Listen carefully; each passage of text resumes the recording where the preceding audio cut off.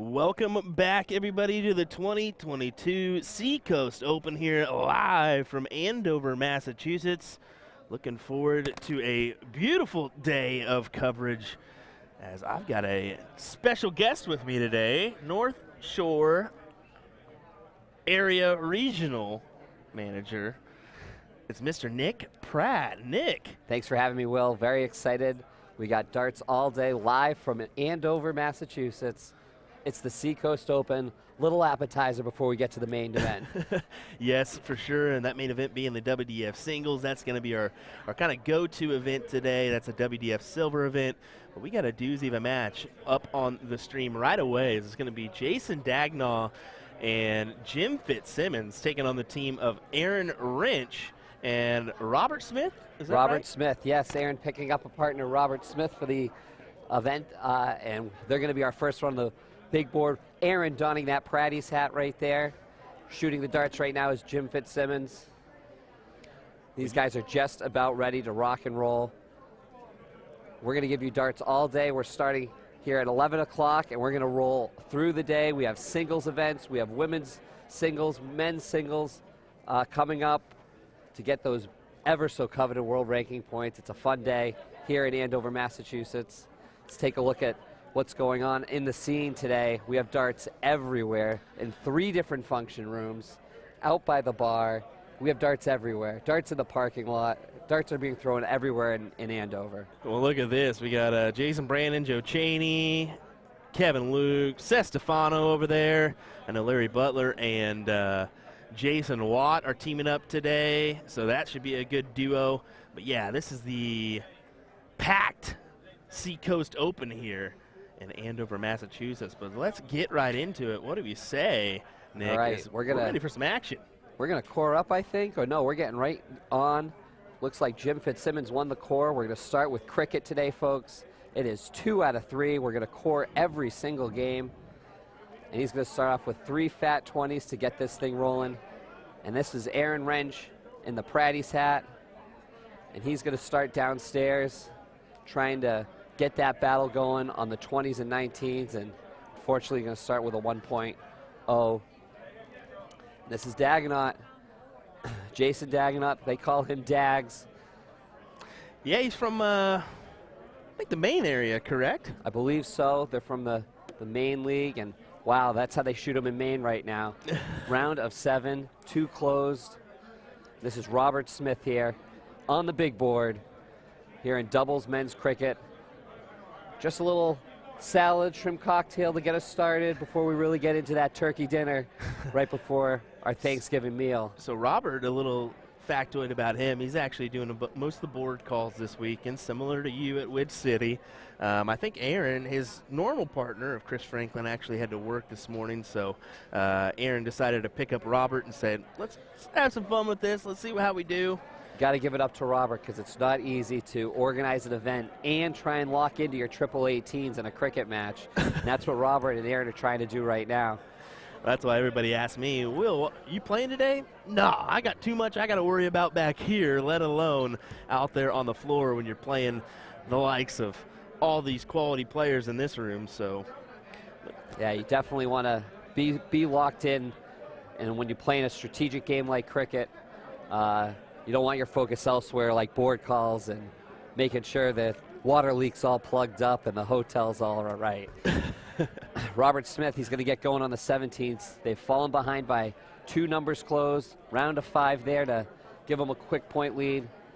Probably going to force Jim Fitzsimmons to start upstairs at the 20s. Big shout out to all you folks tuning in on our YouTube and Facebook platform. Help us out. Share this around to all your friends. Let them know we are here live for our coverage of the Seacoast Open for, well, a good chunk of today. Let's be honest. I know there's other things on, such as college football. Bull Shooter New York's going on as well, but we're happy to have you here, even if it's just for a couple minutes. So thanks for joining us. Yeah, thanks for joining us for sure. And, you know, don't forget to hit that share button before you make breakfast this morning. Let your friends know what you're doing, eating eggs and watching darts. Breakfast here at 11 o'clock Eastern, but they're over on California time. I'm sure you're waking up bright and early, 8 a.m. over there. So Yeah, I'd say some eggs would be nice. What do you say? Eggs would What do be you real say? good, I real heard Jay good. Wall had a full spread in his room today. I heard numerous people. Challenging the buffet. Yeah, downstairs. right. Exactly. Challenging. Trying to at least. And Fitzsimmons and Dagenham, they had a round of 7, and then they closed out those 17s, and we are marching right along here in leg number 1 of the day.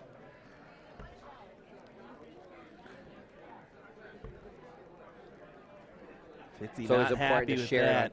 It's always important to share it on Facebook. I'm gonna have to share it right now. Oh, do it. On my Facebook, because Do it. Do it. you know, you got to let the people know that this is the way you want to spend a Saturday afternoon. Well, Wrench with a 5 mark there after Fitzsimmons. Ooh. Can't close out the 16s. Just a bit outside on that triple. Got a round of 3 there, and that's going to let Dags keep the ball rolling to the 15s. And he is marching right along. Just 3 fats, but that's all you need when you've got this sizable lead. Robert Smith's probably going to get 1 chance to get some extra points on the 15s.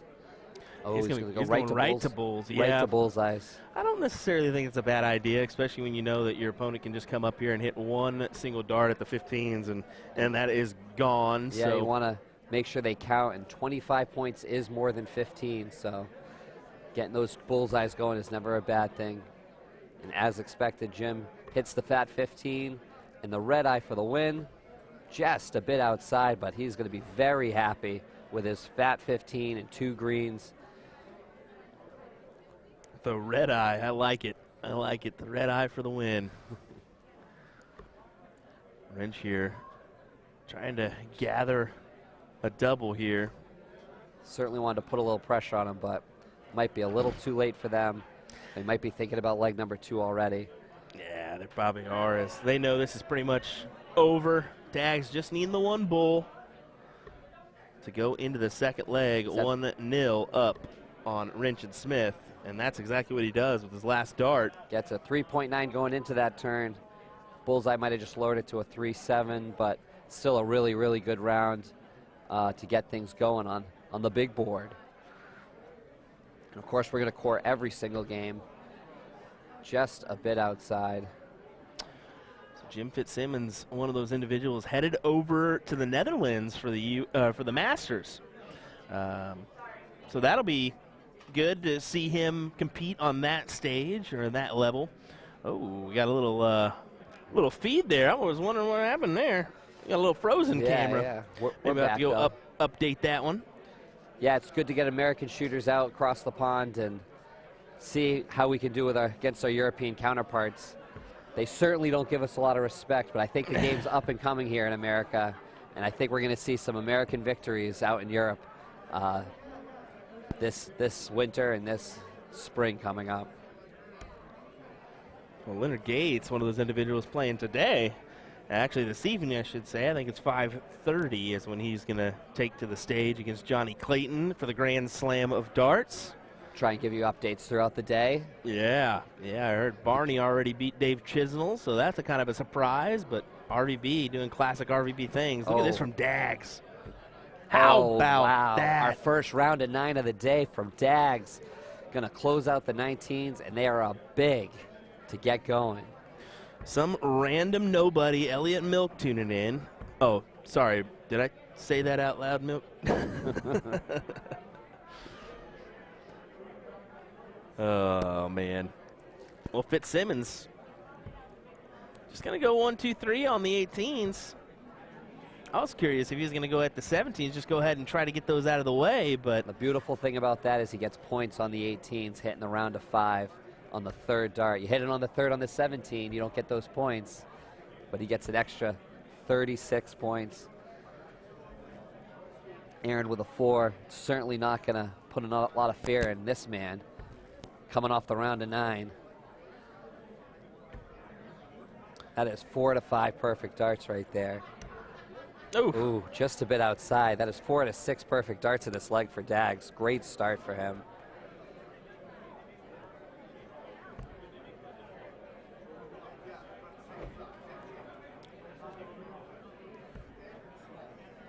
Smith able to grab 5. They add some points to their total, but Jim Fitzsimmons and Jason Dagnall right now averaging a 5.3, looking to make this a 2-0 match and take the win. 3.6, you thought they were warmed up, but look at them now. 4 15s, make it a double 16, just what the doctor ordered. Round of 6. What a dart there from Fitzsimmons as he Can't elects stop to him. just... You want to put a hand in his face. Can't stop him. We'll say this, that is a great hat Aaron Wrench has on, the Pratty CAV in Gloucester, Mass. Like I said, a lot of viewers out there in Gloucester today. Dags, he has not. That bullseye was 5 out of 7 perfect darts. Ooh. Oh, he was on fire. He had the round of 9, he had a round of 5, and then he starts with the red eye there. And this one's looking like we're going to have to put Robert back on the board calls after this. Yeah, it looks like he's going to be back on the board calls for at least a little while. Maybe he'll participate in... It's good to get him out in the there, men's, who knows? Yeah, it's just good to get out there and compete every once in a while. I know Jen did it last night in the mixed doubles. She elected to play as she's the tournament director. That's great. It's great. Great, the tournament director, who's always very busy on these weekends. Well, there we Play go. a little bit. And a great job, 4.7. Wowzer. Yeah, Jim and Dags, Jim Fitzsimmons and Jason Dagnall. Moving on to be a tough team here. Yeah, they're ready to play. They gave it their best shot. Tough luck, too. Their opponents, Aaron Wrench, Robert Smith, but Dags and Fitz moving on to the next round. What round are we in? Looks like they're going to move to the 3rd round. There's a lot of teams. Yeah. In this one. Yeah, we skipped out on the first couple matches or couple rounds as we kind of let things settle in here, and then 3rd round match get underway. But alrighty, folks, hang tight. We'll be right back with some more action here from Seacoast Open. We're gonna do an update on this camera real quick. A couple other things in the background. We'll have another match here in just a moment's time here. How about a word from a couple people that we interviewed in the meantime? William Stuart here alongside Mr. Nick Pratt. We'll be back with more action from Seacoast 2022 in just a moment's time.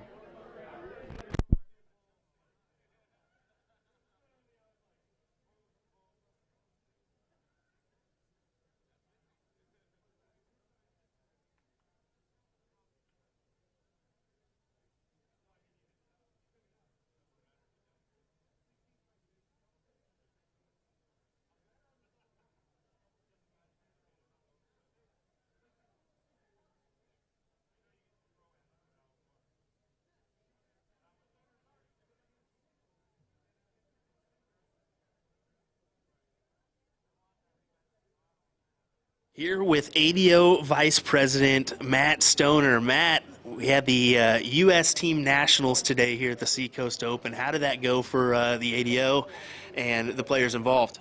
It went really smooth. We actually had more players than we had last year for the opportunity to go for the America's Cup team. This was to go represent Team USA. We got 2 men, 2 women to go represent Team USA at the World Cup in Denmark next September. Okay, that's with the WDF system, correct? Yeah, so the WDF realistically kind of started with the cups. They've been doing the cups for a long time, so the World Cup, and then they had regional cups. So they have the America's Cup, the Europe Cup, and the Asian Cup. So the World Cup is every other year. The regional cups are in the off years that we don't have the World Cup. Okay, so what is it? I mean, the ADO does a lot with the WDF system. We've seen the gold event with this one last year. Now it's a silver event. We saw which city was a silver event. The upcoming Las Vegas Open will be a silver event. What does it mean to be a part of the WDF, and why should players be excited to be involved in that system? So the WDF system is the amateur gateway to international and world play. We can play here in the States, we can get internationally ranked, and then you have an opportunity to go play in legendary stages like the Lakeside, go play in the new WDF Masters that'll be held in the Netherlands in December. We're sending more representatives from Team USA than we've ever done before. COVID played a big part of that. We want to make sure all the players that did qualify have that opportunity to still go. And it's going to be an experience. We have a lot of first-time players going and playing internationally that have never played before. and it's going to be a real eye-opener. It's that thing everyone, when they pick it up and they start playing internationally, they are playing tournaments here in the States. We're like, oh, we all want to be that PDC guy. We all want to be on that stage. This is that step below. This is that feeder system. That gives, you know, anyone who has been on that PDC stage and has played in a WDF or former BDO system. If you don't have the events like this, you don't have the Seacoast, you don't have the Wichita, or the Las Vegas Open, the very first silver event, 90 points on the line for that world table and the regional table, to start the year off is huge. I mean, Jim Widmeyer this weekend has an opportunity to lock his spot for the Lakeside. He loves that stage. He proposed to his wife at Lakeside after all. But he has an opportunity to go back. He started that run at Vegas, and I know it means the world to him to go. I would agree with that, as he's mentioned that to me a few times before. So, and it gives other people an opportunity as well to get on that world ranking list. Then you can go overseas and possibly see yourself on a seated position as well. That can happen with the WDF system, correct? Yeah, absolutely. So Danny Lobby Jr. Right here in the U.S. is actually looking at being a seed in the World Championships. He is going to be, right now he's sitting 16th on the table. If he has a good run again this weekend, if he has that run like he did last week or 2 weeks ago at Witch City, man, he could make that seeded position. He could be one of the top 16 seeds at Lakeside, get that first round bye, sit there, you know, be one of those better players that everyone kind of recognizes and knows. Other things that come with it is we send a woman. The old BDO system and the PDC stuff, we don't send women to compete in the World Championship. We have a guaranteed spot for women to play at the Lakeside World Championship, which is huge.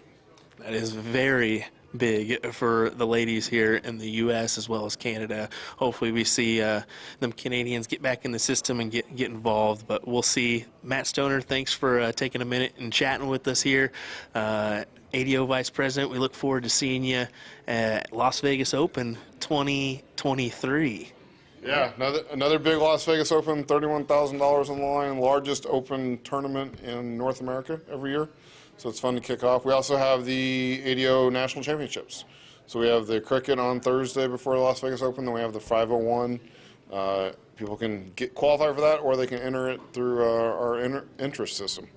Well, we'll see you in Las Vegas. Join us at the Tuscany Suites. Here with CDC Continental Cup champion Alex Spellman. Alex, how is it going, sir? Welcome to the 2022 Seacoast Open. It's going pretty good. Ready to have hopefully a long weekend. There you go. I think you will. I mean, your game's been on point as of late. You feeling confident going into this weekend? What's your thoughts? Absolutely not. I don't know. This is kind of the last event of the year for me. I didn't decide to come until like a week ago, so it's kind of like this last-minute rushed kind of thing. So I'm kind of when you know it's your last tournament, sometimes it's easy to kind of see that vacation coming up ahead, and I am struggling a little bit. I'm playing well when I'm up against the wall. So anybody that puts pressure on me all weekend, watch out. But if you kind of let me be comfortable, that's when you're going to get me probably. So we'll see how it goes. Well, good stuff, good stuff. Well, I'm anxious to see how you do this weekend. I know that you got a big PDC Q school coming up. I know you're kind of anxious for that one. Any preparations you're going to be doing over your vacation, per se, to get ready for that? Nothing that I don't already do. It's just I'll probably have a little bit of time off, spend more time with the wife since I've been away for so long this year. But there is a little bit of worry that I'm not going to have anything overly serious between now and then. Fortunately, Q school split up into two stages, so that first stage, maybe I have some time to get back in that swing of things and rhythm. But other than that, a lot of DPFL matches, King of the Hill kind of stuff. So if you want to play me, come find me on there. Just a lot of long format, probably get with a bunch of people online just to, see what we can do. There we go. There we go. Well, good luck this weekend. Good luck at the PDC Q School. Look forward to seeing how you do on Dart Connect. Good luck this weekend, buddy. Thank you. Here with Gary Brooks at the 2022 Seacoast Open. Gary coming all the way from Casper, Wyoming to participate. You were here for the U.S. Team National, correct? Yes, top 8 finish there too, so that must feel good. I actually got 5th, so I'm happy with that. It's the first time I actually made it out of that bracket into the top 8 finals. And, you know, I had a couple of bad matches. Other than that, I was 5 legs away from going overseas. Yeah. Well, you were throwing consistently in the 80s all day is what you told me, and when you can put that kind of performance in these nationals throughout your events, I mean, you can really find yourself in a good position to win. So coming so close, I know you'll be back, and hopefully we'll see you on the World Cup stage sooner rather than later. But what's your plan? What's your goal for the weekend, if you have any? For me right now, it's just about consistency. I want to just be consistent. I want to play my game and I want to have fun. You know, there's a lot of great men in this room. There's a lot of great women in this room. You can learn so much just by talking to these people, you know, but somebody's afraid to go up and talk to these people. Don't. Just talk to them. We love to talk. We love to help. We love to converse. We're just all real good people. You know, there's not a real bad bunch out here. Well, I mentioned in your match earlier with Dustin Hull, I said you couldn't ask for 2 better people on the hockey, honestly. Just your personality-wise, you're always willing to help anybody that may be asking questions, so kudos to you for that one. But, yeah, any tournaments you're looking forward to in the next couple months? I mean, we're going to be starting Las Vegas Open, of course, in January. Will you be going to that? I will be going to that. I'm one of the ADO local or regional representatives, so I run the ADO qualifiers regionally, so I get my spot paid there, but they don't pay for my flight or anything like that. So I think the ADO is probably the best thing for the amateur dart players in our country right now. They have the CDC. The CDC does amazing things, they really do, but there's a whole group of people like myself who are right around the 75, 80, 85 range that just need a stage to play on and a reason to play. So the ADO, I'm using it for what it's there for. It's supposed to be a stepping stone, a ladder to move on to the professional side of this sport. I will continue to do that and continue to keep bringing people in. We have several Colorado tournaments, even though I'm from Wyoming. I travel down to Colorado all the time.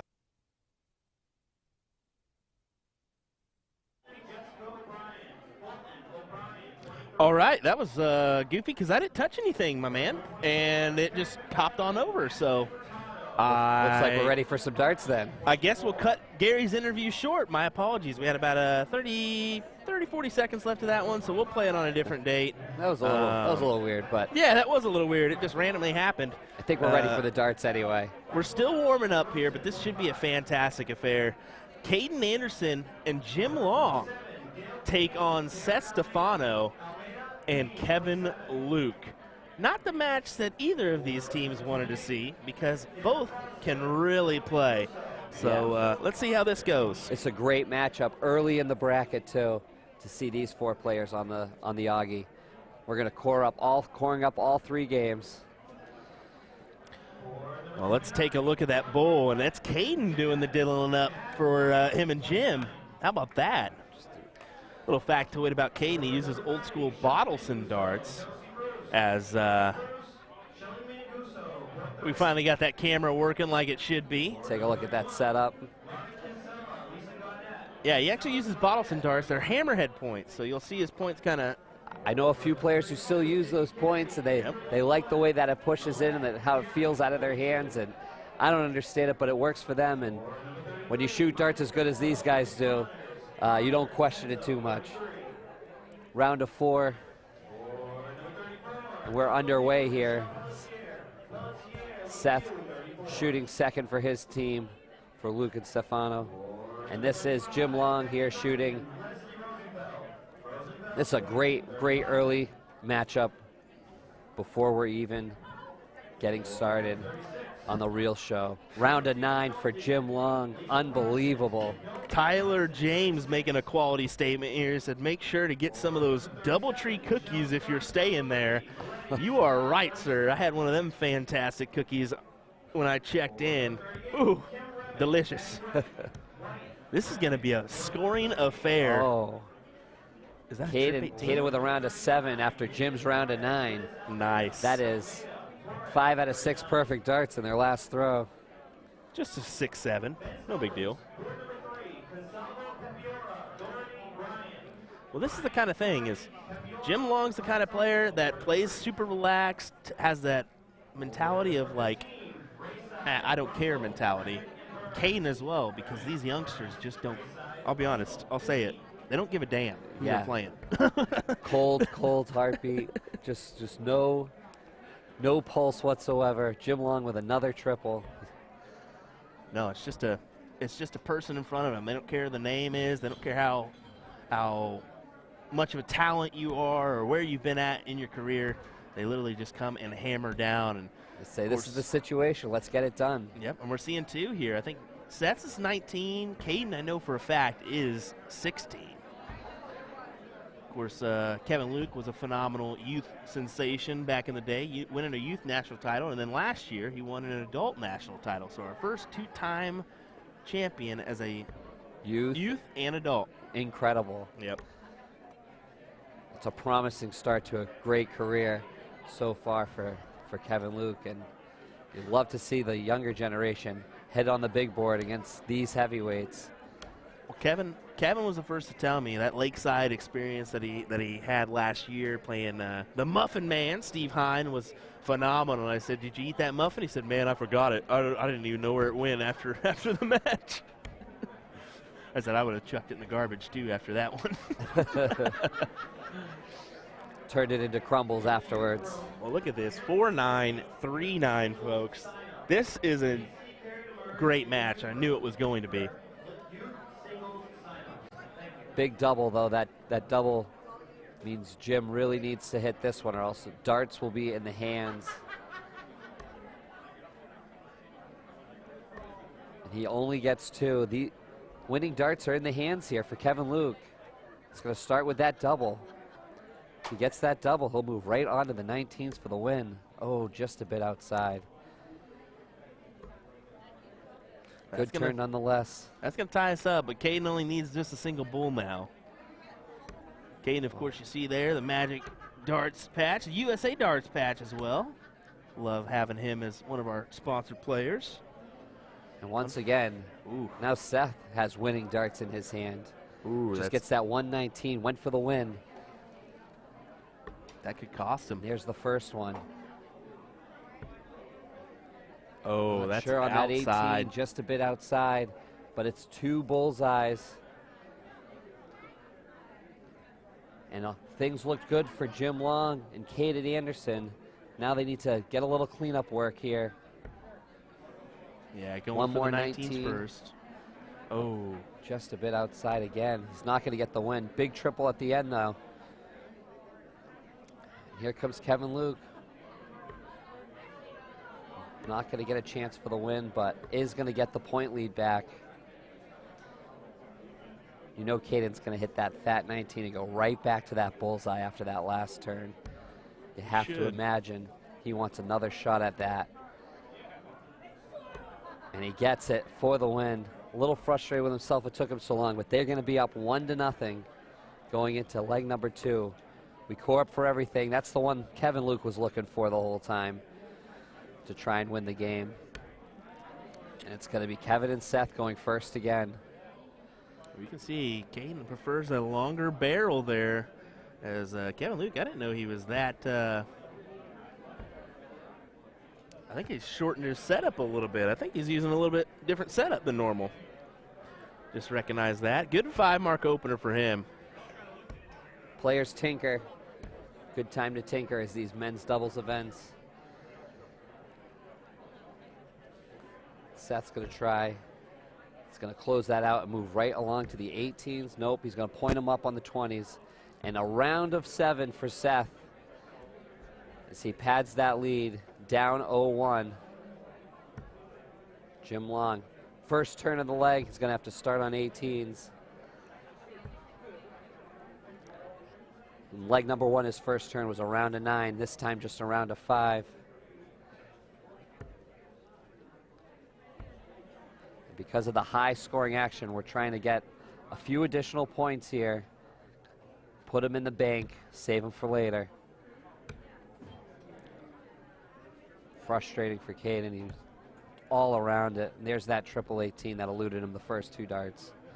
Yeah, it'll help him out just a little bit, but isn't enough, as Stefano's going to quickly try to close that number here. He's going to go right into it again.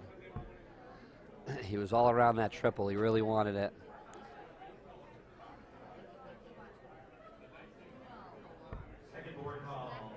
Working on the 17s. One more for the point lead. He's going to get the point lead. Yeah, just the tiniest of margins, though. And yeah, you know Kevin Luke's going to quickly close that out. Not going to shake Luke up. Yeah. Not going to shake Kevin up for sure. Yeah, 3 fatties, I got that right now. No problem.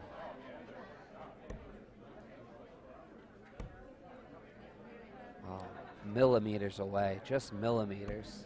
I mean, that's Just the thing is if we would have seen a 5 or a 7 mark there, then the kind of different story now. It kind of turns things around.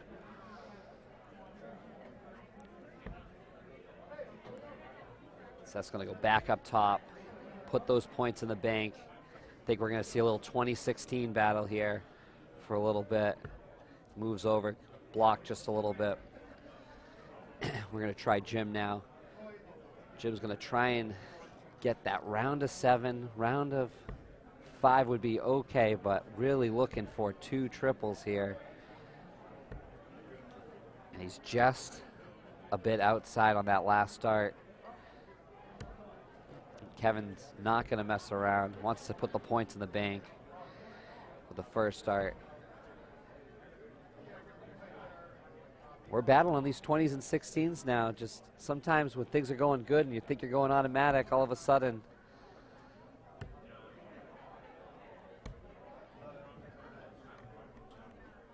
Yeah, it's just back and forth. I mean, a chop for a chop, pretty much. Yeah. Same thing for each of these guys. See if Stefano can. He's going to go, Yeah, just down to the, close this up. Gets Boom. it right there. And that's what he's been waiting for. And he was going to put 20 more in the bank. And Jim once again back on the Augie, again looking for 2 triples on his turn.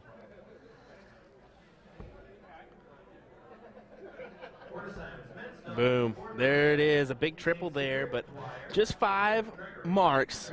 Puts him ahead by a little bit, but once again, I mean, Kevin will take at least a look, I would think, but he doesn't. He just pads the points, 100. And 20s are just so much more valuable than 15s in this game. Yeah. When you hit that 100, it really sets you back when you're going for the 15s. Well, it's probably pretty much a smart move there for Luke, because then he guarantees hopefully an opportunity at another leg, as it's going to be 1-1. And it lets his partner be a little bit more relaxed going Yeah. for those 15s. And you can see that helps Seth out a bit.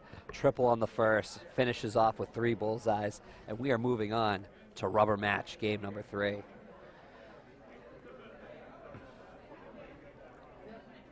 Unbelievable. Having a combo there. It's like, Will, you got hooked up. Joe sending you 200 stars. What a great guy he is. Oh, appreciate that, Joe. And my buddy Cass Daddy from back home. He's my color commentary guy when I'm back home. Thanks, Cass, for watching. Good stuff. We're happy to have you here for our coverage of this event. So this is it, winner take all. Luke's going to start it off with a round of 3 on the ones, and the ones are closed, but unfortunately he did not need the ones in this game. Yeah, that is very unfortunate here. Let's see if...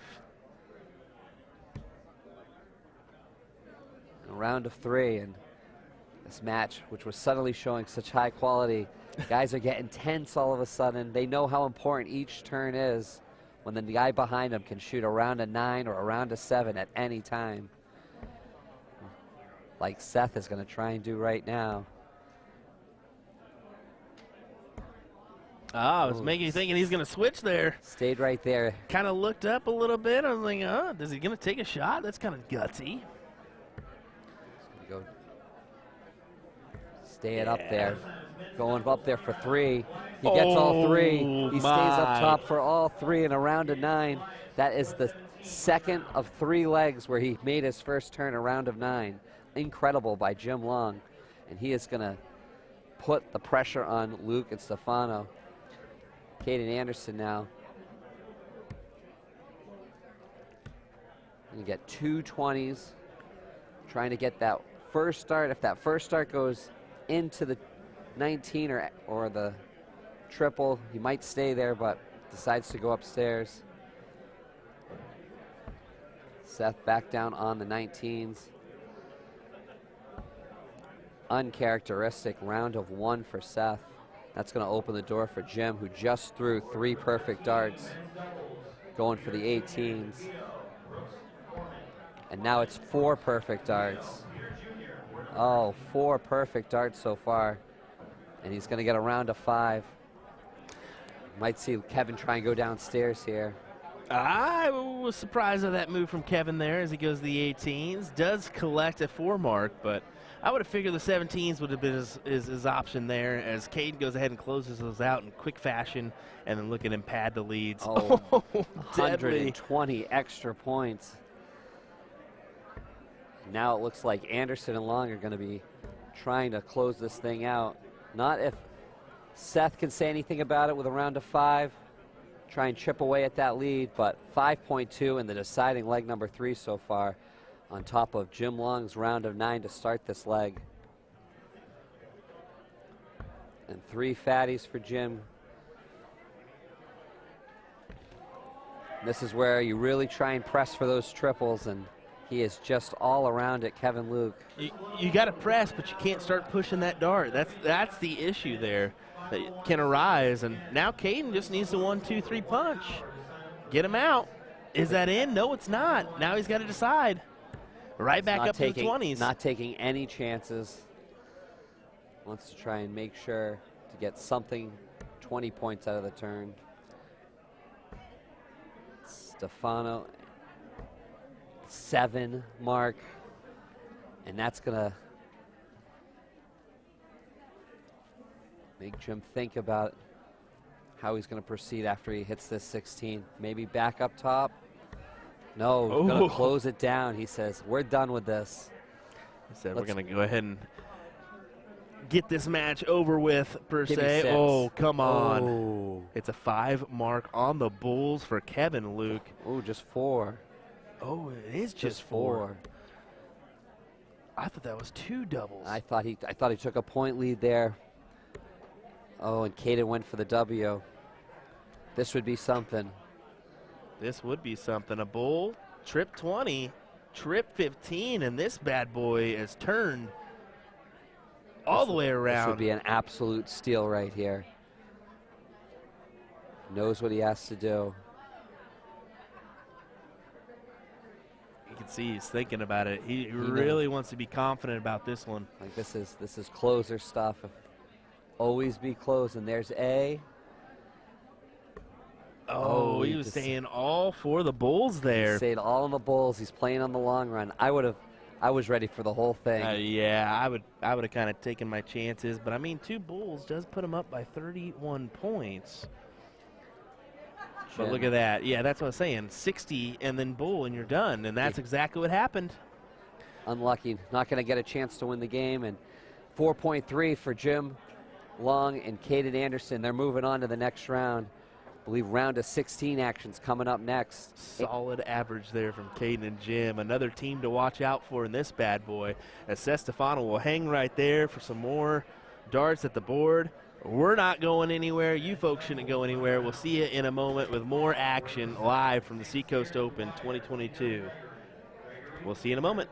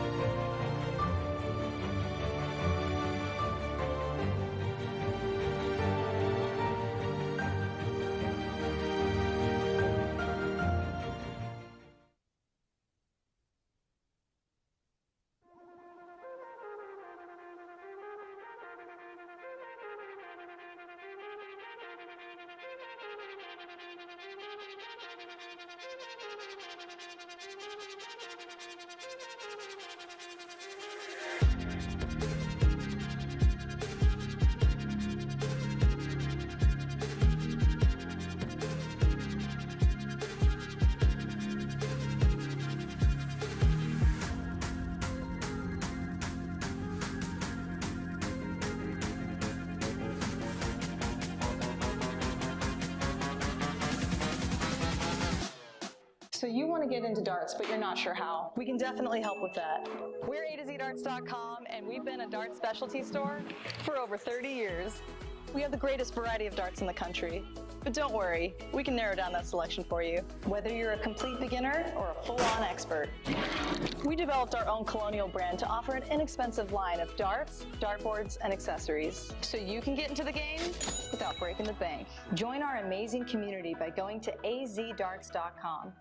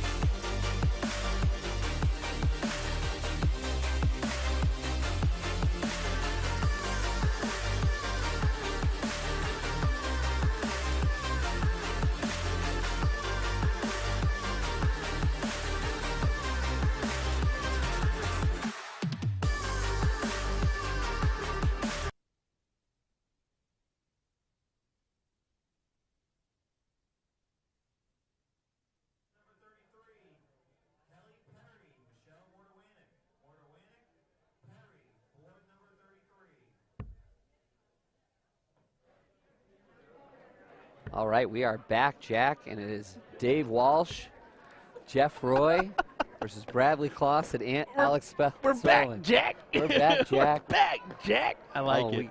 Special guest in the booth right now. Yeah, the young. Great shooting. The young phenom. Man, Caden Anderson. Checking in. As he tells us, thank God he has a partner. I got to figure out this lighting situation because it is more than irritating right now. Shiny. It is Very shiny. No. No, there's somebody chalking for him already. Yeah, there's somebody up there. Yeah, I don't know what's going on with the whole lighting sitch here, but we're going to try to figure out why we got a glare. Take a look at these darts, Will. They got the springs in them. Oh, the reflex points? The reflex points, yeah. You rarely see people who shoot with the reflex points. I see them a lot just because I do the soft tip, steel tip transition a lot. Probably up in this neck of the woods you don't see that a lot because it's predominantly a steel tip up here. Predominantly steel tip for sure. Not a lot of soft tip, and I guess if you're switching back and forth, you might want that little jiggle in your shot. I couldn't do it. There's no way. That little jiggle just irritates me. I got to have a dart that goes in, lands, and then I have a builder dart, you know? Yeah. Well, Alex Spellman. See, yeah, I don't know what's going on here. We got a little auto adjustment here. I'm going to make sure to turn that off.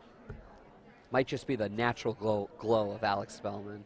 Well, I think it's an auto focus issue because every time you see he walks away and then it light darkens up. It's how he energizes his dart powers and then he has to shut it down.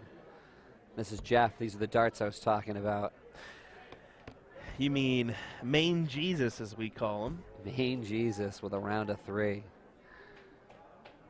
Yeah, he's a great shot. He's, of course, was in Vegas last year. I think he actually had a top 16 finish in that Vegas National Championship for the ADO. I think on the ADO, Jeff is 18 right now on ADO rankings, so certainly a player. Main Jesus, I like that. This is Dave Walsh.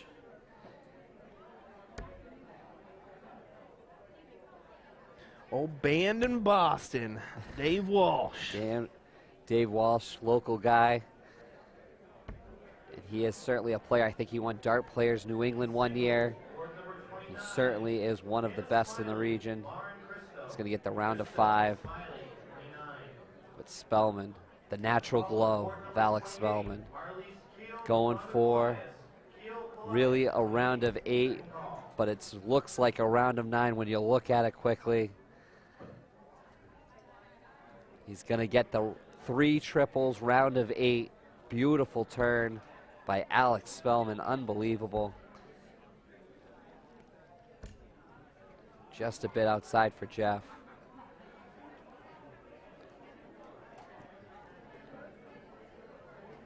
Great shooting so far. They're at a 5.6 after the first 5 turns. That averages the number of marks per turn the team has. I actually have never seen Bradley Klaus in person play. I know he's been an online player for quite some time.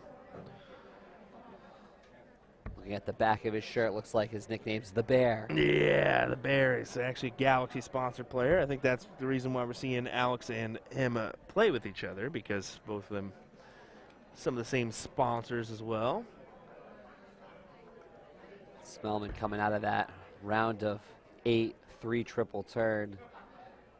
He's going to do the job on the 17s. Looks like right back up to the 18s.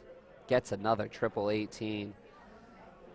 That's 3 straight triples at the 18. I don't even know where a triple 18 is. I don't even know why they put it over there. What's a triple? Tell you where the fat 18 is, but Jeff's looking for some triple 16s now. They're not going away. Jeff and Dave are not going to go away, no matter how many triples Alex throws. They're still trying to stay alive in this.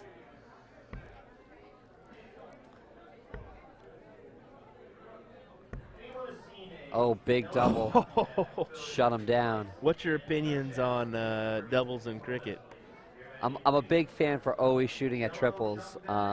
Obviously, that double 16 is a lot bigger than that triple, and when you're blocked, you might want to make an adjustment. But he had the 15s. He could have gone points. He just decided to close them out. And it looks like it was going to be the right move. There you go. I always like a good double when it's hit right, like in that situation where, you know, if you have one single dart in your hand, you need 2, and it's a number you're confident in, you practice all the time in your 501 game, why not go ahead and make it happen? Warm up a little for that 501 big event coming up later this afternoon. Work on that double 16 while we're here.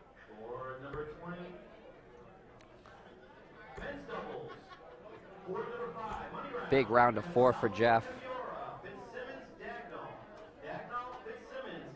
That's a big turn, because if Bradley can give him a chance at the darts, they'll have a chance to come back for the win, but he will not give them any chances, and the Bear closes the door. We are in Andover, Massachusetts. This is, look at this, dart mania here. We core up for every game here in doubles, men's cricket. This one is a round of 16 matchup. Early in the bracket, we're getting some great matchups. In the background, we're going to have women's WDF singles going on. So I wonder if we're going to see a couple of those matches come to the stream eventually. Hope so. So much on the line, right? A spot in to the World Masters if you win women's singles today, correct? Or just the points? It's the points. It's the points. Because last year was the gold event. Last year was the gold. This is now a silver event, so a little bit different grading level. So you automatically don't get into the to the Lakeside World Championships. You actually have to earn your point based on points. So based on the point I think system. the main thing that we're going to be looking at is Danny Lobby for seeding. If he has a good weekend, he'll actually have a higher seed and be a seeded player in the Lakeside World Championships. And then another thing is if Jimmy Whitmire can make a run today, because he could earn a place back at the Lakeside. A lot to see later today as the story unfolds in Andover, Massachusetts at the Doubletree in Hilton.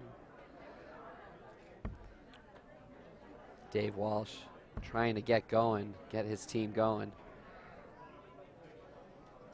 4.4 in that win for Spellman and Kloss, behind a big round of 8, 3 triple turn from Alex Spellman. And Bradley's going to go round to 7 there, as they are putting a punishing 3-number close on the first 2 turns to Jeff Roy.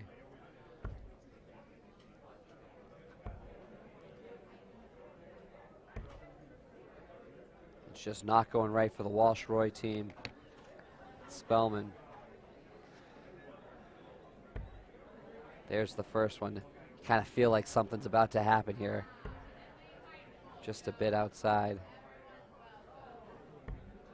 And there it is, another round of 7. You weren't lying, man. You weren't lying. Big trip 17, big trip 16. Single mark on the 15 as we're looking they've gone for a quick 2-0 win. They've gone a round of 3, round of 7, round of 7 in the first 3 turns. And Dave's round of 3 is just not going to keep up with that, as Bradley has winning darts in his hand. You love having winning darts after the 4th turn in cricket. I don't know how often that happens for you. Rarely, if at ever. Ever has that happened.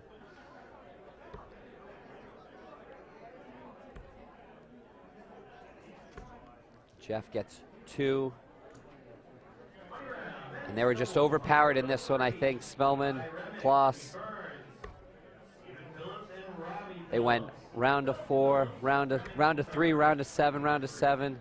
And now they're going to try and finish it off with the 3 bulls. And they do, 3 bullseyes. That's a 5-turn cricket game, 4.4 in the match. Average actually goes down from hitting 3 bulls from 4.8. Very incredible stuff. And they're going to move on to the round of 8. Spellman and Kloss in Andover, Massachusetts. That's men's doubles cricket. And we're going to get a new bracket very shortly. Women's bracket's going to be coming out. Yeah, very, for sure. Very shortly. We'll have some of those matches coming your way here shortly. But for right now, I think we're going to have another men's doubles match. We're entering our money rounds here, folks. So hang tight. We'll be right back with more coverage. We're going to try to fix this this player camera. See if we can do that. In the meantime, we'll turn on some tunes, and we'll be right back. Thanks for joining us. Oh, the lobster guy's here. Oh, the lobster guy's here. See him in the background. We'll zoom in on him real quick. Let's go ahead and do that one. There he is in the background, doing some board calls. That is fantastic. Love it. That is, oh, beautiful. You're New England beautiful. lobster right there. That's exactly what they look like. You're beautiful.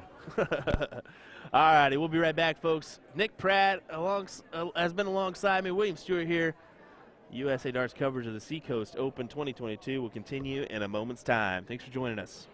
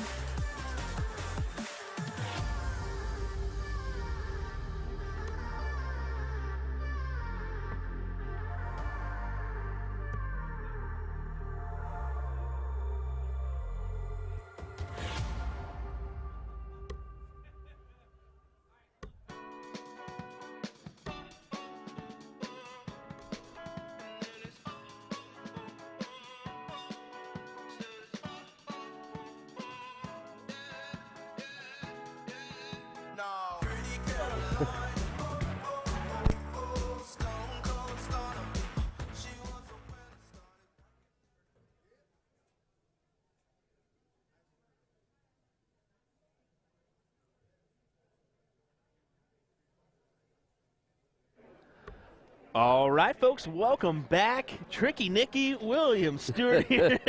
I can resist. Nick Pratt, William Stuart here for our coverage of the Seacoast Open 2022. Did a little camera adjusting. It's not as great as we'd hoped, but hey, it fixes that little glare issue that we had. We didn't want that glare. People coming in. This is great. Yeah, this is going to be a fantastic match. You see everybody in the background kind of getting ready and wanting to watch this affair, so just like you folks at home, we're looking forward to a good match. Bruce Robbins, Tom Sawyer, taking on Caden Anderson and Jim Long. Household names in New England right now. I was Bruce gonna say, Robbins and Tom Sawyer, household names. A couple big names. I'm going to go tell Bruce, hey, walk to the right real quick before we get too into this bad boy. All right, nice job there by Caden, round of 4. Tom Sawyer shooting now. Tom is, many of you know, president of the ADO. He's also president of the Minuteman Dart League, a local league in New England. We are live in Andover, Massachusetts. And this is a duo you've seen before, Bruce Robbins and Tom Sawyer against Caden Anderson, Jim Long. Jim Long from Canada. I believe he's second on world ranking points in Canada. And he's here today to try and get some more world ranking points later today for singles, 501. Jim gets 3 fat 19s here. And Bruce, he might go right up to those 20s. You mentioned that for Jim, and I wanted to reiterate. I mean, he's going to have to go to tournaments outside of Canada in order to qualify for the WDF because, unfortunately, Canada doesn't have any ranking tournaments right now. Bob Jones was canceled, I believe, and then the Klondike or the other one just didn't work out. So it is what it is. It kind of stinks, but at the same time, it's part of the dart part of players need support for sure. Yeah.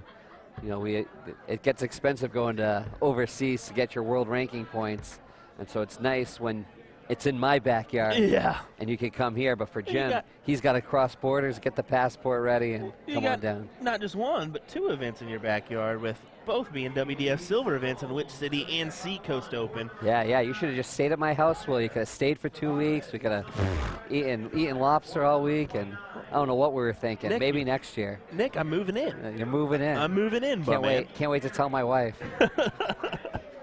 Well, we're kicking her to the couch, my man. Just kidding. It'll be me and the dog on the couch, believe me. All right, Bruce Robbins here. This one's been going back and forth, 3.5 and 3.8. I think these guys are going to start to really turn it on in a little bit.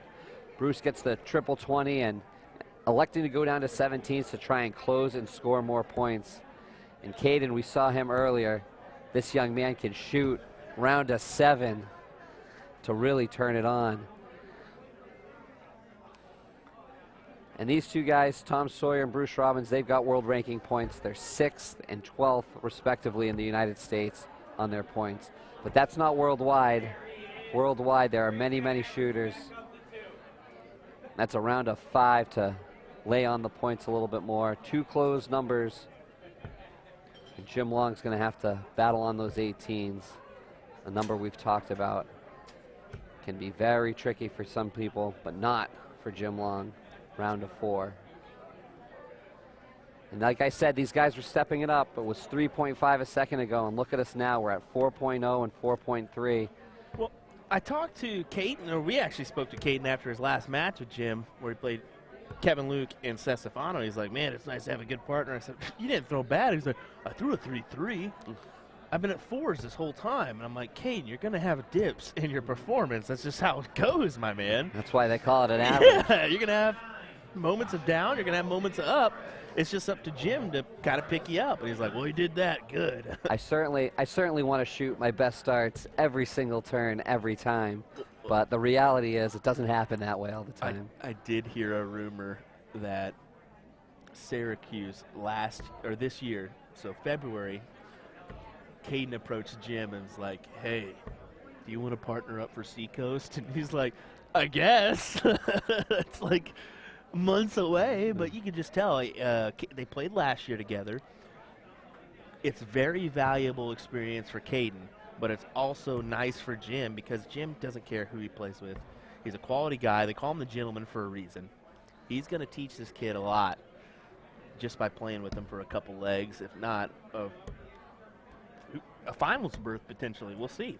Yeah, and this is a great matchup for him as well in a round of 8 money match on the big board at Seacoast Open. It's nothing but more experience for the young man when you play a guy like Tom Sawyer, who can hit triple 16, triple 15, and just like that, grabs a bullseye to put a stranglehold on this match.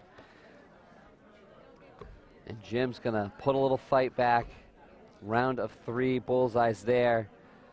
And I would imagine Bruce Robbins is gonna go right at that red eye. We'll see if you're right. You are correct. Big one. Gets it on the second one, but they both count the same for the win. And anytime you get the dart with the winning dart, move on to the next round. Just because I know Kevin is going to hate this later. Look at that ugly mug from Kevin Collins. Kevin, beautiful. One of a great, nice guys in the dart world. Kevin Collins, scorekeeping for his buddies Bruce and Tom. They're both on the same dart team. Tuesday night league night. Everybody loves league night. Well, they're on quite the team. It's Suicide 9. The franchise. I was going to say, I think lots of you Minutemen Dart Leaguers know that name. The establishment. No kidding, man. That's just a... I believe they've won state championships 18 out of the last 22 seasons in the highest division in the world's largest steel tip dart league. Robbins and Sawyer on that team. Sawyer, the perennial captain, and Robbins, one of the great dart players of the last 30 or 40 years here in New England. I think Robbins going to attack this 20 here. Yeah, he is. Right at the 20. Now we'll go downstairs. That's a factor. As I was always told in steel tip, you never attack that 20. Even if it's 2 marks, you just never do it. But there's times to do it, there's times not to. Maybe Brucey figured, I'm 1-0 up, what I got to lose here? He's got Jim shooting behind him. He might worry that leaving it open could expose him to a big score on the 20s, and he took a shot at it. It just didn't work out this time. But Tom's going to get 4 and maybe 7. Got blocked a little, gets the 5. Really good turn there. And here comes the young man, Mr. Anderson. Trying to attack the new number, open up another bed with the 18s trying to before get going downstairs. I don't like that. I think Caden should have, after missing that second dart, I think he should have went back up to point. Especially with Bruce behind you, because you're only 24 points This is down an easy to triple Bruce. for Bruce, and he could then get 2 pegs at it up top. I think that was a frustration 19 a little bit too. I think he should have either elected to go to the 19s with that second dart or done what I told you and said, go right back to that 20s. I have no problem moving to the 18s and doing the closing point, but like you said, Jim's going to say, let's shut him down. And he does shut him down. Grabs the unnecessary double, but gets a point lead. They're going to move on to 18s now. And Tom says, let's get it on. You've got a bracket open for this event, correct? Yes, sir. Can you name, some other people in the round of 8. Maybe I'll help you out on this one. We'll see. In the top 8. Alex Spellman and Bradley Kloss that we just saw against Phillips and Robbie Phillips. Robbie, that's going to be a juicy one. That's on board 10. We could probably get you an update of that in just a second. Then, of course, we had our match going on right now. Dustin Holt, Cody Willis, awaiting Gary Brooks and John Foreman, or PJ Stewart and Joey Lanaugh. What a young duo that is. Man, and we're only in the round of 8. We've got a lot of really good matches to go. Another round 16 match. Gonslavo, Pepiora, Fitzsimmons, Dagonet. We saw Dagonet and Fitzsimmons on our first match of the day. Those guys were a little bit on fire. Well, how about this? A rare no score the last go around for Bruce Robbins. That doesn't happen often. Tom with a smile or a chuckle on his face, because I know he gave a little funny to Bruce there. Just saying, hey, Bruce, this is how it's done. Here's a couple triples for you. Well, I did. I have been giving Tom some stuff. I walked up to him a couple times today, and like, so you're just going to continue to let Bruce do all the work? You're going to do something eventually. He's like, man, I'm doing something. Couple marks here and there. He's going to tell you about all the heavy lift that he did on this one in a second. But Bruce has to make his average back up from that 0. I'm feeling a big turn here out of Bruce. Oh, he's just all around it, millimeters away. And Fitzsimmons and Dagenot's going to move on to the round of 8 in their other match, so they'll be in the round of 8. Jim Long with a round of 3, marching right along. They have been very consistent, Anderson and Long. They're at a 3.8. And they've got those 2 numbers closed.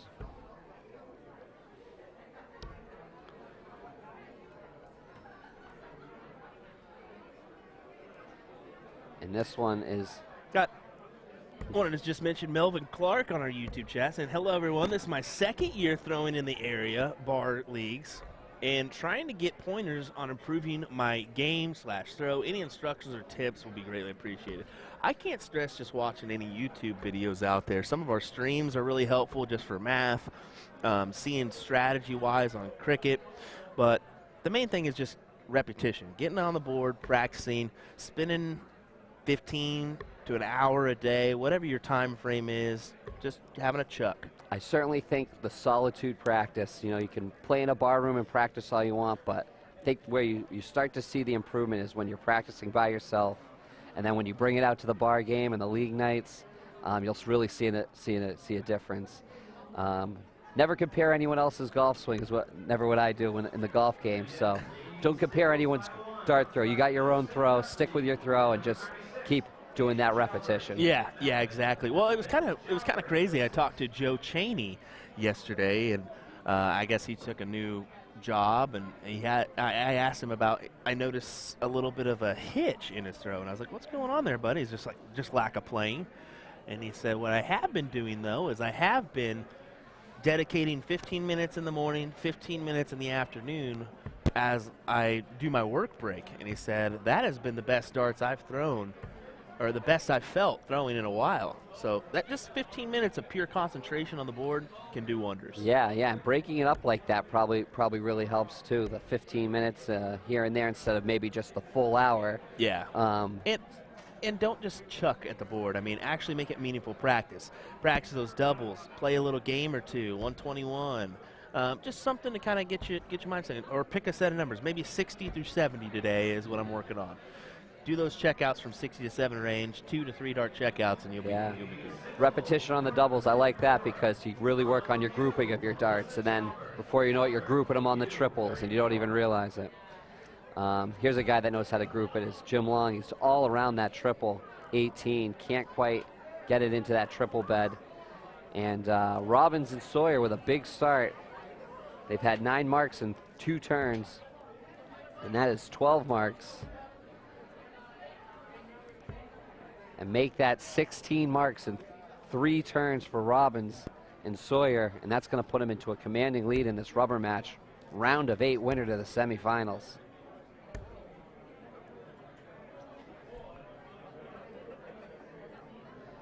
Once again, these guys are on one of the great league dart teams, Suicide 9, but they are also, a big double bull. Hey, big shout out, Indie Darts to the Point Streaming, tuning in and enjoying some of our coverage. They said great work as always. Well, we appreciate that. Indiana, wow. Yeah, they do some phenomenal work with their Siege. They have a Tuesday show. They got a great matchup coming up this Tuesday. Tune in. Indie Darts to the Point Streaming, 8 p.m. Eastern is when they have their show. Pretty cool.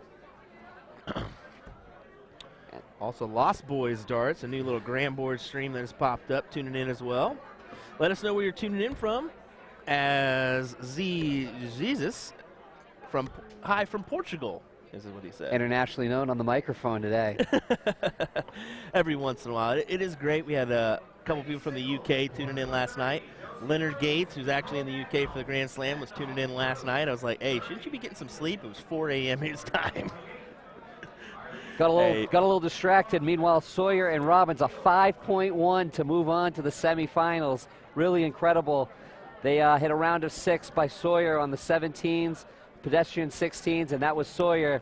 Bullseye, triple 15, and just like that, 6 turns. We're moving on to the semifinals, Will. My goodness, folks, that was a quick affair, but hang on. We'll be right back with some more action as we continue our coverage of men's doubles here at the 2022 Seacoast Open. William Stuart here alongside me is Mr. Nick Pratt. We'll be right back with some more in just a second's time. Don't go anywhere. Share this around to your friends.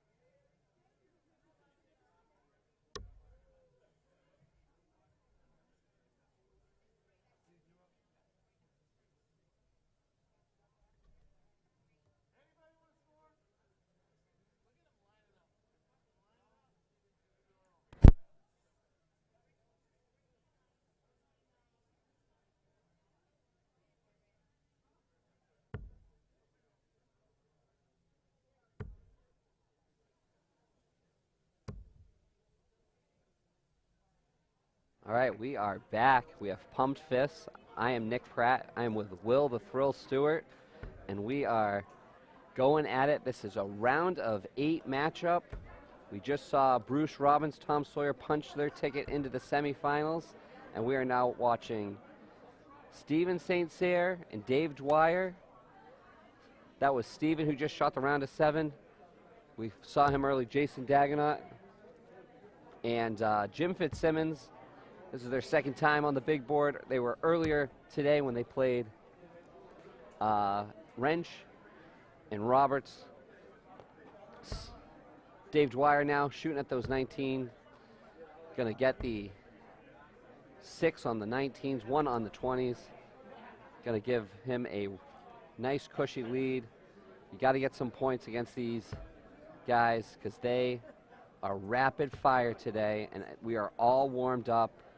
Later today, we've got more events. Singles, 501 women's is starting. Singles, 501 men's is coming up. That bracket's coming out at 1 o'clock. Steven St. Cyr started out with a round of 7.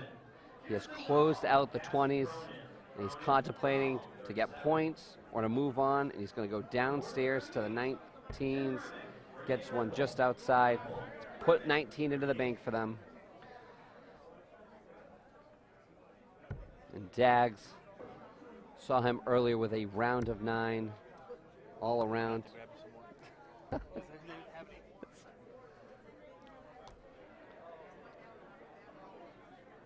Dave Dwyer now. These two guys, St. Cyr, Dwyer, on a very strong Boston team from Arlington. These guys need to battle hard. We have 5.0 and 4.0 averages, and there is Jim Fitzsimmons with a round of 9, completely turning this match around. He clawed his way back from a back-to-back 7 round from Dwyer and St. Cyr to reclaim the lead. And that has put a 1 mark and changed this whole first leg around.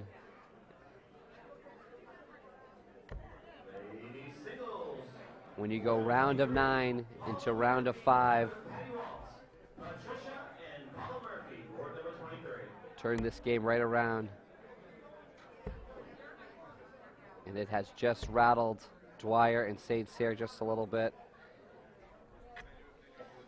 And Fitzsimmons now has a chance to seal the deal here. First with the triple, there's the double, and into just a bit outside, trying to get one into the green. Really incredible stuff from Fitzsimmons and Dags. St. Cyr is going to have to try and regroup, rebound into their next matchup, which will be leg number 2. Winner to the semifinals here for doubles men's cricket.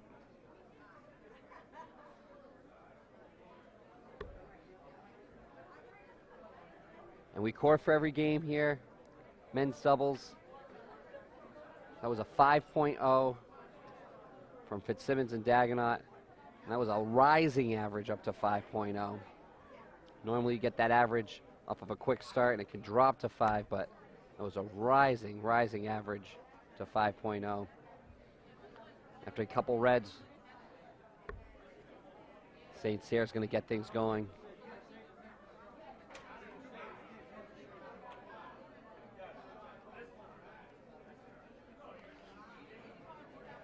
These guys are just getting themselves together. Steve St. Cyr this season in league play is averaging around a 2.93 league play. But here he is certainly going to have to step it up a little bit. Dave Dwyer this season, he's shooting a 3.0. That's good for 14th in his league. Fitzsimmons going to start on the 19s. Boy, I am loving the love right now from the comments. Thank you so much for all those saying hi. Don't forget to like, comment, and share the stream today. Looks like we've got A lot of people watching. 99 on Facebook, 115 on YouTube. Over 200 people from all around the country and around the world watching men's doubles cricket here at the Seacoast Open. St. Cyr, Dwyer, gonna have to claw their way back to try and get into that third leg. Fitzsimmons Dagonaut's been shooting well all morning, now into the afternoon, East Coast time, 12:42. Winner goes to the semifinals. Loser can start preparing for the singles 501 men's event.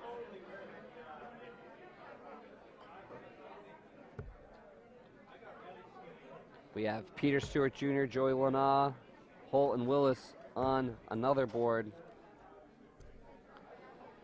A round of 7 there for Fitzsimmons. This was right around where Fitzsimmons and Dagonaut started to turn it on. We need St. Cyr and Dwyer to continue to put the pressure on them. Dags takes one shot at the triple 20. He's going to move right back over to the 18s to try and get additional points in the bank. Thank you, Keith Jackson. You are the man. Look at all these wonderful people. Hi, everyone in the USA Dart world. Steven St. Cyr, big triple there. Is he going to try for that 18? He tried it. He's going to get the job started with 118. Really wants to try and slow Fitzsimmons and Dagonaut down. Dags has a round of 9 earlier today. Fitzsimmons has a round of 9 in this set.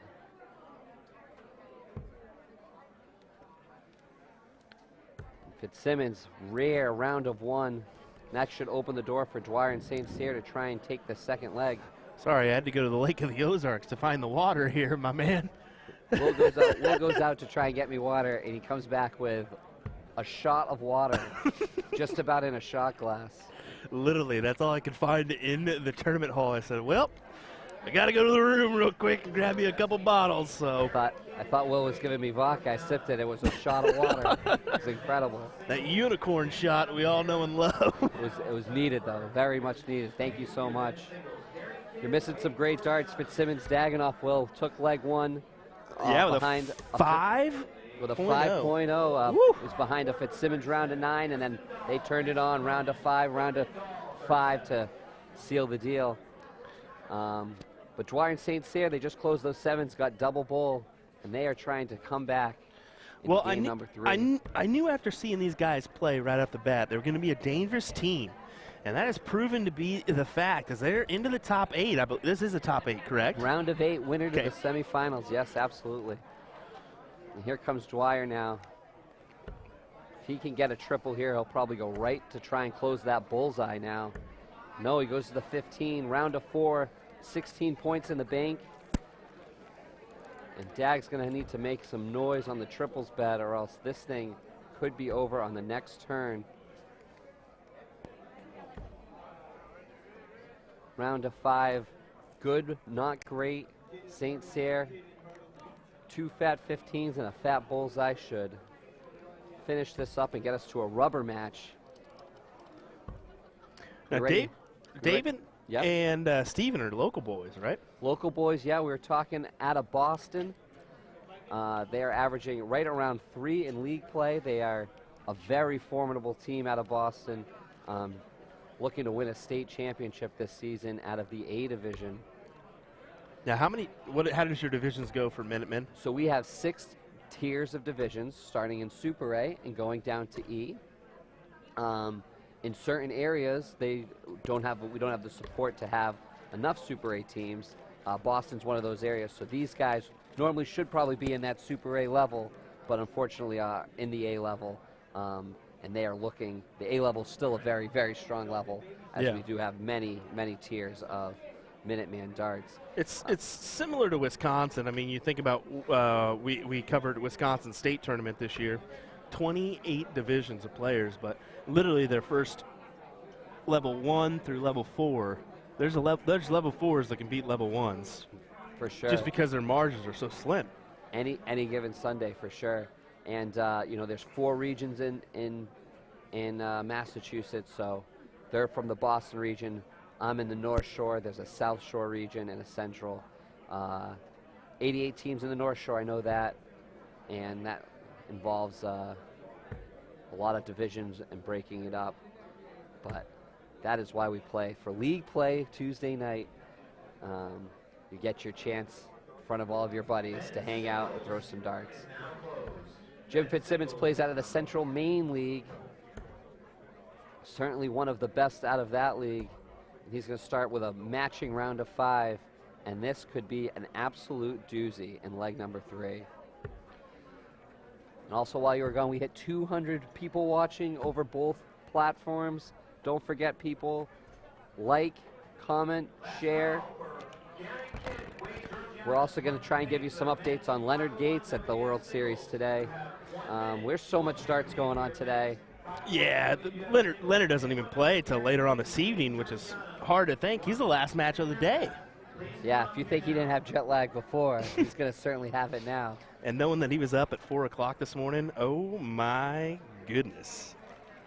I would take one of those Tom Brady naps before the Super Bowl. He's a napper. Let's just say that. He definitely will take a nice old nap before he but he says he's got to have time to get back into the rhythm. So that's one of the things I talked to him about after a few events is like, he mentioned, he's like, I just couldn't find my rhythm again because I took a nap like an idiot and didn't give myself enough time to prepare for the next one. Yeah, you're like a different person from going to sleep and waking up. Your body's all cranked a different way.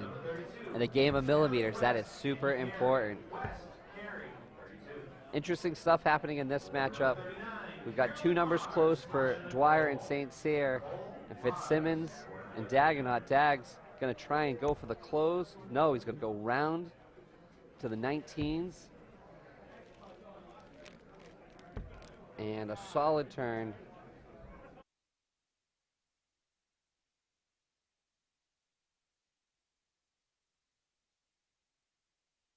You're good. St. Cyr just a bit outside on those triple 20s, and that is going to open the door. Ooh, a round of 7 on the 5s. And the 5s are closed, but that doesn't help in this game. And I think Fitzsimmons is thinking maybe a double 20 or a triple 20. He's really like, thinking about that real quick. Do I want a double or a triple? That's the thing. He practices doubles enough. We went He's 18. going to go 18s first. 18s first. He says, didn't get it, and let's get the points back in the bank. I think I would have taken my shot at the 20s rather than the 18s. Yeah, Take out that higher number. 20s is worth so much more, and it seems not a lot, 20 to 18, but when you start hitting triples and singles, those extra 2 points go a long way when we get to those bullseyes. Well, 60, 54. I mean, that's 6 points difference right there, although it doesn't seem like a lot. When you hit around a 9, that is a massive 18 points. Dag says that's where the triple 20 is. Great. And that is an incredible turn. Again, they've fallen behind in game 1. They came back and won it. They've fallen behind in game 3. They have come back. And Fitzsimmons and Dags marching right along.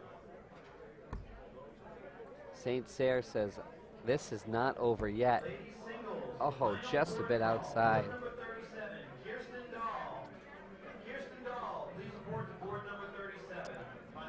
Jason Rudolph saying, looks like you guys got your commentary issues sorted out. Did you move your setup further away? No, it's just that we have background music and actually a filled room to kind of combat the commentary, that being so close to being heard. I mean, we did come armed with our golf announcer voices if we needed to, but luckily we don't have to. We can have a little bit of a good time here and enjoy these round of 8 doubles cricket match. Nick Selepek tuning in as well, or as my buddy Sean Green says, Selepek. Says Stefano saying, Will, my man, tuning in with his Justin Bieber haircut. What's going on, my buddy? Brizzle Adams saying, what's up, Will, as well. Well, thanks for tuning in, folks. We definitely appreciate it. Nick Pratt joining me for our coverage today and this weekend here. Local North Shore regional manager here. Some more names into the semifinals of men's doubles. Alex Spellman Bradley Kloss. They're going to move on to the semifinals, and they are awaiting the winner of this matchup right here. And Steven St. Cyr filling up the triple 16 bed. He wants to see if he has enough. Sorry, he's going to be just 14 points, I believe, in the lead. And he's going to try one more, fills the triple 16 bed, round of 9. They were averaging a 2.5 before that, and that was the hugest round of 9. Couldn't have come at a more important time. It's going to move Fitzsimmons off the 16s and onto the 19s. April Leonard, a Maine person who lives up there next to Fitzy and Dags, cheering them on in the chat. Wanted to mention that. Hope you're doing well, April. 5. Incredible triple right there. Yeah. To lay that on top of those two. Kind of forces a hand here. Same situation, goes right to the triple 16. Same situation that that Steven was just in, and they say, let's keep getting points. These guys, they're not going to stop if we miss. And going for the close job here. You can see the differing strategies here, where Steven and Dave decides to go for the more points, and Jim and Dags decide to close them right out. You can see it paid off for them, up by 10. April Leonard letting me know she's from New Hampshire, not Maine. Well, I apologize. I just shipped your jersey to Maine for you. No big deal. If you remember that, we actually had Fitzy or somebody pick up the jersey for her and ship it on over. The Granite State. We are a stone's throw away from the Granite State. I mean, honestly, how far is Maine? Maine's only like a couple hours, if that. If that. Yeah. You're kind of in a little triangular state got mesh here. Central Maine Darts, you've got Seacoast, you've got Minuteman, you've got Mill City. There are dart leagues all around us. Crazy. I would love to be up in this area. I mean, Wichita. I'm in Wichita, Kansas. I'll be honest. There's a couple people that can compete on the same level. I'm one of those guys that can throw 60 to 70 average on a steel tip board pretty easily. And it'd be just nice to kind of compete with some of those like averages on a bigger scale rather than a minute scale. And it's such a relaxed setting too. You get to hang out and talk to people from the other team, and it's a boys' night out. You know, it's the Boston mentality too. I mean, these guys. The one-liners I hear from some of these guys is classic. Yes, dropping R's all over the place. I think my favorite quote is Matt Stoner, who always says, I'm going to bag up all the R's and ship them to Texas for you guys. Well, we have a big back and forth going on right now, and Jim Fitzsimmons has a chance to really seal the deal here. He's got winning darts in his hand. I'd imagine he's going to try and close these 15s and go right back to 19s, though. Nope, he's going to try and win the game, I think. Oh, Fitzy. Fitzy magic. This game was going back and forth, and Jim Fitzsimmons says, I've had just about enough. Let's go to the semifinals. Oh, my goodness. Jim Fitzsimmons, folks, does it in nice fashion as Fitzsimmons and Dags will advance into the top 4. 2 wins for them on the big board, and they are moving on. They're going to play Spellman and Kloss in the semifinals. Let's take a look. And our other semifinals matchup in the men's doubles, Sawyer Robbins, who we just saw earlier, Peter Stewart, Joey Lana. I think that's going to be a doozy of a semifinals match. Hopefully we can get one of those two coming up next. Oh, I'm sure the tournament staff is already working on it. If not, about to make the board call now. Hang on to your seats, folks. Don't go anywhere. Don't click that dial, as they always used to say. We'll be right back with some more action from the 2022 Seacoast Open. Thanks for joining us, folks. We definitely appreciate it. We'll be right back.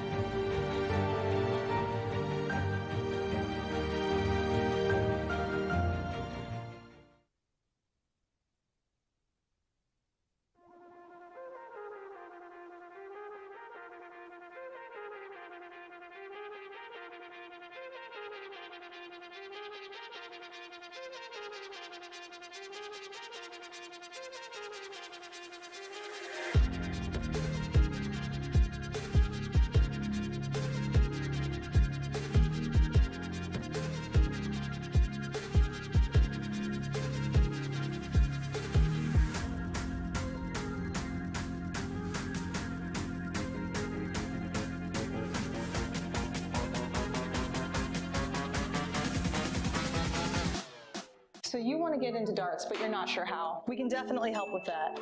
We're A2ZDarts.com, and we've been a dart specialty store for over 30 years. We have the greatest variety of darts in the country. But don't worry, we can narrow down that selection for you, whether you're a complete beginner or a full-on expert. We developed our own Colonial brand to offer an inexpensive line of darts, dartboards, and accessories, so you can get into the game without breaking the bank. Join our amazing community by going to azdarts.com.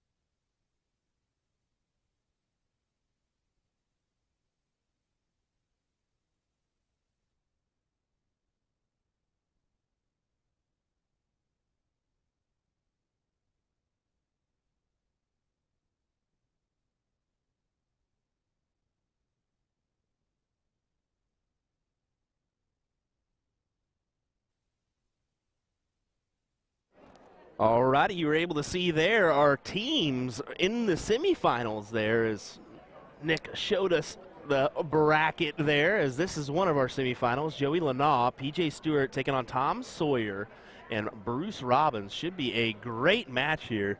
And then on the other top part of the bracket, I think that's Spellman, Klaus, Dagnaw, and Fitzsimmons. So I wanted to just go ahead and show that, folks, to you, as you can get out of that now.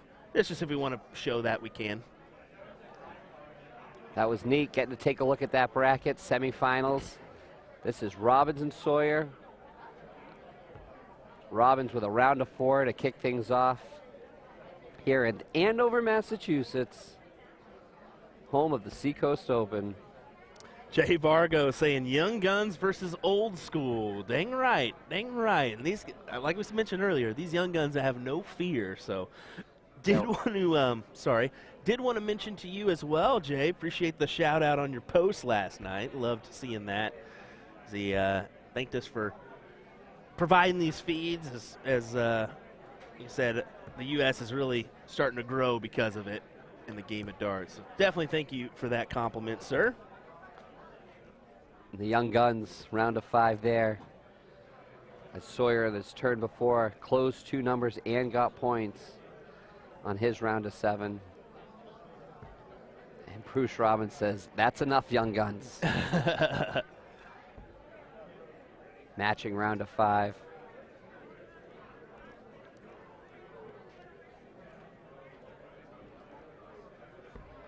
This is Peter Stewart Jr.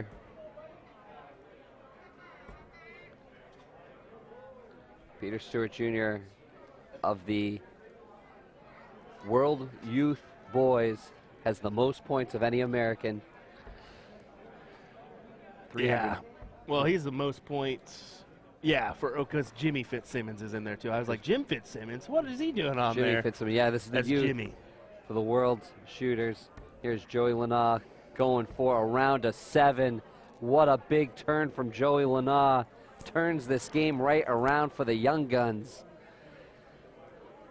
And Bruce, the Buffalo Robbins, is going to need to come up with something here on the 15s. And he is going to come up just a bit short. The young guns, they left the door open just a little bit, and those young guns says, here we are the future. Oh, no. Outside of that 15 there. He goes right back to those 16s.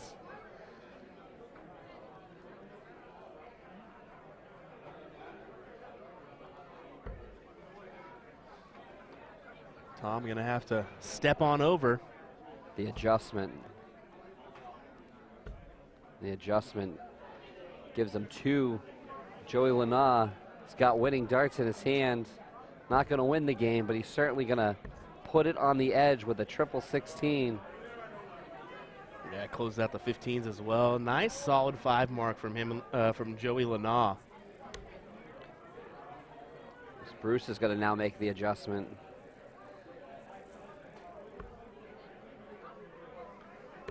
And he makes an adjustment for 3 bulls. Let's see if Peter Stewart Jr.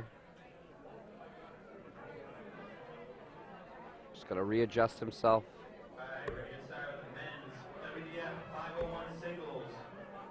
Opening rounds of best of 5. 60, top 64 will move to best of 7. Sawyer's behind. He's going to need 5 bullseyes just for a point lead, so all 3 of his darts are going to go towards the bullseye here.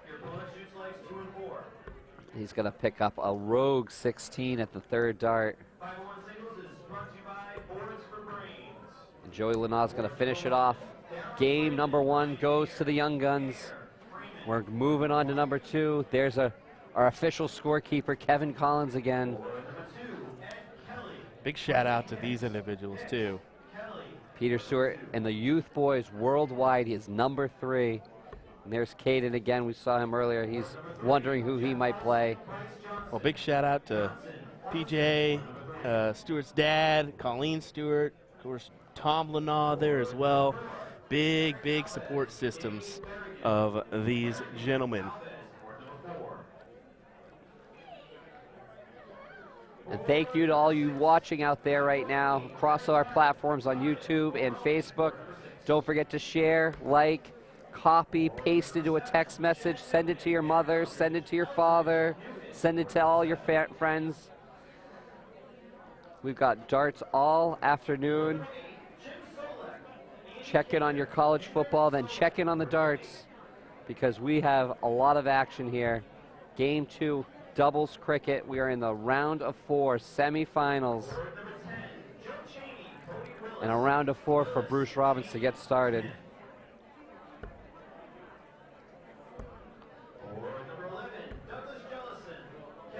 And Lanaw's going to get 1 up on him. He's going to get the round of 5.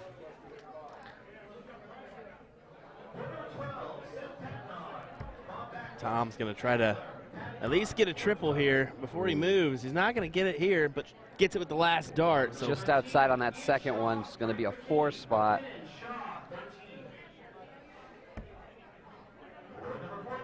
PJ, I think he's actually using a new set of darts from Todd Bumgardner, who actually made a little tester set for him at Which City. So I wonder if he's already made that switch or not.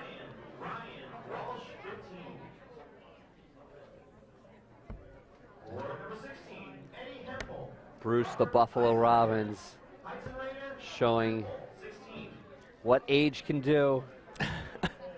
Bruce actually was in the 1996 PDC World Championships, I believe. 1996. Was it the match? It was the match play or the World Championship? We just missed his 25th anniversary of that. Just missed the anniversary year.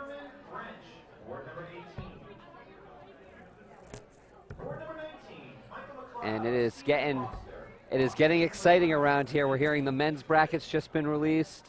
They're doing board calls. Round of 7 for Sawyer and Robbins. These players won't get into that singles bracket until they're done with their doubles tournament. And PJ just can't quite find a triple there.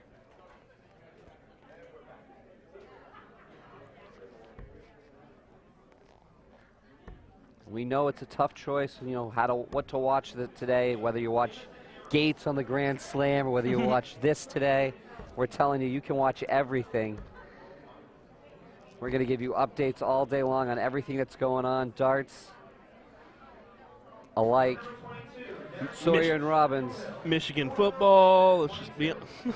Yeah, we've got a lot going on. I love Saturdays and Sundays, especially with these dart tournament weekends here at the DoubleTree in Andover, Massachusetts. Sawyer and Robbins looks like going to push this to game 3.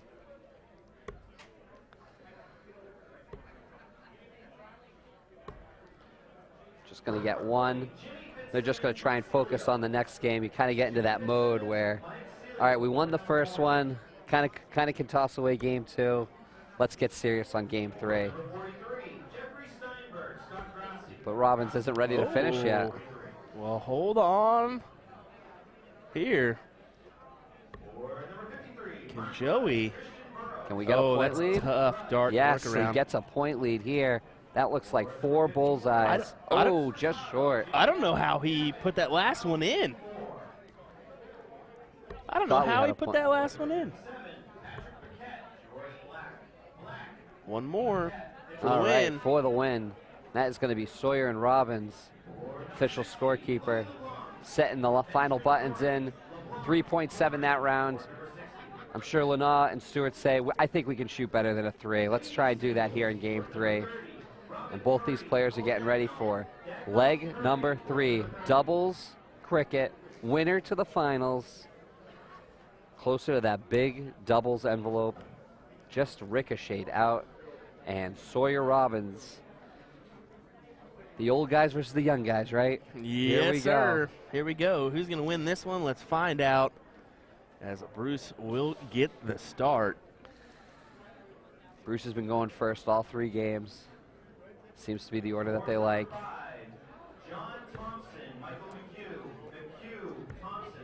Just a bit outside on that second one. And the third one. And the door is open for the young guns. And he's going right after it, folks. Let's see if he can peg a triple here to make it interesting. He can't. Uh-oh. 3 fats. And look at PJ. Giving him a clap. Sawyer's going to probably have to start downstairs. He's going to go downstairs for the first. And he says, I can't hit a triple 19. Let's try and close him. Well, the mouth of the North Shore is in here.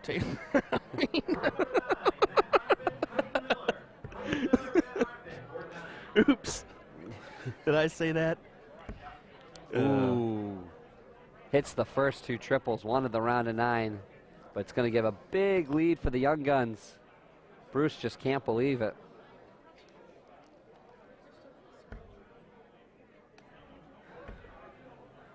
Big triple there from Bruce. Ooh, he needed that round of 7.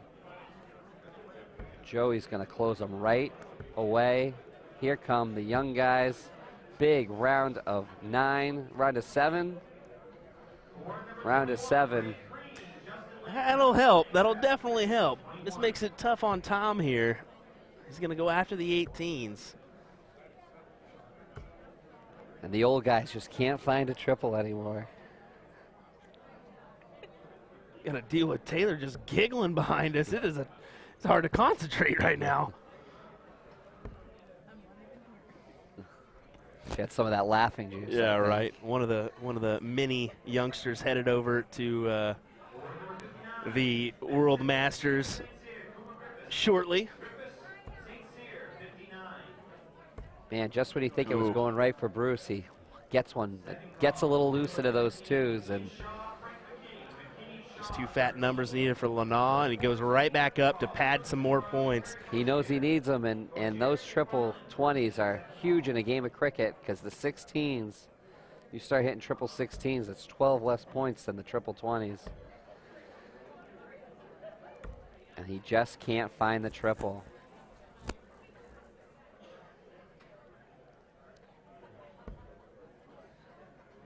You love having a big 150-point lead. You can be nice and relaxed aiming for 16s.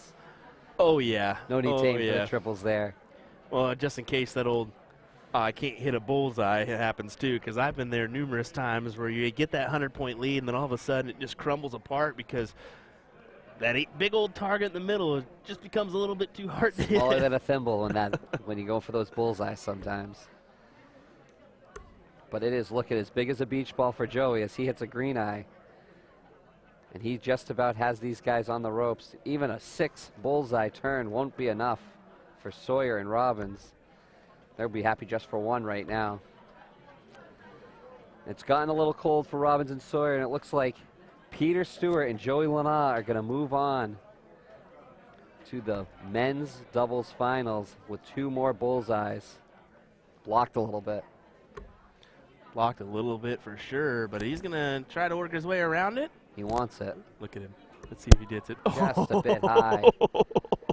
I was about to say, I could totally see this going in right now. 2 hands in his face, and he still managed to grab one.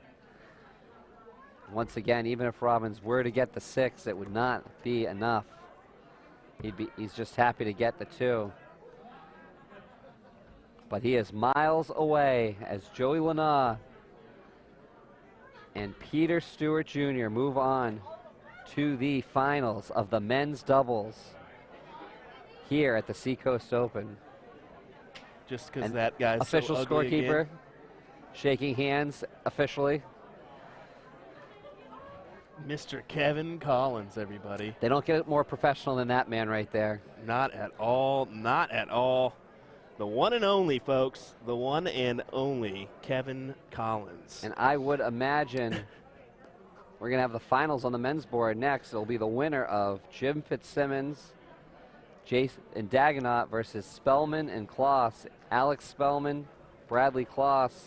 And that's happening on board 44, correct? Board 44, yes. I wonder if we've got that one here in the hall.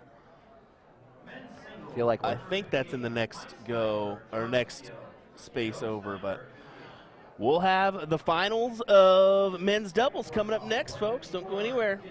We'll be right back with our coverage of that final in just a moment's time. William Stewart here alongside me is Mr. Nick Pratt. We'll be right back with our final.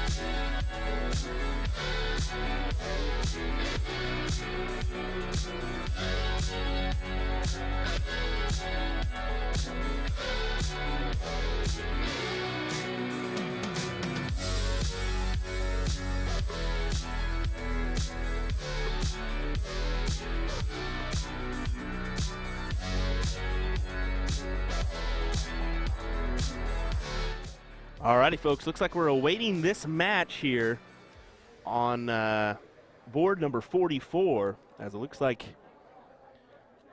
potentially could end pretty quick. But this is the other semifinal that's on board 44. It's just out of reach of a camera. This is in the next room over, so we do apologize we don't have coverage of that, but we figured, hey, you can watch the scoreboard here, and we'll have our finals up next here on the main streaming board. So bear with us. We'll be right back with more action, including our men's doubles final.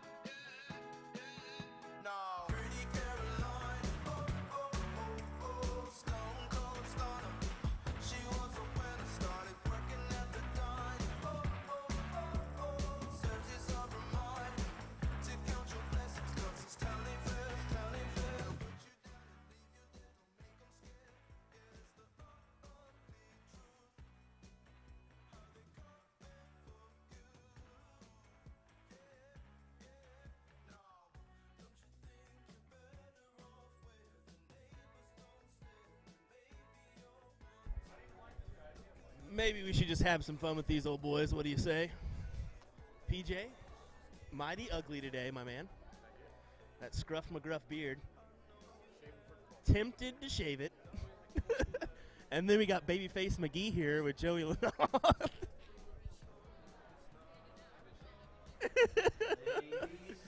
And then Mr. Homeless, Jim Fitzsimmons. He brought a cardboard box to sleep in this weekend. No hotel room needed.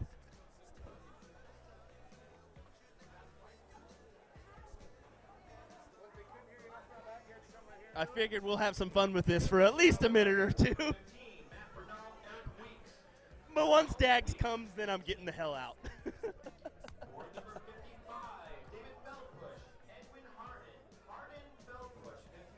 PJ, are those your new darts or are those your old darts? The new ones?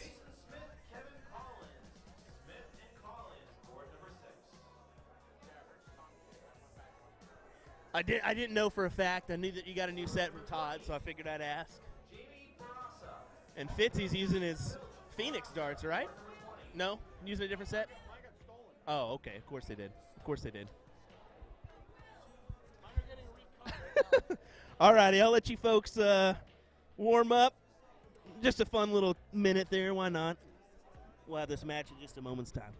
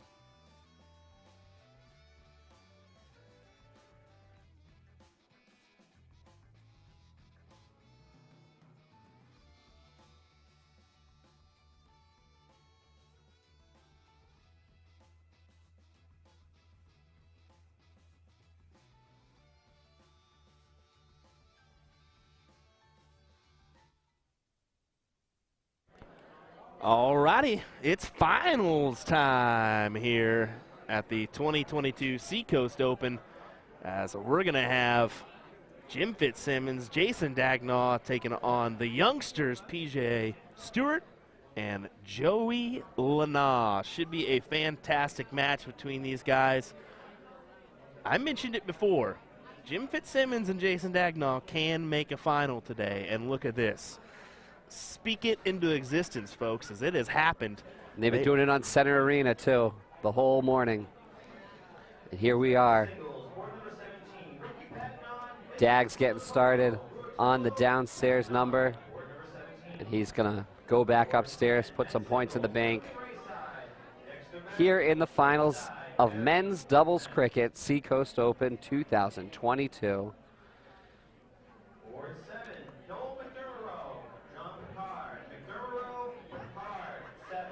And a 2 there for the youngster. And the young guns have been coming through. They just beat Robbins and Sawyer.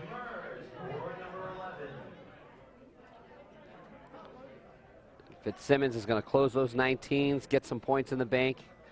And the youngsters are going to move on to the 18s.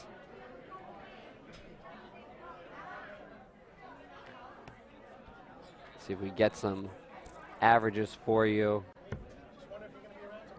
Yeah, I wonder what their averages are for this. So we got Jim Fitzsimmons so far. He's shooting a 3.68. Joey Lana shooting a 3.66. Jason Dagenot shooting a 3.61. Who am I missing? Stuart. PJ Stuart. And PJ is shooting a 3.02. So just to give you an idea of what it takes to get to the big board in the final match, we're at that 3.6 range. And well, the thing that's a factor there is Jim Fitzsimmons and Jason Dagnar are almost identical in averages. Would you say 6.68? 3.68 and 3.61 Wow. for Fitzsimmons and Dagenot. Joey Leno's at 3.66. He's looking to build on that average here as he gets a 1768 points, and the Dagenov trying to find a triple here, can't quite find one, and he is going to get 3 fat 20s. It's not going to be enough. The youngsters looking to pounce.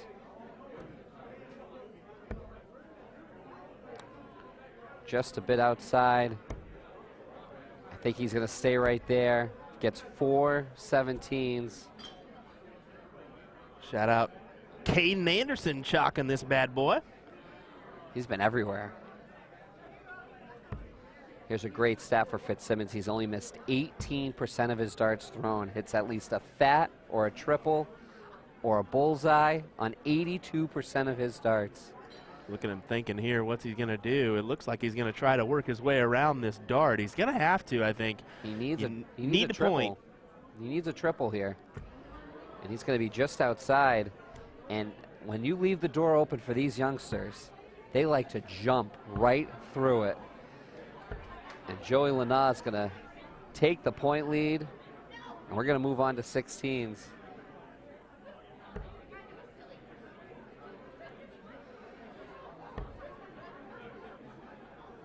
Dags can't quite find a triple.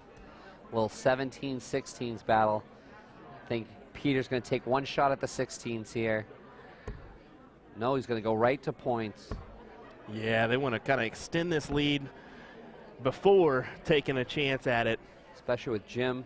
Jim and Dags, like we've said, they've been shooting very well, averaging in that 3.6 area. Only averaging a 3 right now. You know there's going to be a big turn in there somewhere. Got to keep getting those points. And he's just a bit outside. And the youngsters, you can't leave the door open for them. They're going to jump right through. 2 16s. And he's going to get another 17 for the bank. 2 out of 3 for the championship.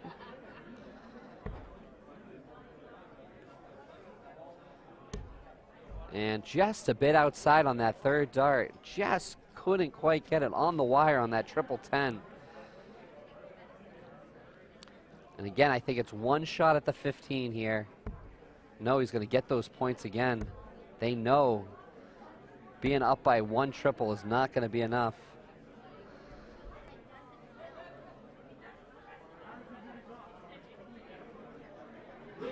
You can see the crowd. Yeah, a little bit of a crowd working here for this one. We are gathering. They want to see who our winner is going to be in this one. Our women's WDF event is underway.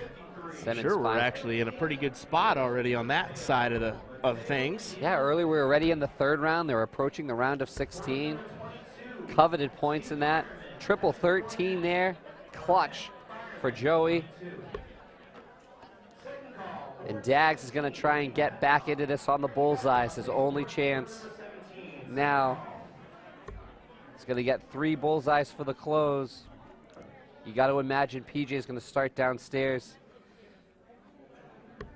No, he's going to go right upstairs. He's had me guessing wrong this whole leg.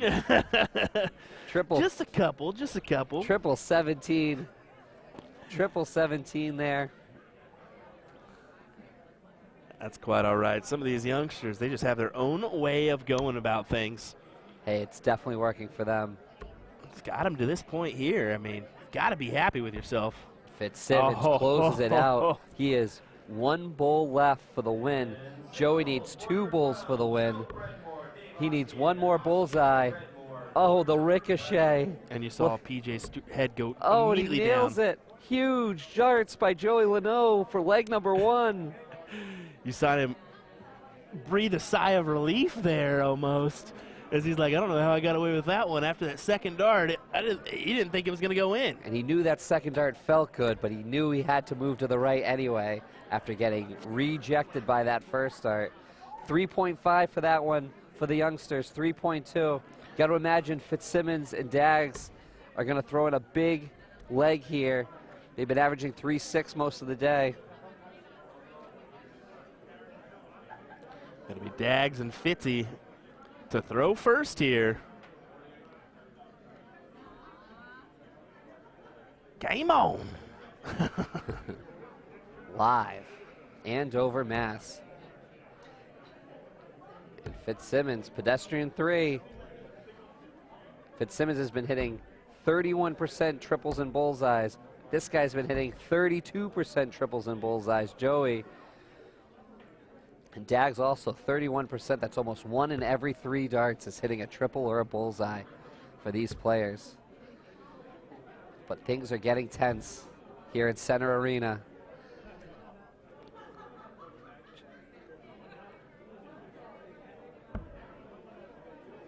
You can sense the nerves out there a little bit. Oh yeah, there's a little bit of nerves in there. You kind of cruise through a bracket, you're shooting well, you're hitting triples, and now it's time to win the hardware. And these guys are just millimeters off from what they consider the norm of hitting these triples. Simmons can go back up top and put some more points in the bank. Another pedestrian 3 for Fitzsimmons. We've seen 3, 3, 2, 3 to get us started here. And Joey hits the first triple of this match. Round of 5. The Young Guns taking the point lead. Tim Way of DPFL tuning in our chat, saying good morning, gentlemen. Good morning to you as well, or good afternoon.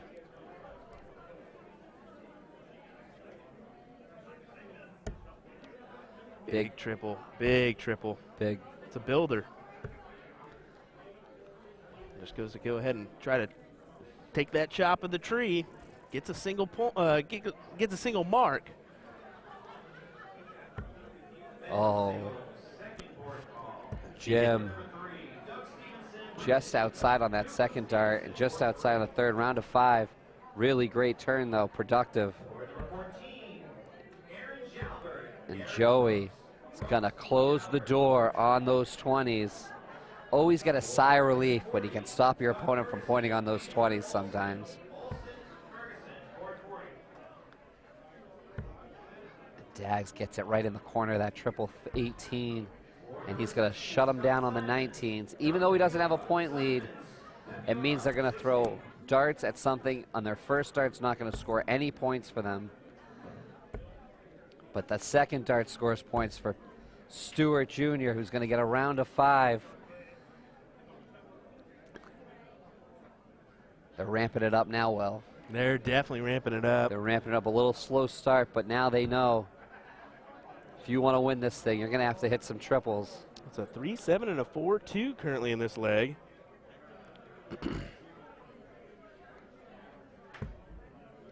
Ooh, just a bit outside.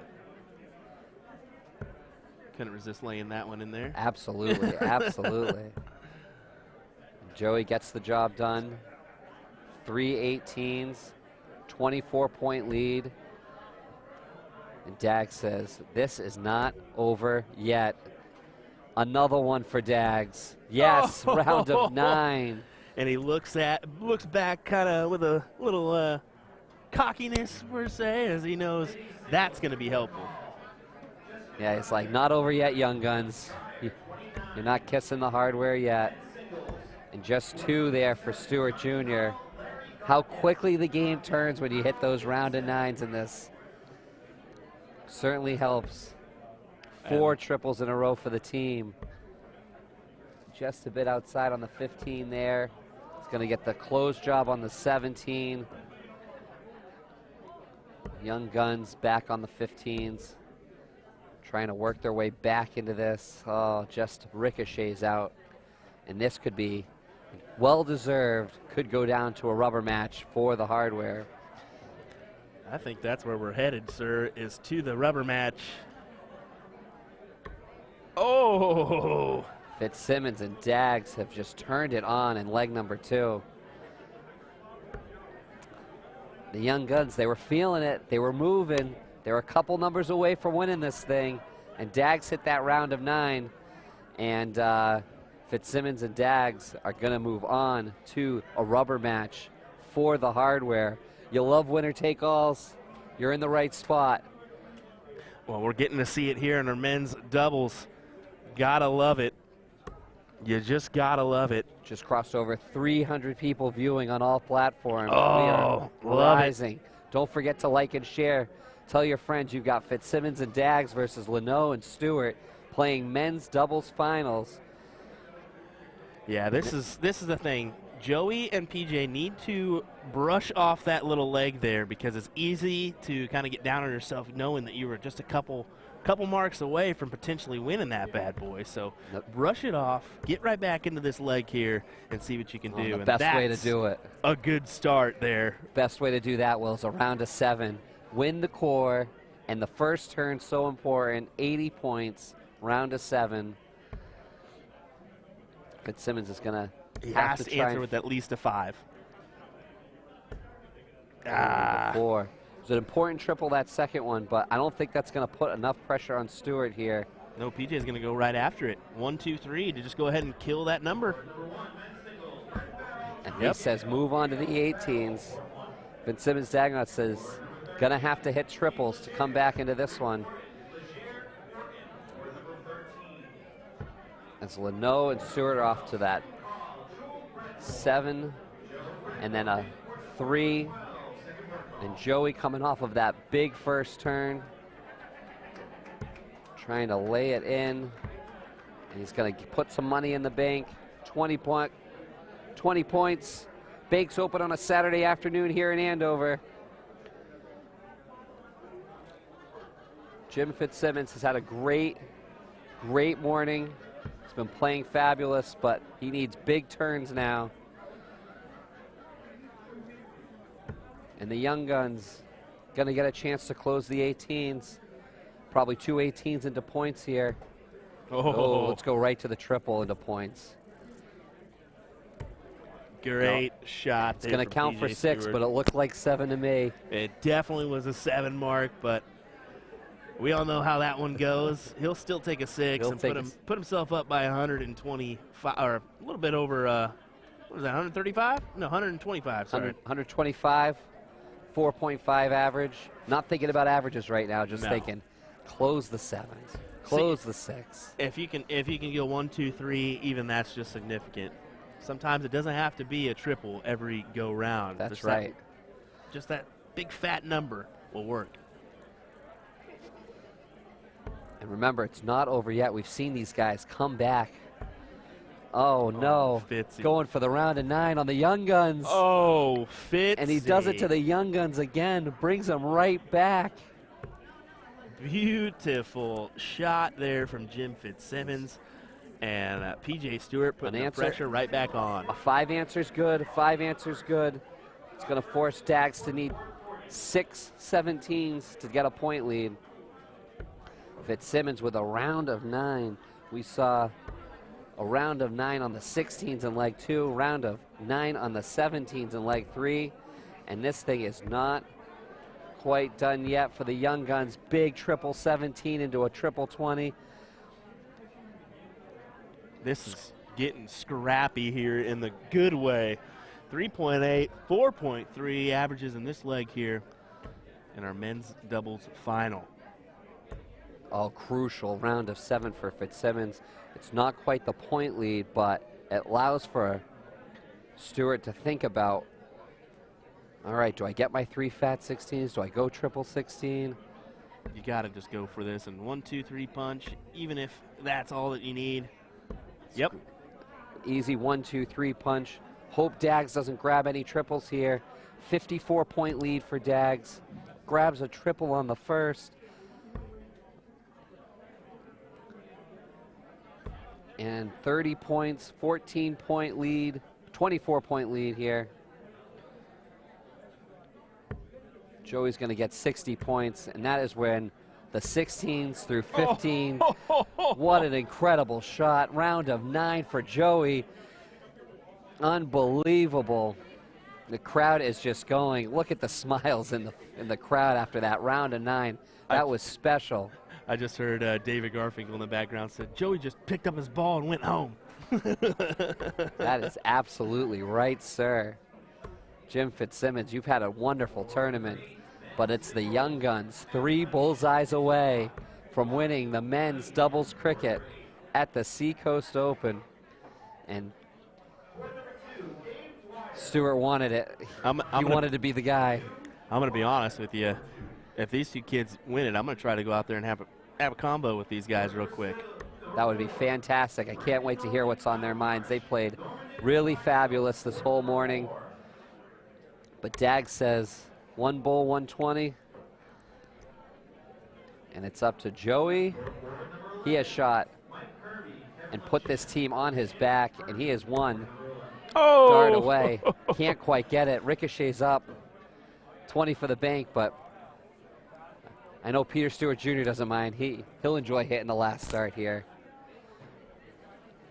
Once again, these 2, Fitzsimmons, Dagenot, have played fantastic.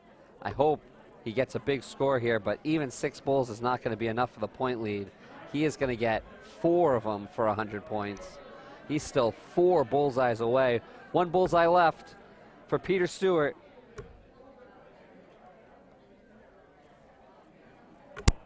Oh, it's just a bit outside, and this is not over yet. Dags has winning darts in his hand. Oh, he does. This is lunatic here. This is just crazy. Oh, it's just a bit outside of the red there. Looks like he's got 2. He could still try and put a little point lead in with a red. He's going to get 3. It's not the point lead. And he gets it, and that's it. Joey Leno wins it with Peter Stewart Jr. They are your men's doubles Seacoast Open champions. I think we're going to get Will to go out there in just a moment. We're going to get some words from our winners, Joey and Peter Stewart. Oh, and this place is going absolutely bananas for these 2 young men. The young guns. Look at that. Look at the crowd. The crowd is loving it. I'm gonna go ahead and hop out there. Hop out there. We'll get that situated here if we don't get a frozen camera. We're gonna get out there. Will's gonna talk to them real quick, get the picture taken. These guys deserve it. Both of them played really great from Central Maine. Fitzsimmons and Dagenot, Joey Leno, Peter Stewart Jr.'s, the winners of men's doubles cricket. Just a moment, we're gonna have Will talk to the champs. I think it's coming up right now. Look at them with their hardware. They are stoked.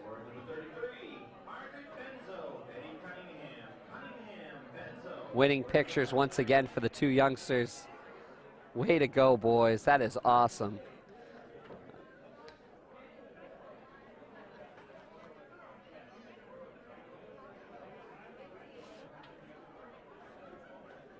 Fantastic stuff. Congratulations to these 2 guys.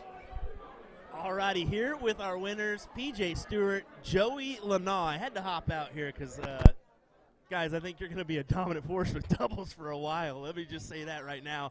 I did ask you beforehand. I was like, you guys have won a doubles title before, right? And they said, yeah, Cherry Bomb. And then you ironically mentioned you didn't lose a single leg in that round. You lost 2 or 3 today, but how does it feel to be crowned champions?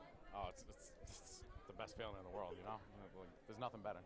Well, let's be honest. You guys have been around for a little while now. You've towed the Aki against each other many times, but to kind of tag team around the same age, I think we got 20 years of doubles here. What do you think, man?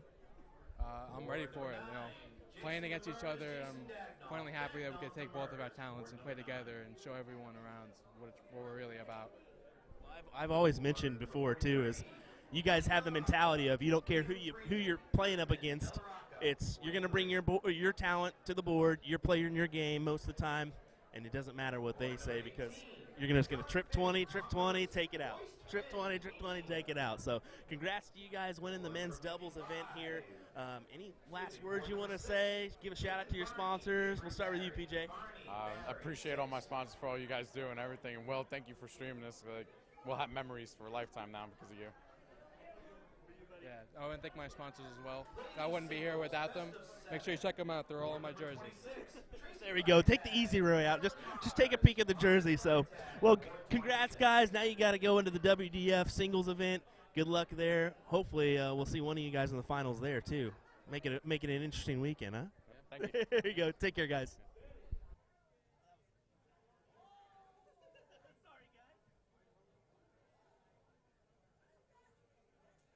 Really fantastic stuff from those two young men. They did very fantastic. They beat Brooks. They beat Gary Brooks today. They beat Matt Arpin, Marshall. I believe they won at the Witch City Open. That's a tough team. And then they took out Holt and Willis, Sawyer and Robbins, and way to beating Fitzsimmons and Dagenham to win it all. We'll be right back. We're going to get some women's singles WDF 501 action, and then later some men's singles 501. Stick around, stay tuned. We'll be right back.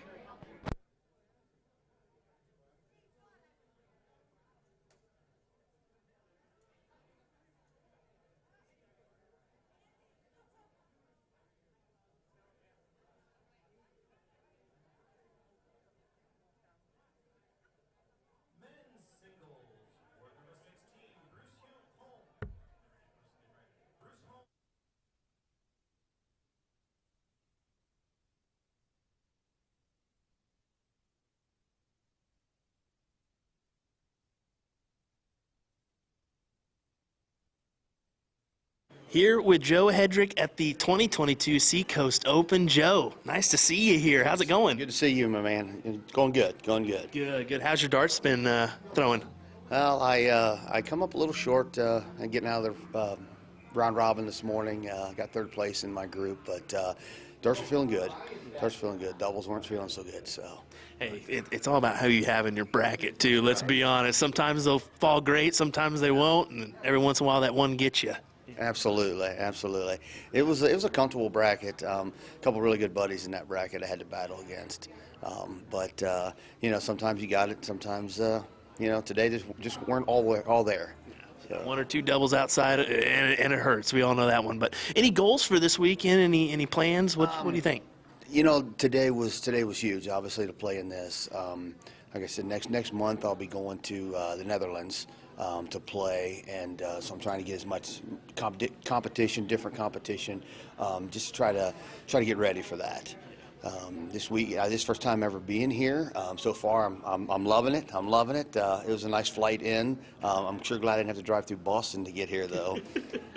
But no, so far so good. I'm gonna play some doubles and singles tomorrow and see how it goes, and just try to relax and get comfortable and get ready for next month. There you go. Well, there's many people going over there with you, so that'll be nice to have a little support system behind you as well. Wanted to mention you got a tournament coming up in your local area, Buckeye Open, correct? Absolutely. Unfortunately, it's the same weekend that I will be in the Netherlands. However, my partner, Gordon Dixon, and Dave Feldpush from the Dart Guys, along with the kids, will be setting up. And it's a great two-day tournament.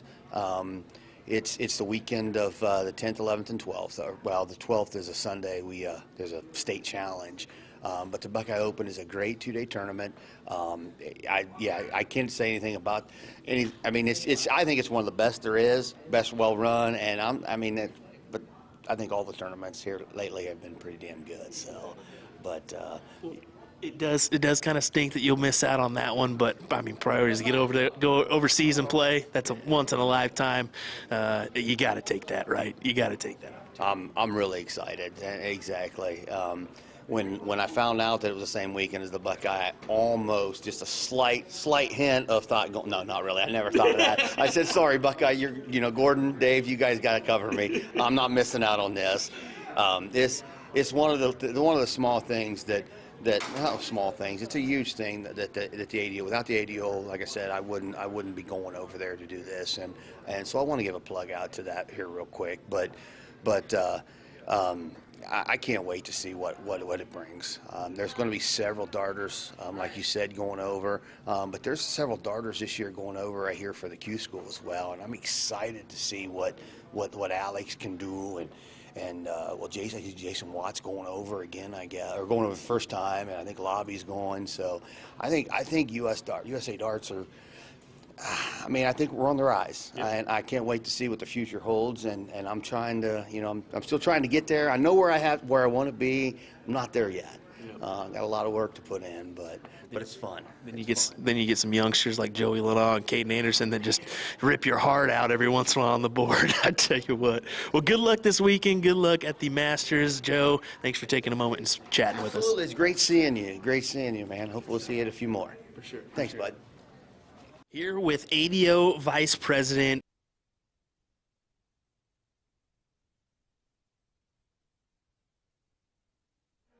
all right, I figured we'd save that one for later, as it looks like we're just about to get underway with this match. Carolyn Mars taking on Tracy Firetag, and what should be a good match. We'll see where we're at in this bracket real quick, as we can possibly pull that one up for you here in just a little bit, but we got to be entering our top 16 or so for these ladies, I would imagine. Maybe we're round of 32. We are in the round of 16 here. Believe that's a money round of 16.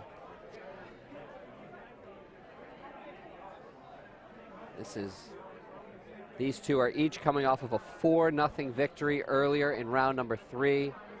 And Tracy and Carolyn are coming off of a 3-0 victory in round number 2. So they are each 7-0, 7-0, entering the round of 16. Best of 7.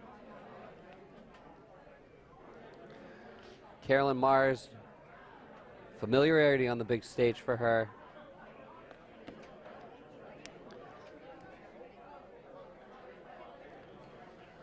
Right now we have Tracy, ADO 5th ranked women in the ADO.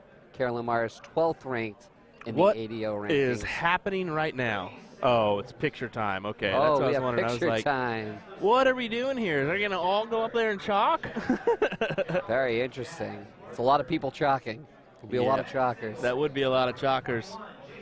Well, I guess give us one moment before this gets started. Maybe a premature one on our part, but we got to wait for picture time. Can't interrupt picture time. Everybody wants to be on the big stage. Carolyn Mars is ranked 184 on the world ranking. And as you know, there are world ranking points up for grabs. Tracy is number 98 on the world ranking. As you know, there are world ranking points up for grabs for her as well.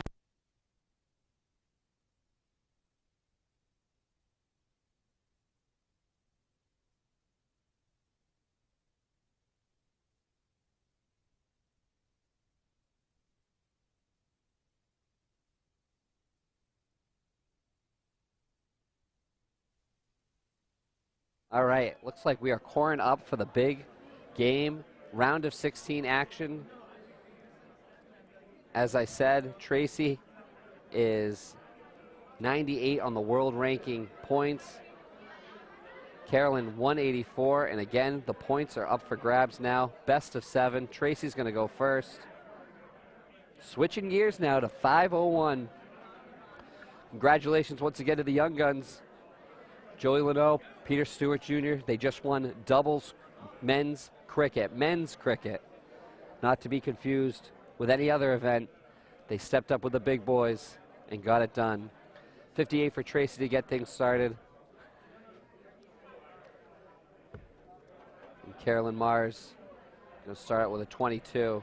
So far this tournament, these two have yet to lose a leg. Each one 7-0. To get things started. Right now, Tracy on the event has a 59 average. Carolyn for the event has a 60 average. So they are shooting very, very close average-wise. And like I said, neither lady has lost a leg until after this first leg. One of them will. Each one 7-0. Tracy grabs a triple there and is going to take 140. And it's the 140s that help you in this game. My name's Nick Pratt. Will Stewart will be back in just a moment doing play-by-play live from Andover, Mass. This is the Seacoast Open Women's Round 3, which is really the round of 16. Money round, points up for grabs. Tracy tried to hone in on those 19s. Going to grab a 7 for 179 left. And a big triple 19. Going to leave her a 3-dart out after 12 darts. Carolyn's just going to take a minute, try and get it together. She knows she can elevate her game. Tracy shooting very well after 12 darts. These are two shooters Vegas could go either way on. Should be an 84, I think. They're just correcting her score, so she's at a 122. It's an 84. Carolyn knows that. It's a big difference between 122 and 120.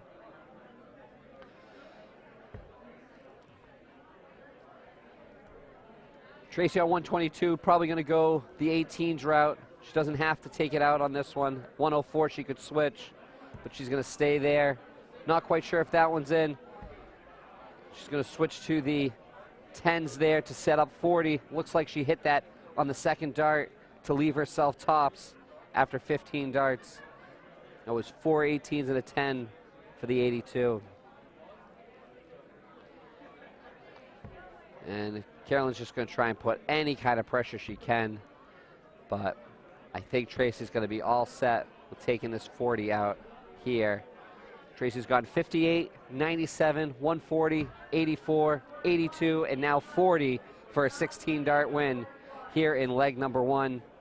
Tracy 1-0.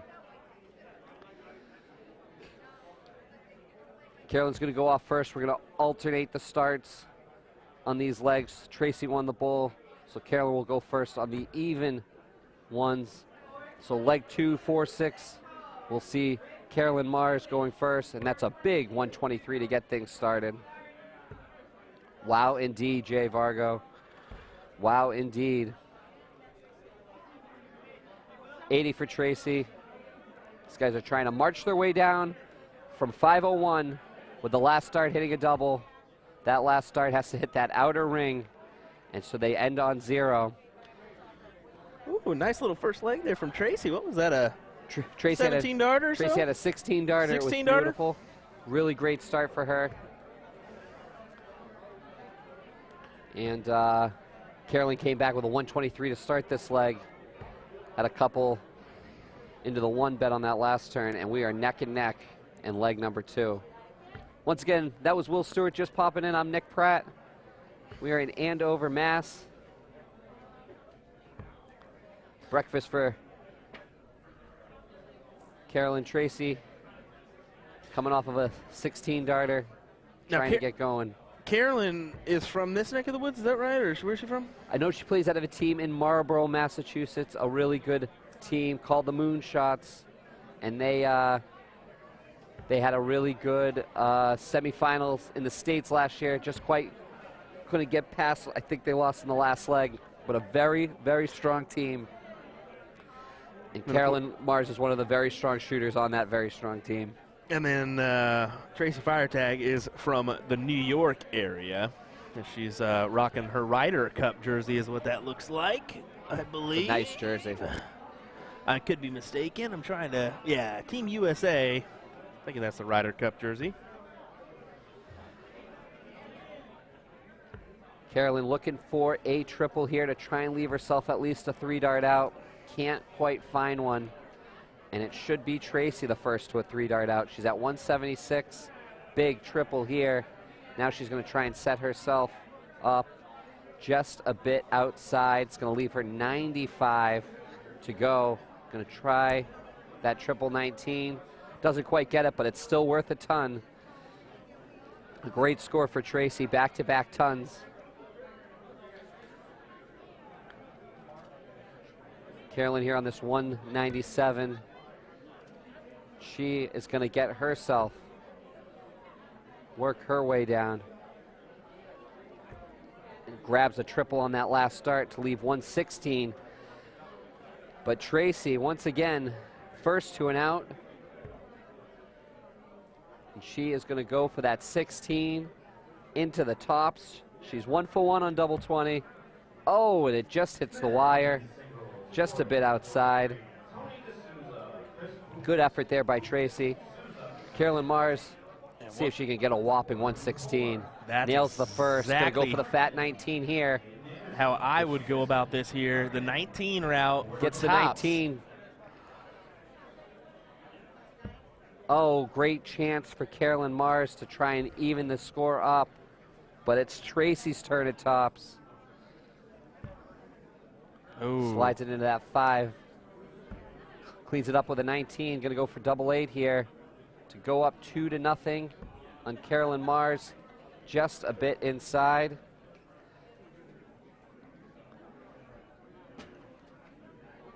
And although Carolyn hasn't played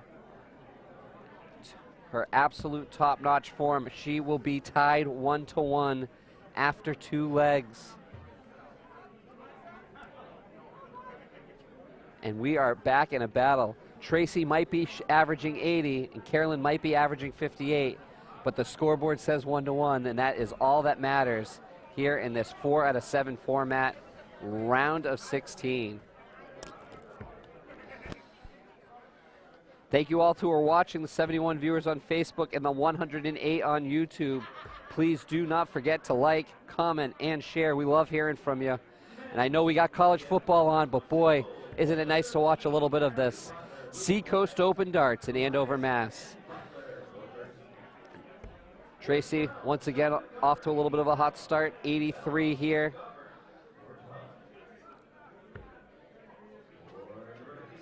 Carolyn Mars trying to gain a little traction. There's the 100 that she has been needing. We are playing 501, 4 out of 7. It's the first of 4. And we have men's singles going on in the background as well. And we have women's that are going to be coming. Maybe a round of 8 matchup next. So you got to stay tuned. We got one right after the other, all afternoon. Carolyn Mars. Oh, just a bit outside. The 180 would have been nice, but the 140 after the 100 puts the pressure on Tracy to try and find a dart into the triple bed. 42 there for Tracy. Here comes Carolyn Mars. Gets the first one. Might do a switch here. She is feeling it right now. No, she is feeling it on the triple 20s right now. That's 4 out of 5 perfect darts. See if she can make it another one. Yeah, that's exactly what I would have done. Go down to that 19, clear out that uneven deal, make it a clear ton for the win on this leg. Easy 2-darter. You hit that 20 by accident, and you're at a and you're at a 99, and that is dreaded 99. We're frequently seeing the 20 tops here for this one. Do we see the same? Let's see here. She's going to stay on the 20s and nail it, going to double 10 here for the win. Ooh, tried for a 15-darter there, but she's going to sit on 20. Tracy now has no choice, going to have to go 4 18s here for the bullseye. 104 left, triple 18 here.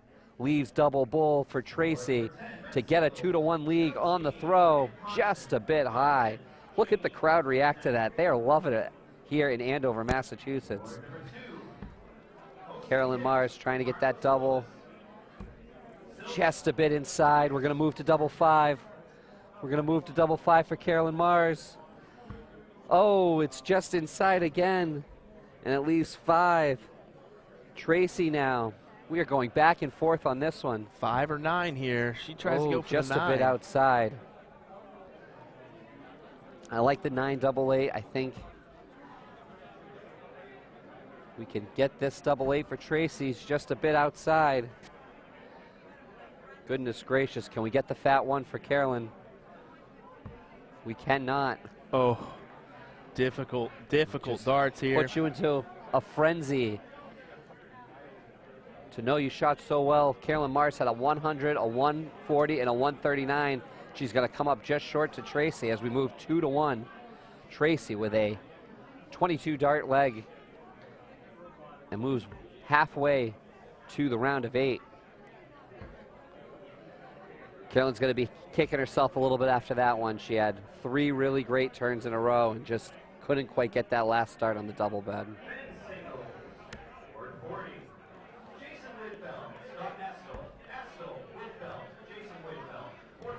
I'm taking a look at this bracket right now. We've got some really great women's matches that might be coming up. Melissa Gilbert, Brittany Jazz is going on right now on another board. That's a fantastic little matchup there. Philly and Maine going at it. And I see a potential collision course. Paula Murphy, Brittany Edgett. Murphy and Edgett, that will be a doozy if that one comes to fruition. I actually mentioned Brittany, or I chatted with her a little bit earlier, and I said, "You got your darts on you?" She said, "No, why?" And I said, "I wanted to see the javelins in person, because let me tell you what, that young lady throws an awfully long dart." Great turn by Carolyn Mars. Are those in there? 180 for Carolyn Mars, filling up the triple 20s there. Hey-o. She not only filled them up, lost a dart in the process, but they all count because they're stuck in that triple 20 bed. That is just what Carolyn needed. Yeah, she throws long darts, Brittany does. Yes, she really does. It was a pleasure to watch her play 2 weeks ago. She shot great, and excited to see if she can make it to the big board today. And Carolyn Mars throwing a 180, follows it up with a ton. She is starting to feel it again.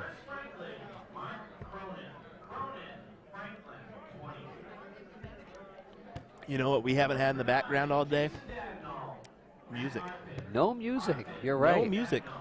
And I always wonder, wouldn't it be great if a nice band was playing, or a nice DJ getting the crowd going? So I actually did have an event last year, Oklahoma Throwdown, that had a live band going, and it was awfully tough. But I put myself in a spot that I knew I couldn't hear them, and we were just fine. It was pretty cool, actually. Crowd grooving the whole time. Yep, exactly. You love to see that. But it just goes to show you, you do get some complaints about people wanting music, but with the surrounding ruining sounds, the vibe.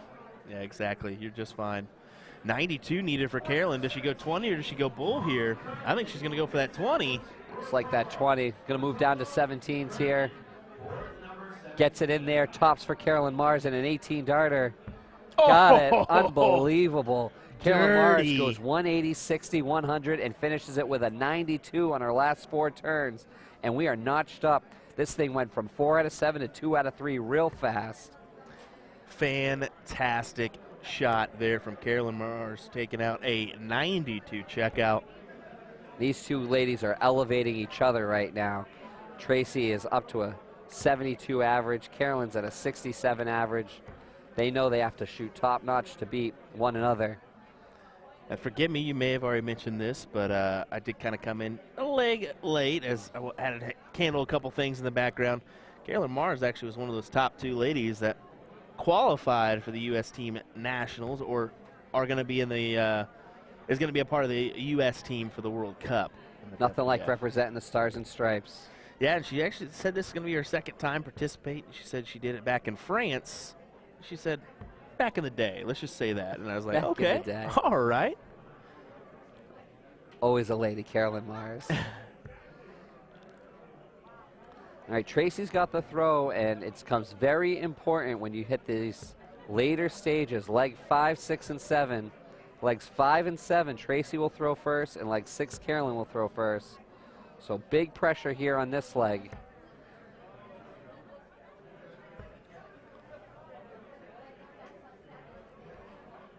Winner of this moves on to the round of 8 here in Andover, Mass.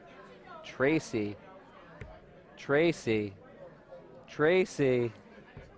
Oh, switches over to the 18. Switches over to the 18, trying to give herself an out. A nice round one at 140, unfortunately pushes it to the 4. And this has been a good leg by Tracy. She's got 99, 83, 41, and 124 to leave her 154 after 12.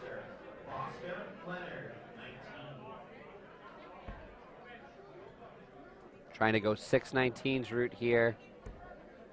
Not sure if that one went in. It looks just a bit outside. Should leave her 116. She goes back to the 18s there. Maybe she did hit that. She did. That is a 94 score. It is, leaving her 60. Really great turn. Tracy sneaking that second dart into the triple 19 bed.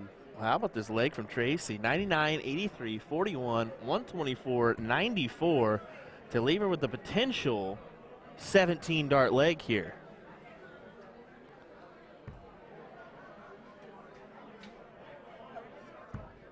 Oh, no. Does she go for it? Banging the neighbors, banging the neighbors. Right church, wrong pew. She elects to go ahead and take her chances at it with Carolyn back on 192. Be a The only two-darter issue is she went 15. inside. Yeah.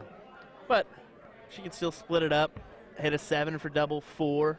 Luckily, Carolyn's not on an out, and she is still at least 3 darts away from an out on her next turn.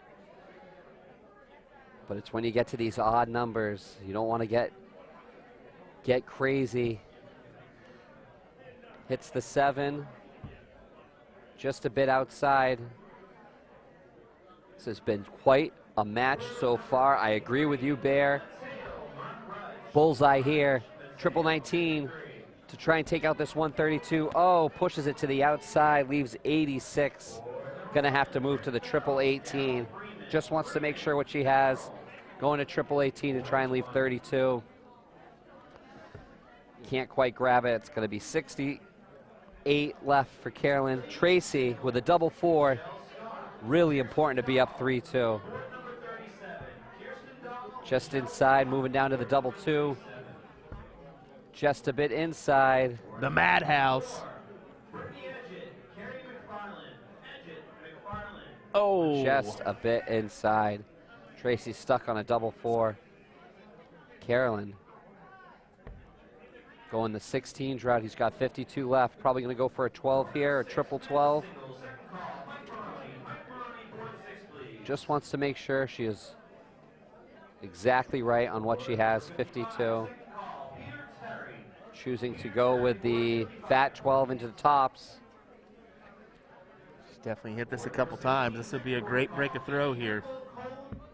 Oh, good effort there by Carolyn Mars. Tracy's had some good scores this leg. She'd like to clean this up. Oh, once again, the neighbor, double 18. And Carolyn Mars, double 10 to go break the throw. Just inside. The pressure on these ladies, immense. Just a bit outside, unbelievable. Best of 7 matchup right now, 2-2. Tracy, she's hit the double 18. Oh, she's trying to hold it in. Double 2. You gotta hate one of these legs that you potentially set yourself up for a 16 or 17 dart leg. And then you just can't manage to put one into the double bed. We've all been there. We know how it is. The loser of this leg's going to be kicking themselves.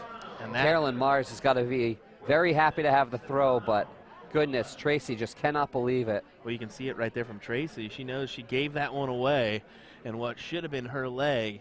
Now Carolyn is 1 win away from the match. And look at this opener for her.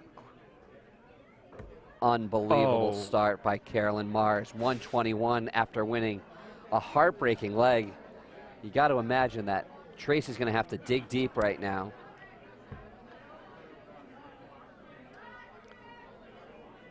And after a tough last leg, you got to think, you got to push that last leg behind you. Find a way to move on. Focus on leg number 6 here. Carolyn Mars. It's been an incredible start to the women's action. Women's 501. You can see her kind of brushing off those first two.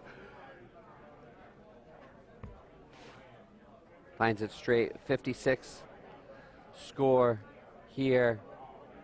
These ladies have been back and forth. Tracy and Carolyn Mars.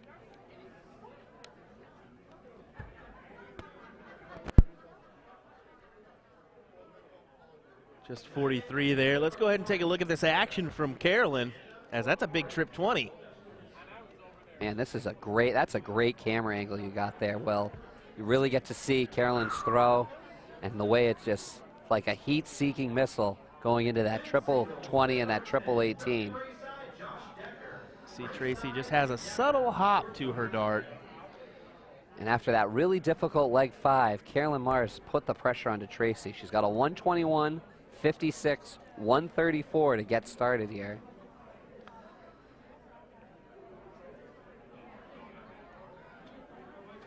She's trying to build off that 134 she just shot. She is going to be first to an out.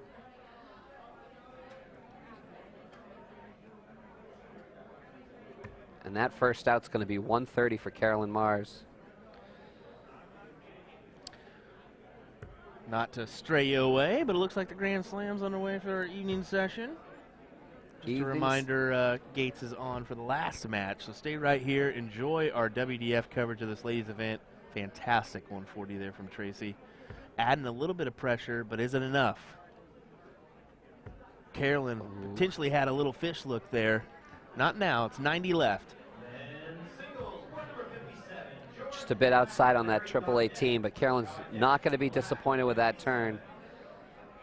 Tracy trying to build off that 140.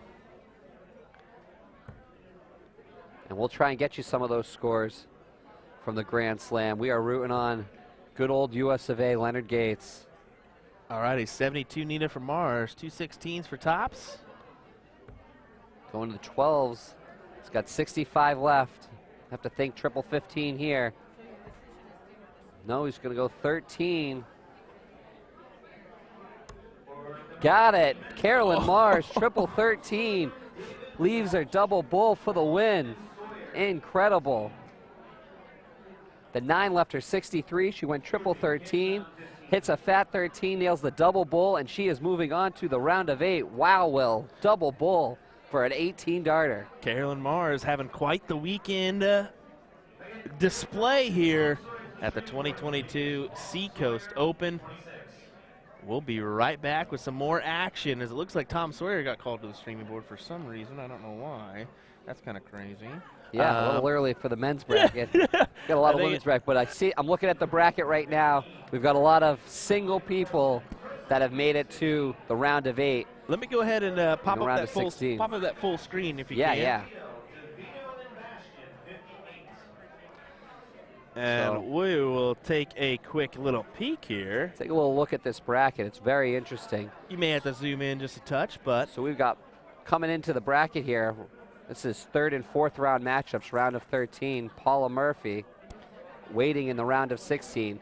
This Brittany Edgett, Carrie McFarland matchup. Sadie Haas has made it to the round of 16. Kylie Roy, Amy Batchelor.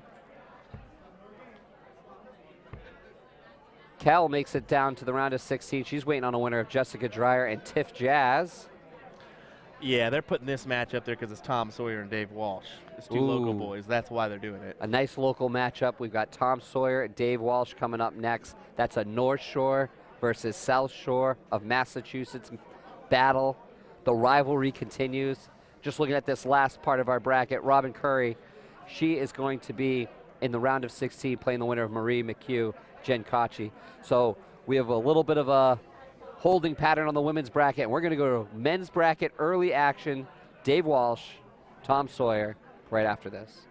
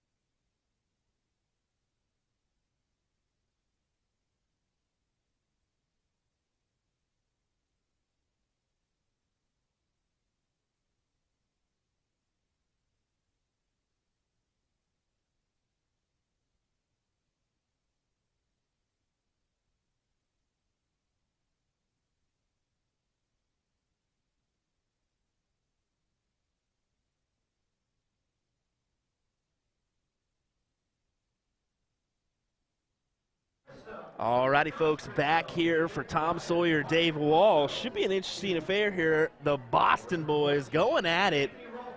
I'm sure they've done this numerous times, my man. They know the scouting report on this one. They've watched the game film, they've done the training, and they're ready to go. Well, they both had a bye in the first round. This is the second round of matchup. Early, juicy rivalry matchup. South Shore, North Shore of Massachusetts. And Tom Sawyer got off to a great start. He had a 140, 41, 100 to leave him to 220. And Dave had the darts to start. So Tom, throwing against the throw, has captured the lead. Well, this is just early action. We've got more women's action coming up. Early action in the men's 501. Yeah, I think they had already called a couple matches, and actually it was kind of funny because they actually second called Tom literally right after the right after the ladies got done. I was kind of laughing about that one. Big 85 there for Tom to be at and out. Dave hit the 140 to get himself back into this game.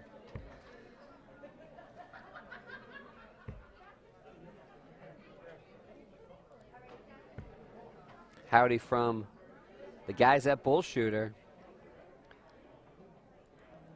Really impressive match. I'm really glad everyone liked that first match that we just saw. Tom with a 50 left. He's going to go double 18. Nails the double 18 on the 107 checkout. 18 darter for Tom Sawyer. Now you get to 50, you get your choice of outs, and he chose double 18 this time. And that's a 1-0 lead. He gets a leg against the throw. One for the North Shore.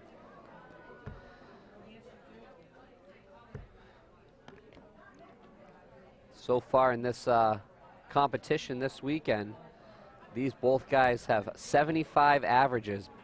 Very, very similar shooters. In the first 9, they both have 83 averages, so not much of a difference between these two players. Yeah, that's the thing is Tom likes to say he's retired from darts, even though he plays in like 6 leagues, I believe. Same thing with like Jason Demers and numerous others that have been around this game for a while up in this area. You just can't retire from darts. It's too tough to get away. They just keep pulling you back in, pulling you back in. When you get out, you get pulled right back in. And it's beautiful because even if you do take a break from darts for a year or two, you can always come right back to the game. So it's like riding a bike. It's a game that you can play at any age, at any time.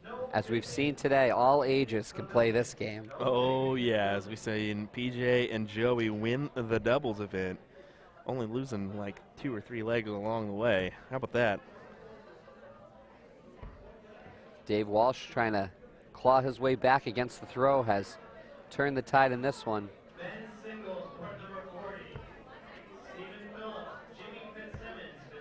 And Tom Sawyer says, not today, son.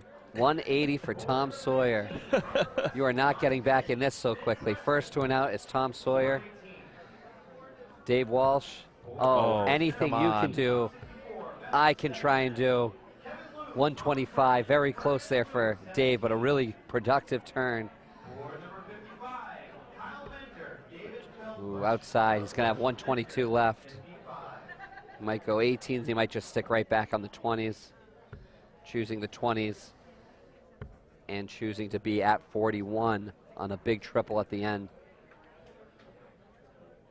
2-darter for Tom, 3-darter here for Dave.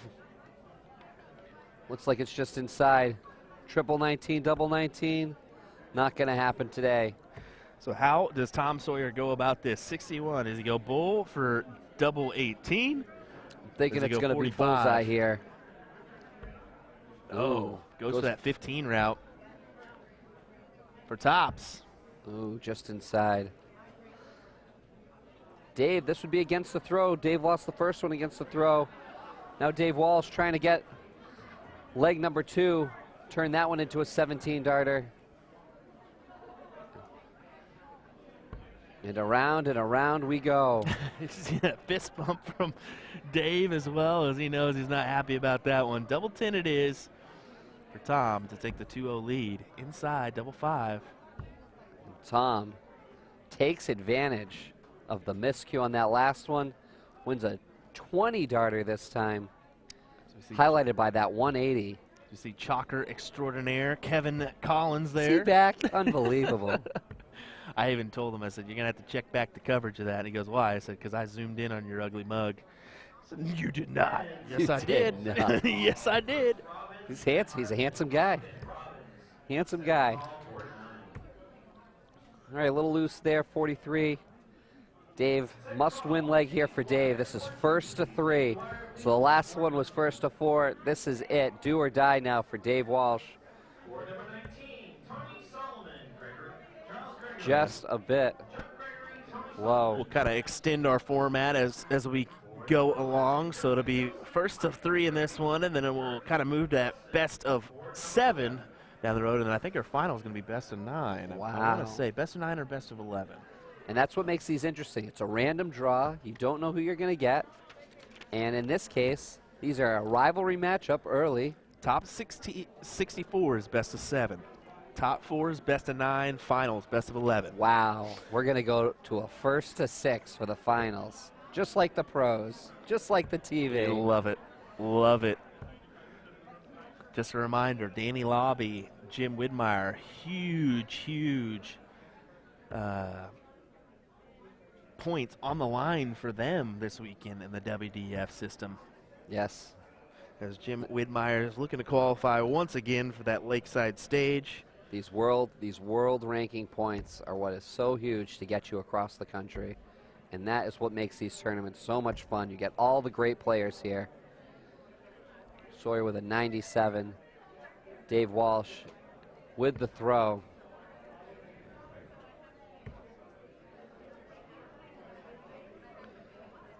And Dave is going to be first to an out with that triple 20.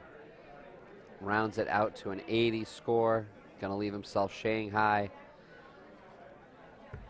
Tom hits the first. Might do a switch here. Decides to stick around. Grab a 98. Leave himself a 3-dart out. Oh, man. When you go for Shanghai, you have a game plan, and it doesn't involve a fat one. That's why I go for the 19 routes. Just totally take that one out of the equation. Take the pressure right off you. Shanghai look for Tom Sawyer. Let's see if he can put this one in for a 3 or 164. Sorry, 164. 164 here. Way off. 1-6.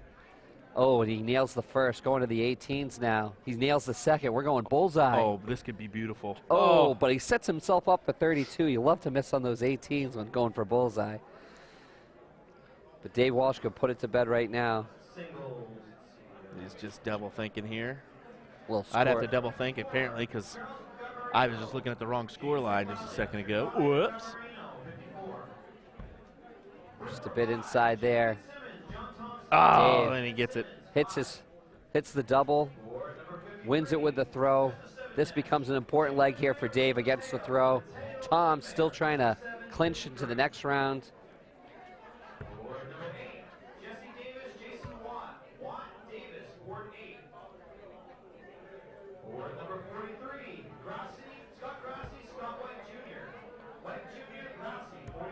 Dave grabs a huge triple on the second dart there, 100.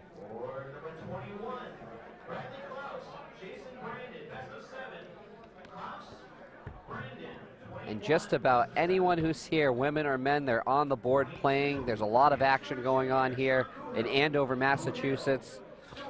Women's and men's singles events are going on right now. This is an early round men's events, round number 2.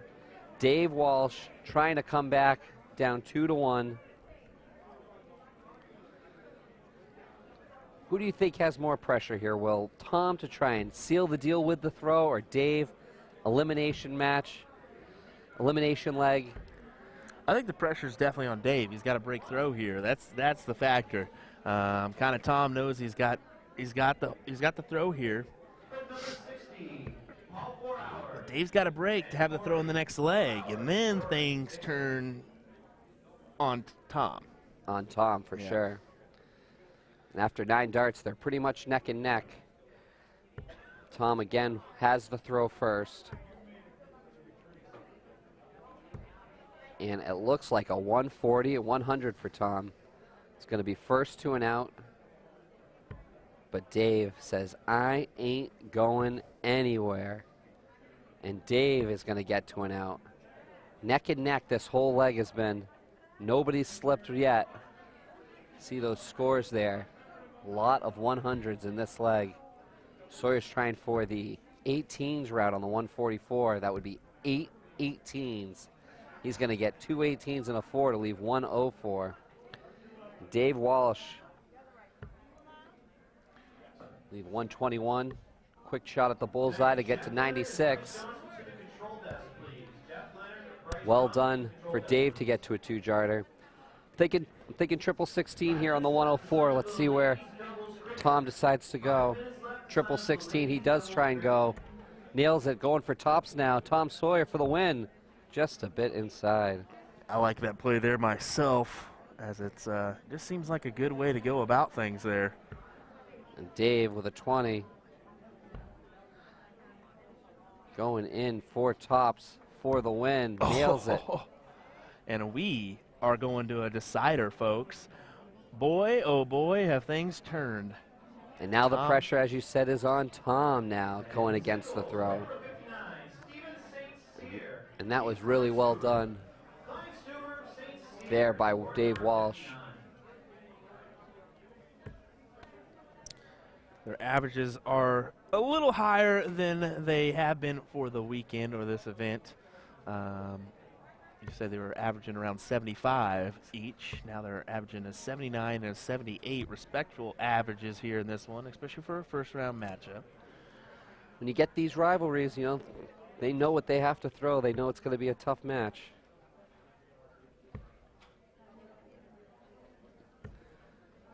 And it looks like 100 for Dave, and he has definitely turned the tides on Tom Sawyer.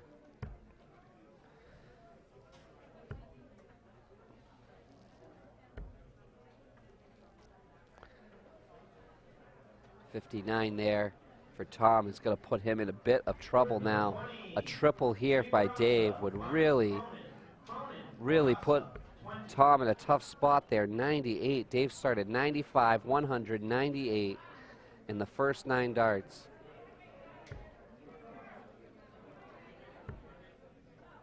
Big triple at the second, looking for another on the high side. 95, though.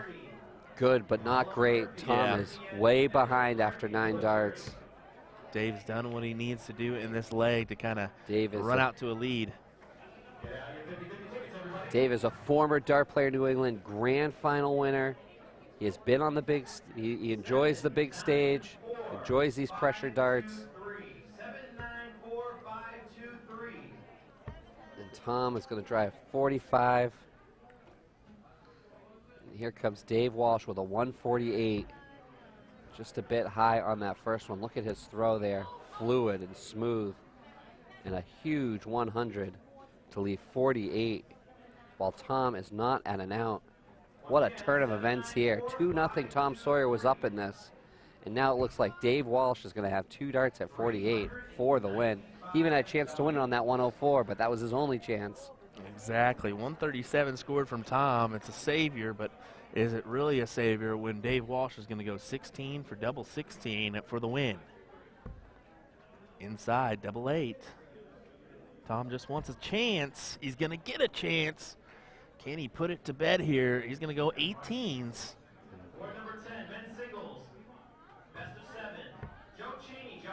Needs a triple. Gets the triple. Oh! Just on the outside. That was a chance to absolutely rip Dave's heart out. But Dave with a double 4 to move on to round number 3.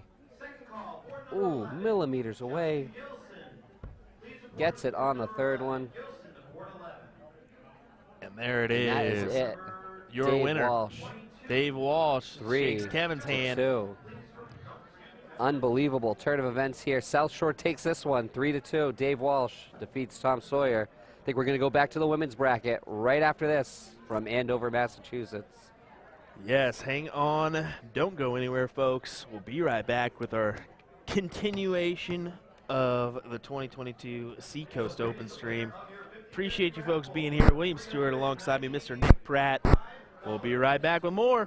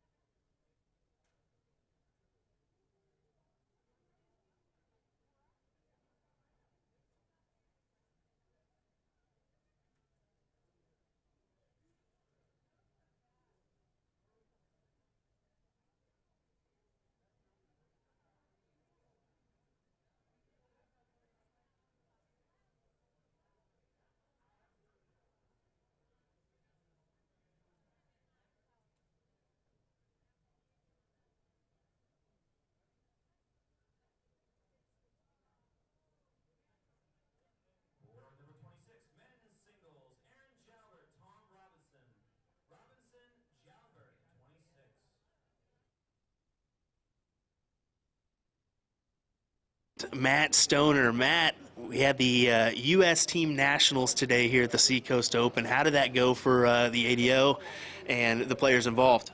It went really smooth. We actually had more players than we had last year for the opportunity to go for the America's Cup team. This was to go represent Team USA. We got 2 men, 2 women to go represent Team USA at the World Cup in Denmark next September. Okay, that's with the WDF system, correct? Yeah, so the WDF realistically kind of started with the cups. They've been doing the cups for a long time, so the World Cup, and then they had regional cups. So they have the America's Cup, the Europe Cup, and the Asian Cup. So the World Cup is every other year. The regional cups are in the off years that we don't have the World Cup. Okay, so what is it? I mean, the ADO does a lot with the WDF system. We've seen the gold event with this one last year. Now it's a silver event. We saw which city was a silver event. The upcoming Las Vegas Open will be a silver event. What does it mean to be a part of the WDF, and why should players be excited to be involved in that system? So the WDF system is the amateur gateway to international and world play. We can play here in the States, we can get internationally ranked, and then you have an opportunity to go play in legendary stages like the Lakeside, go play in the new WDF Masters that'll be held in the Netherlands in December. We're sending more representatives from Team USA than we've ever done before. COVID played a big part of that. We want to make sure all the players that did qualify have that opportunity to still go. And it's going to be an experience. We have a lot of first-time players going and playing internationally that have never played before. And it's going to be a real eye-opener. It's that thing, everyone, when they pick it up and they start playing internationally, they are playing tournaments here in the States. We're like, oh, we all want to be that PDC guy. We all want to be on that stage. This is that step below. This is that feeder system. That gives, anyone who has been on that PDC stage and has played in a WDF or former BDO system. If you don't have the events like this, you don't have the Seacoast, you don't have the Witch City, or the Las Vegas Open, the very first silver event, 90 points on the line for that world table and the regional table, to start the year off is huge. I mean, Jim Widmeyer this weekend has an opportunity to lock his spot for the Lakeside. He loves that stage. He proposed to his wife at Lakeside after all. But he has an opportunity to go back. He started that run at Vegas, and I know it means the world to him to go. I would agree with that, as he's mentioned that to me a few times before. So, and it gives other people that an opportunity as well to get on that world ranking list. Then you can go overseas and possibly see yourself on a seated position as well. That can happen with the WDF system, correct? Yeah, absolutely. So Danny Lobby Jr. Right here in the U.S. is actually looking at being a seed in the World Championships. He is going to be, right now he's sitting 16th on the table. If he has a good run again this weekend, if he has that run like he did last week or 2 weeks ago at Which City, man, he could make that seeded position. He could be one of the top 16 seeds at Lakeside, get that first round bye, sit there, you know, be one of those better players that everyone kind of recognizes and knows. Other things that come with it is we send a woman. The old BDO system and the PDC stuff, we don't send women to compete in the World Championship. We have a guaranteed spot for women to play at the Lakeside World Championship, which is huge. That is very big for the ladies here in the U.S. as well as Canada. Hopefully we see them Canadians get back in the system and get involved, but we'll see. Matt Stoner, thanks for taking a minute and chatting with us here. ADO Vice President, we look forward to seeing you at Las Vegas Open 2023. Yeah, another big Las Vegas Open, $31,000 on the line, largest open tournament in North America every year. So it's fun to kick off. We also have the ADO National Championships. So we have the cricket on Thursday before the Las Vegas Open, then we have the 501. People can qualify for that, or they can enter it through our interest system. Well, we'll see you in Las Vegas. Join us at the Tuscany Suites here.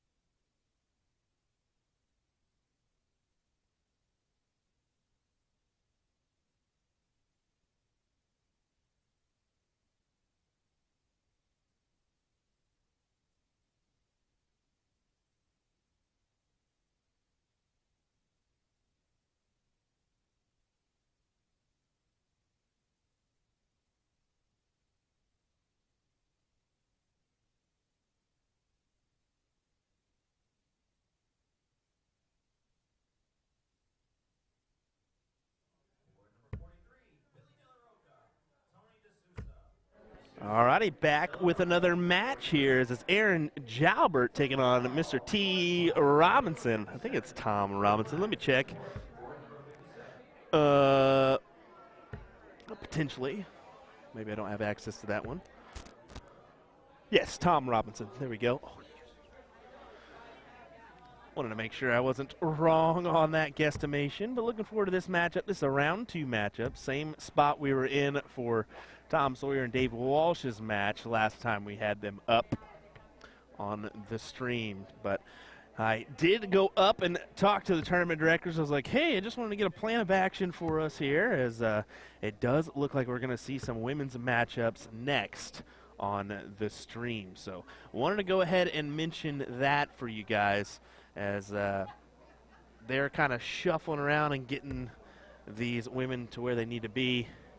And they just said, I wanted to keep the matches coming for you, so I figured I'd just give you the ladies here soon. I said, that yeah, we works took a for look me. at that bracket just a second ago, and it was, you know, a match waiting for a match, and they were all being played. So we're going to keep it rolling. This is a nice one anyway. Aaron Jalbert and Tom Robinson. I wanted to go ahead and mention, I thought I saw Callie West, Paula Murphy, Marlise Keel over there in that corner still participating. So, yeah, it looks like you got Paula Murphy, Brittany Edgett. Paula Murphy. That's going to be a very good matchup. Oh, we're already in our top. No, okay. Round of 8 here. Jessica Dyer. Oh! You're going a little quick there for me, Mike. So sorry. All right. Marlise Keel, Jessica Dreyer. And we got Robin Curry, Mary McGew. Marie McGue, Callie West, and Betty Cunningham. And then Melissa Jalbert already just beat Brittany Jazz 4-1. So there you go, folks. And then Asia Jalbert and Kirsten Dahl. So And we got to keep going. Then Carolyn Mars down there. So that was our round of 16 right there. A lot of great matchups going on in the women's side of things. Aaron grabs the first leg there. A really nice leg. I believe that was a 16 or an 18 darter. Really great start by Aaron. Tom Robertson, he's another guy. He's on the North Shore, plays out of a bar in Lynn. Very strong team. They are the FKN Idiots. And Tom, Aaron Jalbert, he is in multiple leagues, including the Seacoast League here in Andover, Mass. at the Seacoast Open. So that was an 18 dart leg that Jalbert threw there in that back one. 18 darts. Wanted to just double check. He was at that 6-turn area. Yeah, exactly. Exactly. Nice 81 there for Tom. I think if you can find yourself in that just above 80 range, I think you're going to be just fine on your WDF event for 501. Your WDF events, if you can keep it under those 20 darts, you're going to do very well here. You're not going to have a lot of darts at outs if you think you can do it over 20. These guys, they've been practicing in league play. They've been practicing in regular tournaments, and it's all coming together now here in the second round, 3 out of 5. Jalbert's got that pinky up, that Bristow pinky up that we sometimes see. Get that pinky right out of the way.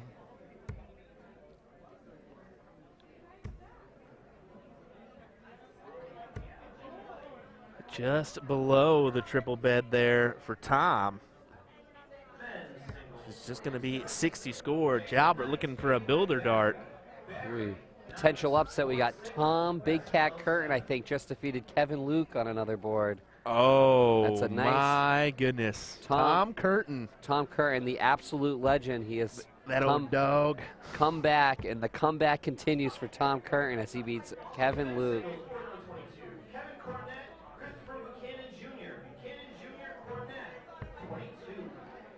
Melissa Jalbert is going to move on to the round of 8, and Aaron is hoping to continue moving on as he has a 125, 22, 60, 144 to leave him 150 first to and out. We are really looking around just to see what is out there. There are a lot of really great matches going on. George Black, Jim Long's going on right now. Joe Cheney, Josh Decker, Danny Lobby, Daryl Freeman. There's a lot of darts being thrown in Andover, Mass. right now. There's a lot of darts being thrown around the country right now. I'm hearing, well, even in Canada, I see that there's an event going on up there. There's the bull shooter event going on not too far away from here. Not Niagara. far from here at all. They're commenting. They're watching us over there. Thanks for watching us at the bull shooter event. And then not only that, but you got football and the Grand Slam going on. So we appreciate you folks tuning in and enjoying our coverage. You SEC guys can be happy to know LSU's beating Arkansas 13-10. And Notre Dame's beating Navy 35-24 for you Irish fans out there. Oh, sorry. Did I say that out loud? Fantastic. That is fantastic. Tough luck there for Aaron. 27, tried to get tops. Couldn't quite get it. Tom Robinson with the throw. Got to have this 60, I think. Aaron has been shooting very well, and he needs to take advantage of this shot at a double. Double 10 for Tom. Just inside. He is all on the wires. Can't quite grab it. Double top for Jalbert. Oh, great marker. Great marker. He does have to step over. Oh, difficult. Maybe he felt difficult like that. stuff. And the announcer's jinx comes in. I said you need under 20 darts, and here we are, dart number 25, 26, and 27.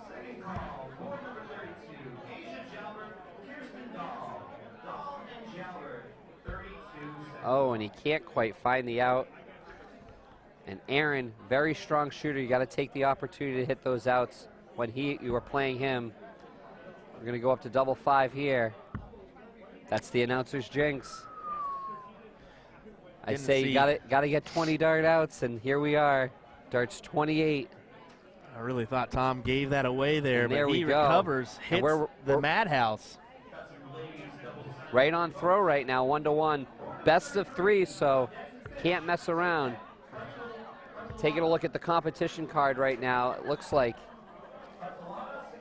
Aaron is at a 73 average. Tom's just kind of getting started here in the event. He's at a 57 average.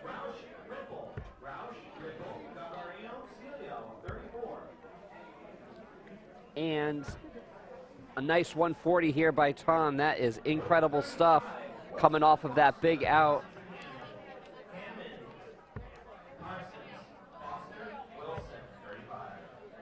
And a couple of loose starts there by Aaron. Rare 21 there by Aaron. Tom's going to try and take advantage against the throw.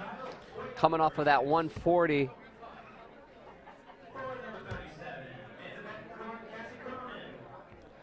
Just a 45. Just a 45. Really tough start for Aaron, though, on this leg. Difficult indeed. Tom needs to take advantage and take advantage now. He needs to keep the pressure on. Against the throw, first to 3. You know, you don't want to say this is the biggest turn of the match, but you certainly want to put the pressure and widen the gap when you play a player like Aaron. Aaron's averaging a 73 for the event. Tom's averaging a 57 for the event, so.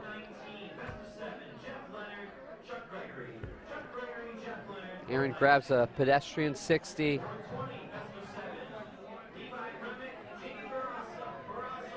These matches here in Andover, Massachusetts, they're coming fast and furious. How about these darts from Tom, though? They're sinking all the way in to that. Another 140, his second of the leg. I don't know how he was able to fit that one in there. I mean, literally the whole barrel was in the dartboard. I don't even think there was light into that triple 20, and somehow he found a dart in there. Well, look at this from Tom as he's sitting on 146. Definitely can win this leg here and then be 2-1 up. Hits the triple 20. He's going to move over to triple 18 to try and leave 32, just a bit outside, back to the triple 20. Oh, and unlucky there. Would have liked to leave at least a 48, but 63, while Aaron is not just not at an out, but he is having trouble settling down a little bit here on the big board. And Tom again from the FKN Idiots. I'm about to say, I've been looking at that shirt there for a minute. I wondered if I was going to say anything. Nice team jersey. They're just periods, you know, it's an abbreviation. Yeah, exactly. 63 needed here. FKN Idiots. 39 for 24, or? Tries the 17 route, 46 to go. Split the 6-10. No, he goes to 14. He wants 32 for the win. Well, Aaron way back on the 274 mark. He's got to hope for a 180 here. And he's got to hope for a 180 here. He is going to put the pressure on Tom Robertson. Speak it into existence.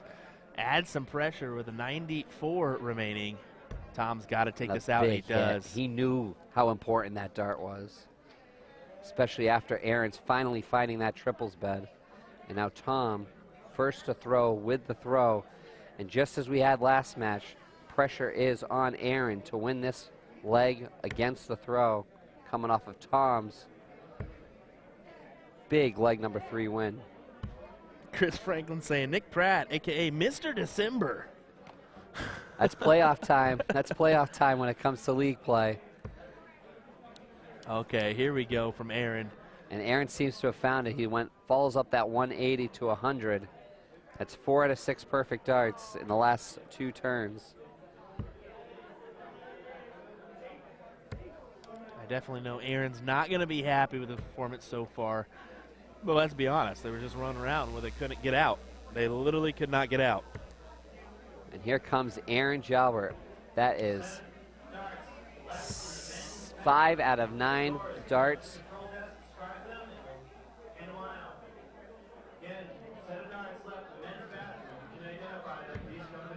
And Sorry for that. Tom's trying to work on those triple 20s. Sorry for that little hum we had there. Don't know quite what that was, but we got it figured out, I think. Men's singles for number 18, best of 7, Aaron Wrench, John Finn. John Finn, Aaron Wrench. Big triple there for Aaron, and he is coming alive right now. Aaron, 181 and 100 in his first 9 darts to leave him 220. And that is putting a little pressure on Tom. Definitely putting a little bit, as you can kind of sense it in the face of Tom Robinson. He could sneak away with a win here, or it could make it 2-2, and then the last leg decider is anybody's game. And you can sense Aaron is putting Tom in the pressure cooker a little bit with a 140, first to an out 80.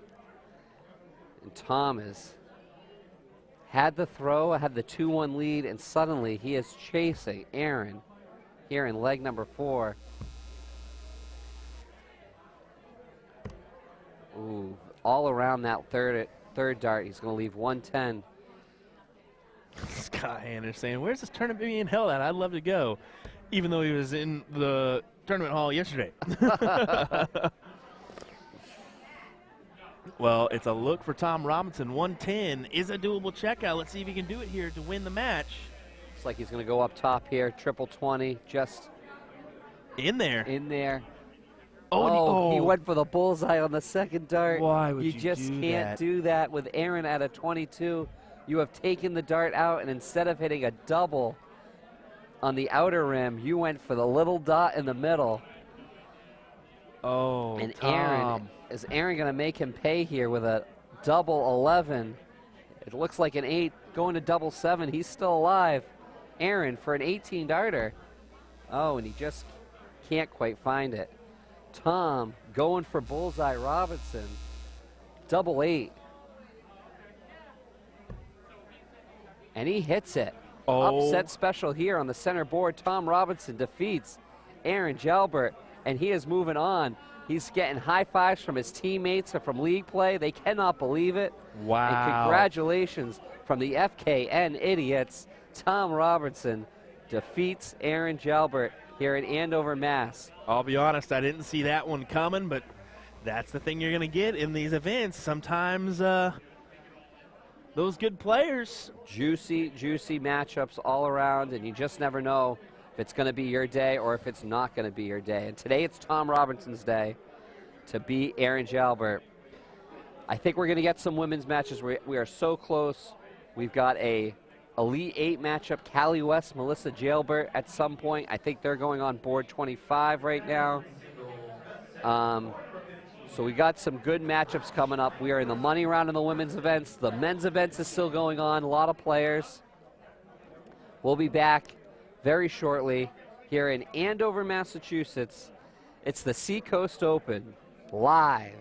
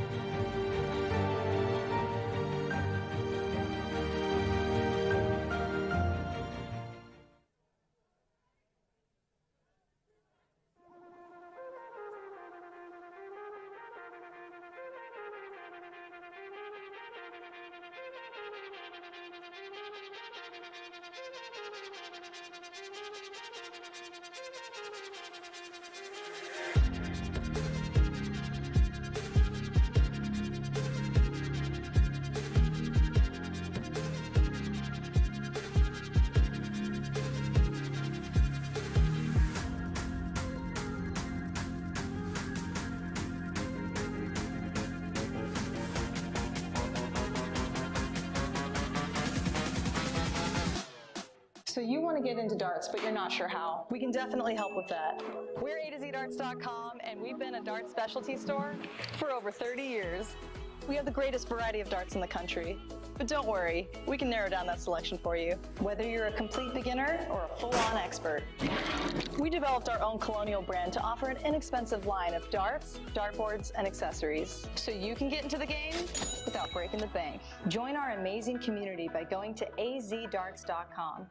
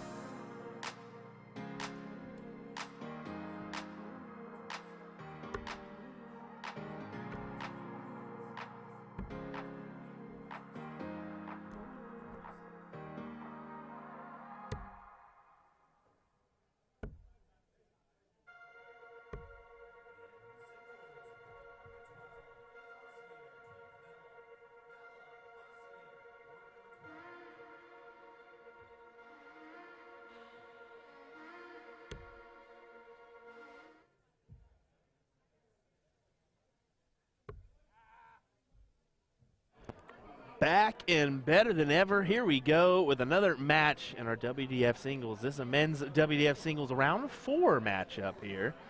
Looking forward to a fantastic battle between Matt Apron and Arpin. Sorry, is it Arpin? Arpin, Matt Arpin. Matt Arpin and Joe Cheney. Should be a fantastic match here. I'm actually going to tell Matt to walk to the right real quick. Let me go ahead and do that after I post our scoreboard. There we go. Matt has certainly been throwing really great darts as of late. I think him and Matt Jackson actually took the doubles event yesterday. Or not yesterday. At which city? They did. They did. It was against Danny Lobby and Leonard Gates. And you would not... There was no one in the room that did not know that they won when they won. Big 180 there for Joe Cheney. Joe Cheney with a 180 backing up Matt's 140. Really great stuff. And another 60 for Matt there as Joe is going to try and steal the throw. We are in round 4, which means we're in the round of 64. That is a top 64 plays first to 4 legs when you get to this point. So although the 3 out of 5 was tense, 4 out of 7 is going to get us a lot of extra darts with these two great shooters. Solid ton there from Matt, guaranteeing a chance if he returns. A chance he will get now that Joe is a little low on that triple 20.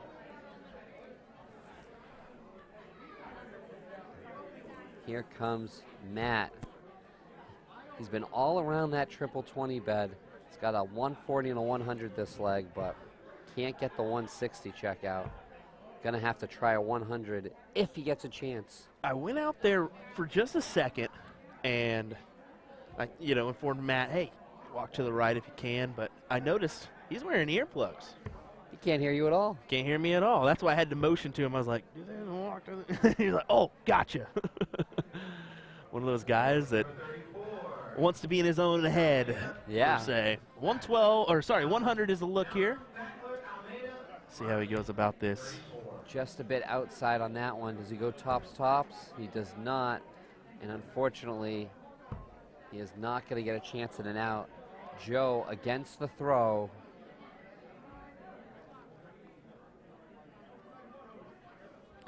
Joe took a quick step back there.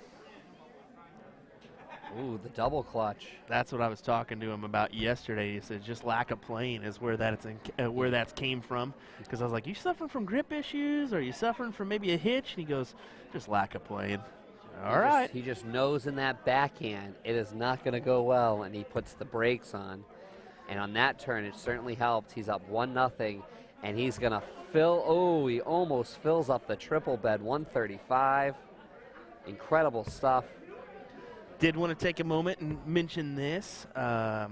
If you're interested in helping out a couple youth players make it to overseas, that being Brendan Mills, Taylor Almeida, Jacob and Jeremy Demers, reach out to Anna Moretti, whatever, same thing. Moretti,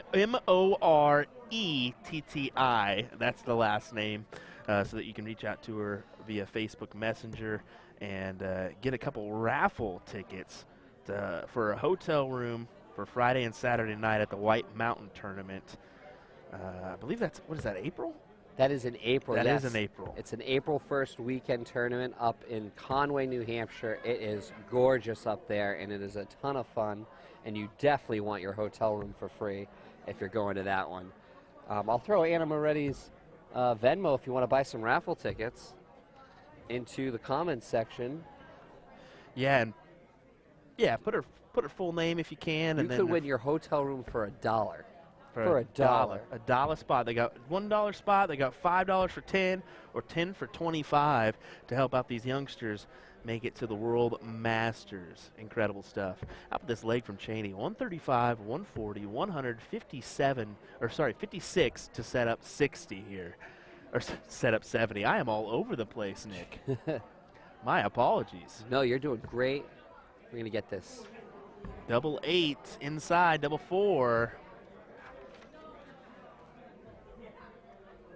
All right, Matt's going to need the steal here. How about Jackie Robbins up there doing the task of chalking? That's your American Dart Organization's treasurer right there.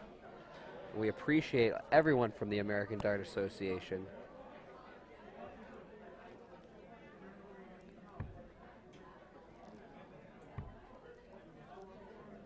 All right.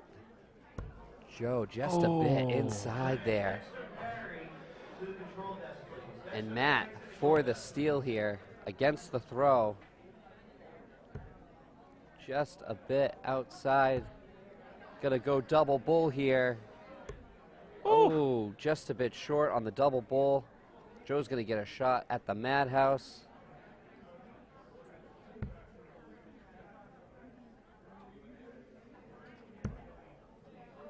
Oh, Joe felt like he had that one. He goes, whoa. Clinched at the line, false start. That's a 5-yard penalty.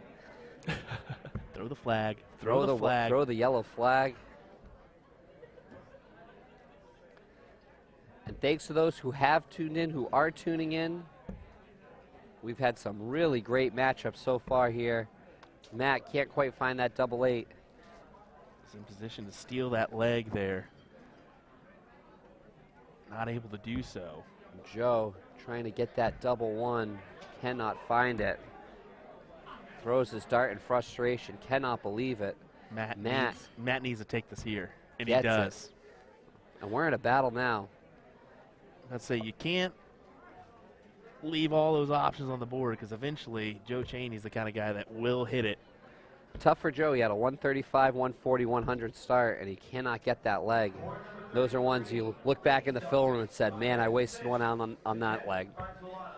But Joe knows where the triple 20 is. He's thrown 2 triple 20s, drops his dart, picks it back up. 140. And the 180s are great, and the 140s can kill you just as bad. Matt says, oh, you can hit a 140? Ooh, I'll throw you 100.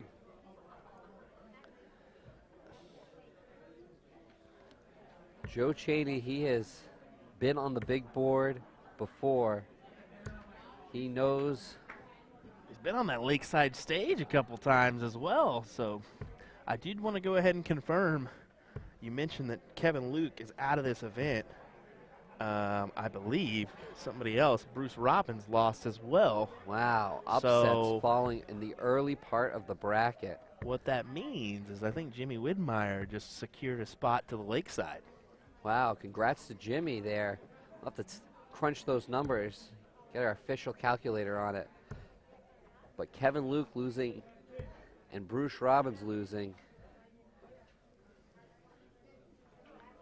Those were 2 guys that could have caught Jimmy. Yeah, Kevin falling out. He had 119 points going into this event. Wid with 160. Danny Lobby, of course, is already in the possibly looking at a seated position. And, yeah, Larry can't catch him. So that is going to do it. Good for him. Jim Widmeyer. That's his 4th appearance at the lakeside. And these, you know, to get these points, congrats to Jim, because it is a grind. You're going to these tournaments and you're flying, you're paying for flights, hotels, bottles of water. I'm sure lots of bottles of water at each of these events. A lot of sodas. Good old Hood. Good try there by Matt to try and take this one. He's really put a comeback in, 132, 100. But could not get to the 70 out. And Joe on the double, 18. Oh, he moved the wire there. And he did it again, where he kind of moved forward. Another false start. Penalties are going to kill this guy. Oh, but he hits it. It's still a quality marker. Really he was able to capitalize and hit it, making this a 2-1 match. First to 4 legs in this one. 2-1, and more importantly, Joe's got the throw now, so he wins against the throw. Is this a round 4? So is it top 32, or is it? We are in the top. Yep, top 32. I think 64, 32. You're top right. 32. Yep. Top 32. Because I know we had the preliminary round one. Then I think we went 128, 64, and then, yep, 32. Love how those brackets work. That Those would be powers a of bracket, twos. right? Yeah. I guess I just reiterate that one as everybody laughs at home. Is like, yeah, we get it, you idiot. So Matt's the one that knocked out Bruce Robbins. He beat him 4-2 earlier in the round of 64. I wanted to say this on Facebook. We had somebody say, Dave Walsh's shot is sturdy, good looking shot. And then on Facebook or on YouTube, that's a unique throw Walsh has. Both perfect and imperfect at the same time. Exactly. Well, you mentioned earlier, everybody has their own unique throw. Don't try to change it, just roll with it and make it work. How about this for Matt? 100, 137, 100 for a 164 potential to steal the throw. All right, we almost saw 164 earlier. Let's see if we can get one here. He's got the first one. Oh, he decides against going for the big out as Joe's at 186. No need to rush things. He wants to get to a nice, easy 24 out.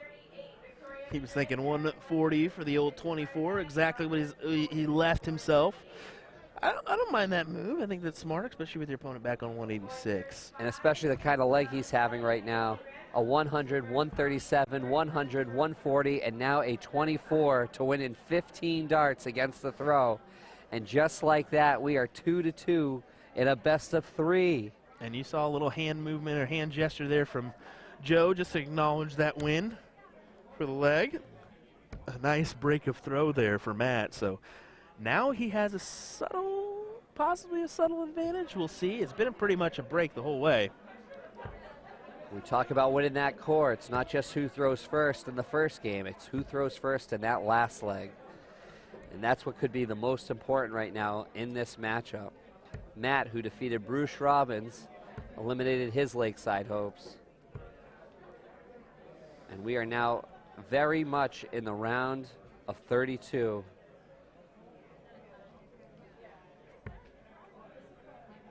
Joe Cheney, 2 and 3, 180 for Joe Cheney. As Russ Bray would say, one on right. Just incredible.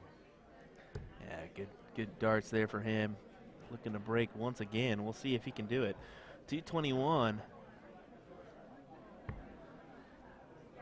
So far this weekend, Joe's been averaging an 85 average. And I just want to know what that feels like in one leg. And this guy's doing it for the entire weekend so far. Another 100. Joe's gone 100, 180, and 100 to be 121 after 9. Love being at an out after 9.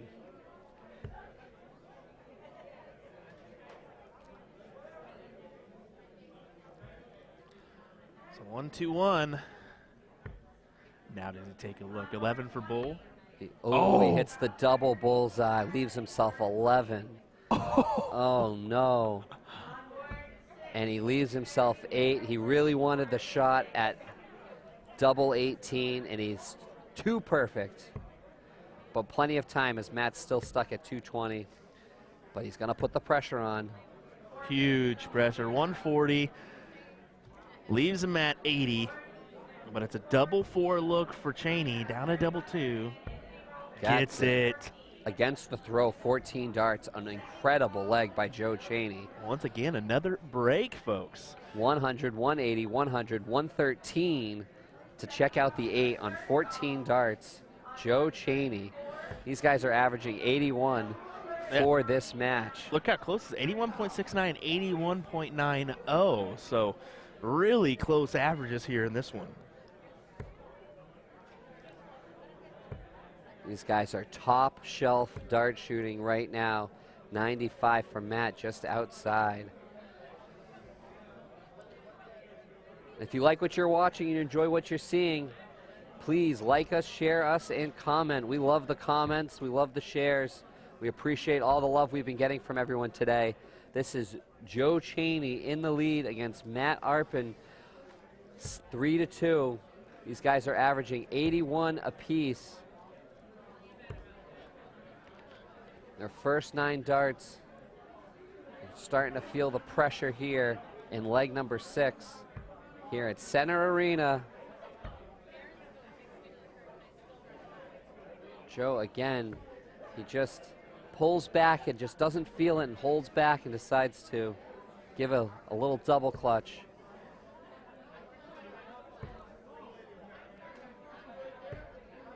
And breakfast for Matt. He is going to roll his eyes at that one. See if Joe can put a little punishment on that 26. And he cannot put any punishment on the 26. Door is still open for Matt to get back into this match, but he is running out of time. An incredible 140. The timing couldn't be any better on that one. Sorry about that. Had to do a quick little check on the battery live there. Joe, I think he snuck that last one in for the ton, and he is first to an out. But Matt is starting to heat up here. And let's see him do a switch here. Yeah, I was about to say, that's a smart move. Just outside on that triple. But he's at a 2-darter. Joe's at a 3-darter.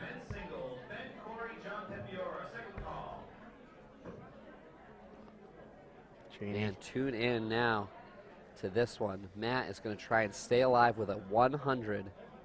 Joe still trying to get in there and just can't quite find the triple, but Joe's been shooting really great.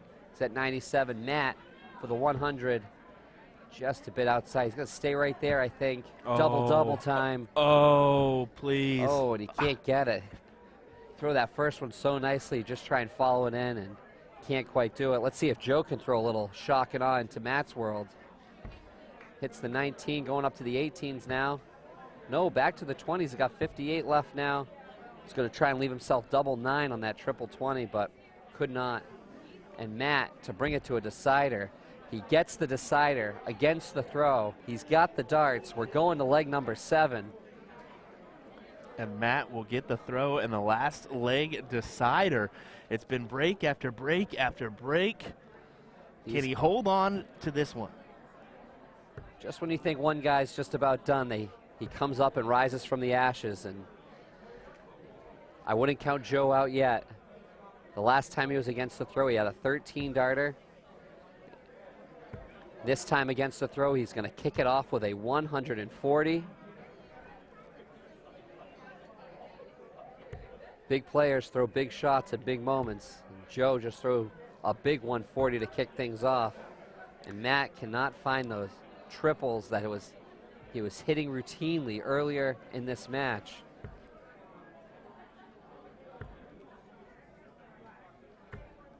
Ooh, I would have switched there myself, but looked like a wall was set up for him. Again, maybe there's just a little touch of opening that Joe thought he could slide that dart into. So 81 there for Matt. Joe can throw 2 triples in here. It could really be a devastating blow for Matt. Oh, and the double clutch into the triple. Speak it into existence, Nick Pratt. 140 for Joe. Even 161 after 9 darts. And Matt trying to throw a little bit of pressure on that 3rd dart, but 161, this would be a beauty. He might just be setting up here. Yeah, probably go bullseye on this 3rd one. Gets a bullseye for 96. Yeah, that's exactly a good move there. Moving down to the 25 to leave yourself a 2-darter. Oh, no. That is dirty. That tip wiggled in the red. That was goes a out. 125 with a 60 on the floor, and unfortunately it leaves him without a checkout opportunity. So here we go. He went from a 3-dart out to a 4-dart out, and here comes Joe. Couldn't quite sneak the 16 in there to set himself up, but he's still a 2-darter away because Matt had his dart wiggle out of the board here, and he is setting himself up with a 140. That's a 25. He just wasn't doing the counting. He was feeling it, and he's left himself a 2-darter. And this is for the match, folks. Joe Cheney nails it. Oh, my. What a unbelievable fantastic match that was. 18 darts. The crowd is loving it. Look at them watching. They were seeing some excellent darts there. But an 18 darter against the throw moves Joe Cheney to the round of 16. An 81 and a 79 average there. What a tight match that was. Matt is an individual you may need to watch out for. I think we'll be saying his name again this weekend at least, because he's been playing really well for the last couple weeks, and he's bringing his A game now. Some really good darts around the Seacoast Open right now. Kirsten Dahl and Asha Jalber, it's 3-2 Dahl right now.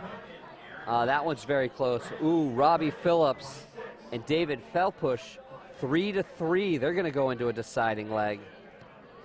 Alrighty, well, hang tight. We'll be right back, folks, with some more matches in just a moment.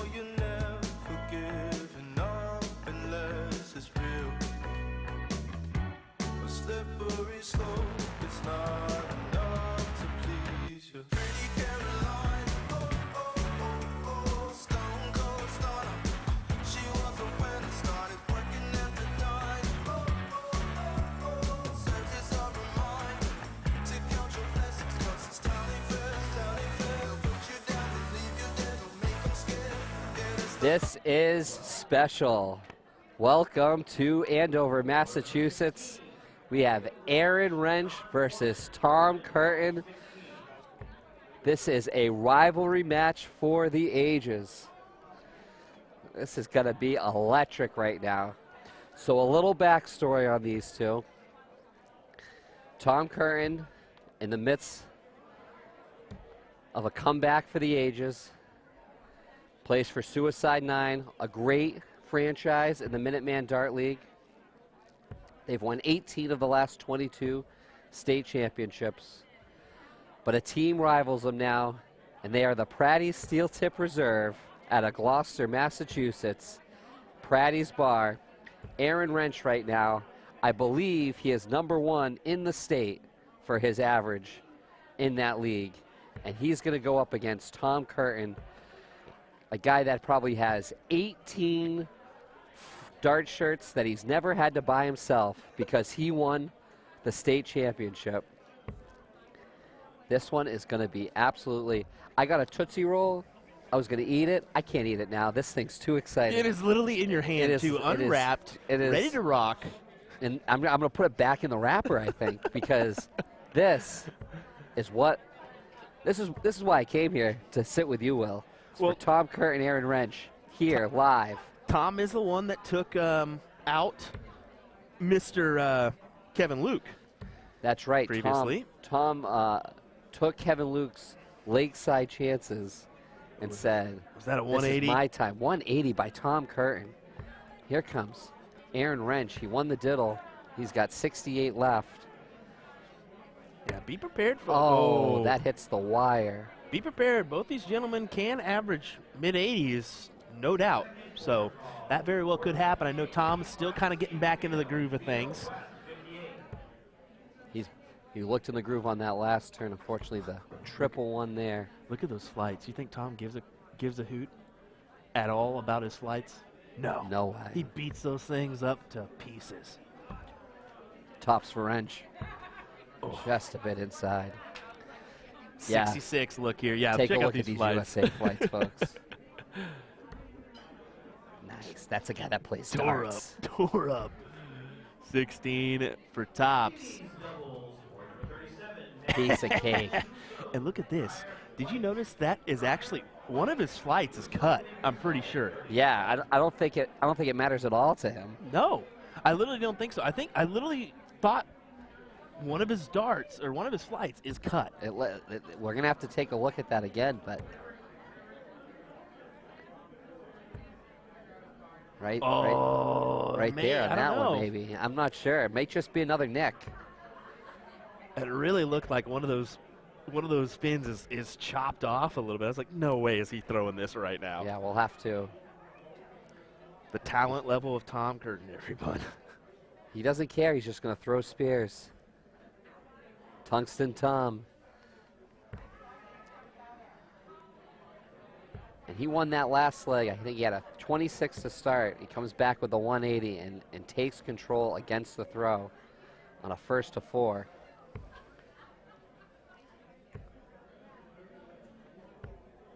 Aaron just a bit outside there in the 95. Tom starting off with the 100-100. It was great. I got to sit at a table with both of these guys 2 weeks ago at the Witch City Open. And the whole time it was like, I can't wait to beat you at darts. I can't wait to beat you at darts. That's all they talk about is how they're going to beat each other up at darts. We started about talking something else, and all of a sudden they're fighting about, I'm going to beat you in darts. And now here they are in the big board. First 100 of this leg for Wrench, but Tom is in control here with the darts at 244.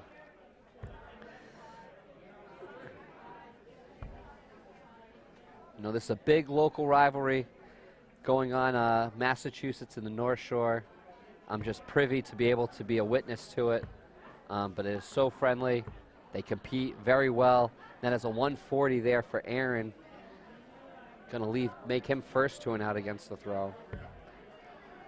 Well, Aaron, an individual who took a Dart Players New England title this year. Wanted to mention that, as that's no easy task by any means, especially in this area. And that grand final is coming up. They're down to 16 players. Big cash prize for first place. Triple 18 here. Looks like he's just inside. And he might have gotten it there to leave 32. Nope, 56. So he's at 68. Tom now, 117. He's going to start up top, go downstairs to the 97, triple 17, triple 19, I'm sorry. And it looks like he might have set himself up with 24 left on that triple 18. Just underneath, 8 or 16. It's a 16 for 32. Just Inside again. That's the second time he's had 68. First time he left himself 40 and came short. Second time 32 and on the inside. And terrific Tom with a double 12. 2-0. First to 4. Tom was standing up, getting ready to go. He's like, whoa, Tom. Whoa, my man. Brendan Mills doing the chalking duties. Let's take a quick glance at Aaron Wrench's throw here. Beautiful throw from behind here. Thought that first one was in, 57. Mills, a player on that Suicide 9 team that I mentioned in this rivalry game.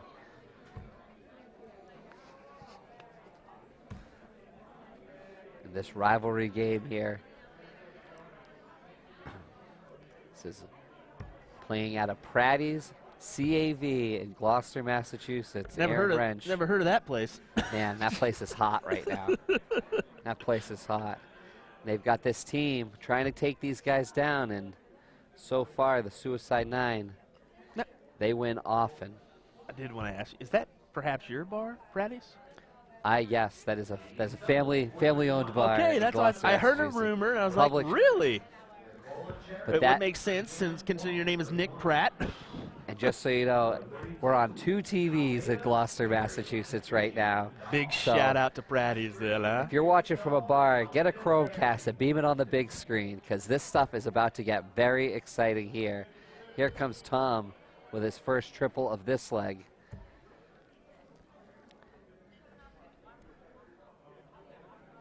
They're probably playing a game every time I mention Pratty's. I have to buy them around or something like that. You know, you never know. Oh, you never know. You never know. Come back and my bar tab's going to be out of control. How did this happen? Kept saying Pratty's. There we go. Underneath for Tom. He's got to probably go downstairs here. Or is he going to stay there? He's going to stay there. Try to work around it. He's been doing very well on the 60s. Very straight. He's gone 60, 60, 160. Aaron's having a fabulous leg here. Triple 19 to leave double bull. Gets it. Double bull for Aaron Wrench. He gets it. Give it to the big guy. 130. Oh, outside. 1007, just outside. It looked like it could have been in. It looked like it was in, just its shadow was in. Tim Way asking, who are the 2 guys in the booth? Nick Pratt and who's the other guy? Scott Hanish here. Tim will get a little chuckle out of that one, I'm sure. Aaron likes double 12. It's just outside here, and he's left the door open for Tom Curtin to get a 3-0 lead. Tom Curtin, that looks just below. Inside. Oh my goodness.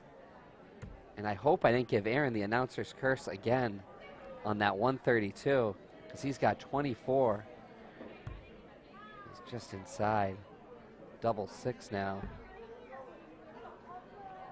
Gets the double 6, and he needed that. He needed to break the ice, because you can't go down 3-0 to an experienced player like Tom Curtin.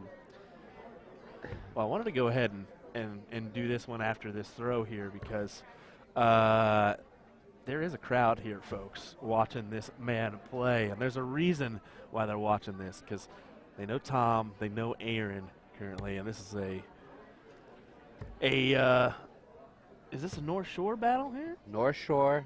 So these guys play each other 3 times a year, 2 in one venue, 1 in the other venue. And when you get these guys in a room, you're just seeing a lot of guys that they are or they were at one point a top 20 player in the nation. And there's just a room full of guys just dying to beat each other. Nice triple at the end there for Aaron.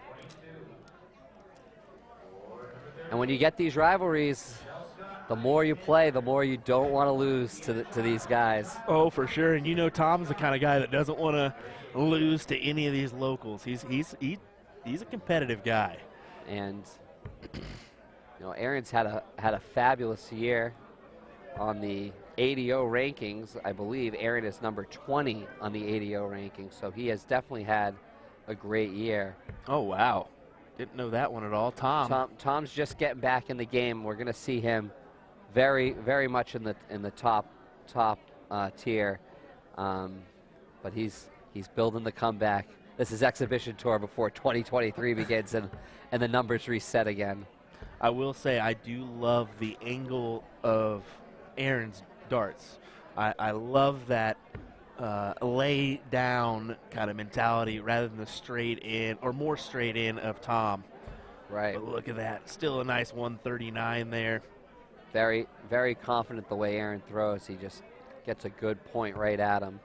Big triple there for double 8 now. Big 2 dart out. That's a 14 darter against the throw. And another game going to game 5 on the big board. That was big. And actually, this is a top 4 matchup, so it's going to be a best of 7.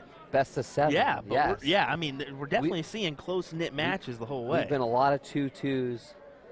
A lot of 2-2s today. Another one of those matches, though, that were, like I said, they can average in the 85 range, and they're averaging right now 80 or 79, pretty much an 80, and an 83.16. Respectful, and they have, say the least. They have elevated their game for this matchup. Aaron shooting a 70 for the weekend so far, and now shooting an 83. Absolutely sizzling right now is Aaron Wrench. Tom Curtin's been averaging 74 for the weekend. He's up to a 79, and Tom is now heating up with a 134. A 60 for Aaron, the Mr. Good Wrench you see on the back of his jersey. I like it. Mr. Good Wrench. I like it.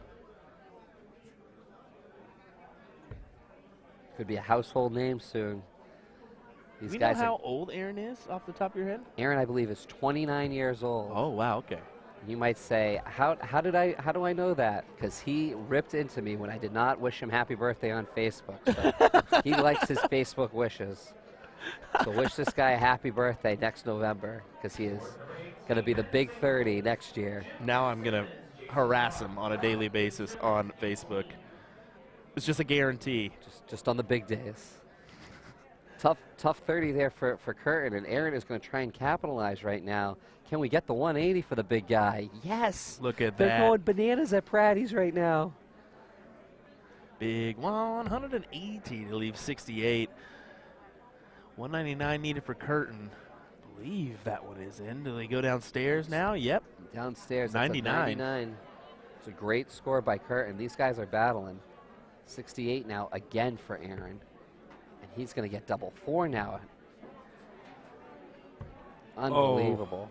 68, 3 times in a set. And you've had a different out every time. This time double 4. Tom for the 100. Oh, he's going to get 2 darts at it. Just a bit short. Going to double 10. Oh, and he's on the outside. The big cat, Tom Curtin. Double 4 now for a 3-2 advantage.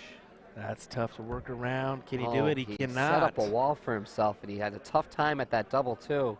And Tom, for an against the throw win, and I would say an absolute thrilled to have that one. 19 darter. Man, they were going for outs early in that leg. 19 darter.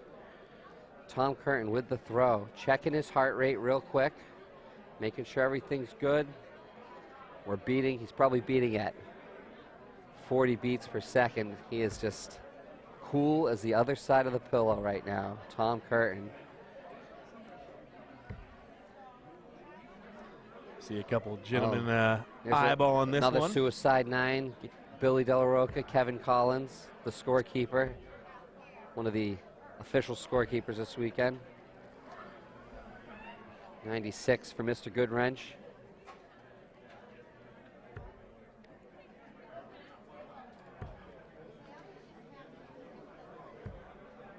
Another 85 there. Tom is hitting a triple just about every single visit to the Augie. And he is all around at 100 there for Aaron. Again, Aaron, pressure is on him, just like a lot of these matches we've seen against the throw on leg number 6. Terrific Tom there, 43. Let's see if Aaron can capitalize. He has tried to capitalize on Tom's mistakes. Can't quite there.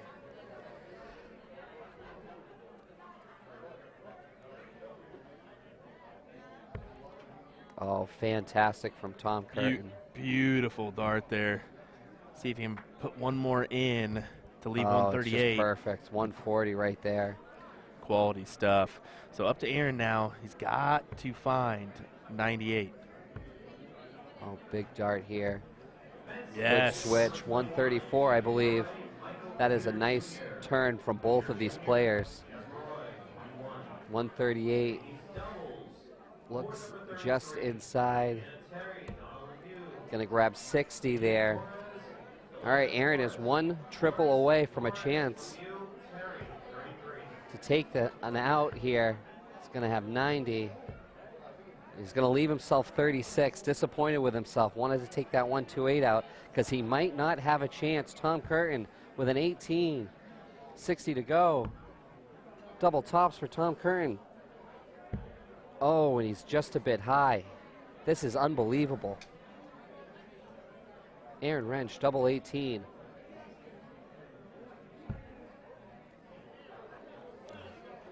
Unfortunate drop of the dart there. Still has 2 darts here. Double 18 to bring it to leg number 7. Gets it for leg number 7. Unbelievable. And you can hear the crowd there. It's electric right now. Brandon Mills taking a peek at the camera. He can't believe what's going on right now. I'm seeing Suicide 9 everywhere. Tom shaking his head in the background. There's some Pratty CAV. This is fantastic.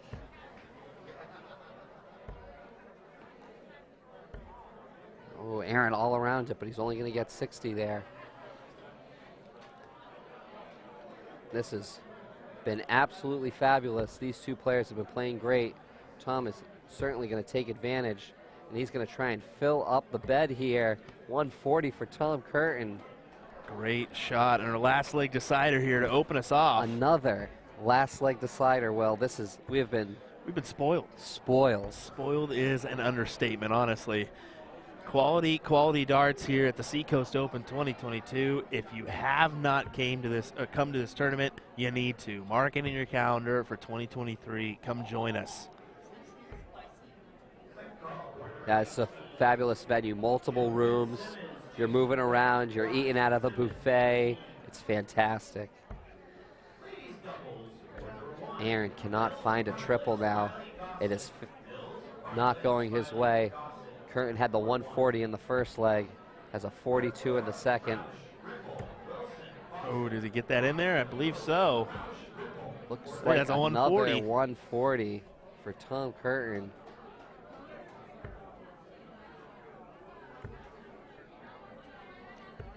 Oh, difficult Not- look there. Not going well for Aaron now. Tom is in control, and he is going to be first to an out.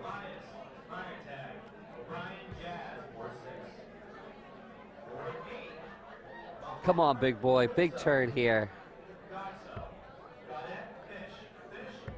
Another one for the boys at the bar. 180 for Aaron Wrench. We get a little yell in the background as well. Oh, just outside. And Aaron's going to have a chance at this 111. Tom's going to leave himself 100, which he almost took out in the last leg. Leg number 6, he had 100. Want to win it in style? Oh, no, it's not going to happen here. And it has failed him here. 21. Tom with a 100. Just inside here. Ooh, looks a little loose there. Was a 1. He's going to leave himself 60. Aaron, very difficult 90 to hit here. He's going to go the 18s route. Oh, and he's gone the 18s route, not giving him his chance to shoot. I don't know. I like the 20s. the 20s there as well. I think that was just a mistake from Aaron. And now Tom's got 2 shots for the win. And you can't count on him missing. Congratulations to Tom Curtin. That was very exciting. He even tells him, he said, yeah, 90, go the 20s route, my man. Go the 20s. He's going to look at the film tape on this one and think about that. You know, all those were very close, right around the 18, right around the 16. But Tom, he comes back with a fat 20, double 20, and he's going to advance to the next round. Take a look. Crowd loves it. Good shooting for Tom Curtin. That was a 19 dart leg and leg number 7 to advance to the next round. Well, there we go, folks. Aaron's going to take a couple chucks at the board. I'm sure we'll be seeing some female matches coming up here in just a second, as I think our ladies are going to be entering our top 8, possibly a little bit more down the road here in just a second. But these guys have been doing a great job about keeping us matches coming. So they keep giving us 7 leg matches. Love it. It's been unbelievable. All righty, folks. We'll be right back with some more action here live from Andover, Massachusetts, as the Lovebirds have a little quorum there. We'll be right back with more action from Seacoast 2022. William Stuart alongside me, Mr. Nick Pratt. We'll be right back. Ooh, I picked the right camera angle here.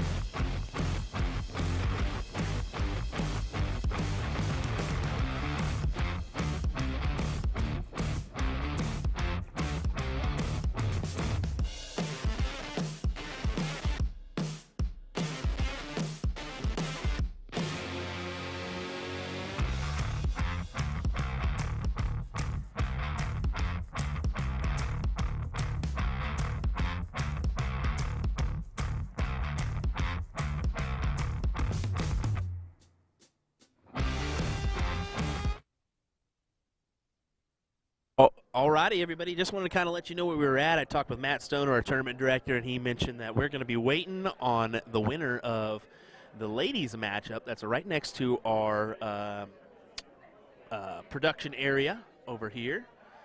There's a match going on behind here between Robin Curry and an individual back behind that black curtain. That's where we're at. But we'll have about 20 minutes here of no action. So what we're going to go ahead and do is refresh our stream. We'll do it within timely manner, so it may be down for about 15 minutes so that we can allow this match to finish and refresh with the match right away. I did want to mention, I talked to Tom Curtin. He does have half a flight, or a flight that's missing half a fin, so I wanted to confirm that after our last match. That's kind of a unique thing, but alrighty, we'll be right back, folks. We're going to go ahead and shut this one down. We'll be right back with more action on a new feed. Make sure you hit that like, hit that notification bell, hit that follow so you can get notified whenever we go live in about 15 minutes. Thanks for joining us. Nick Pratt, William Stewart. We'll be right back with more action from 2022 Seacoast Open.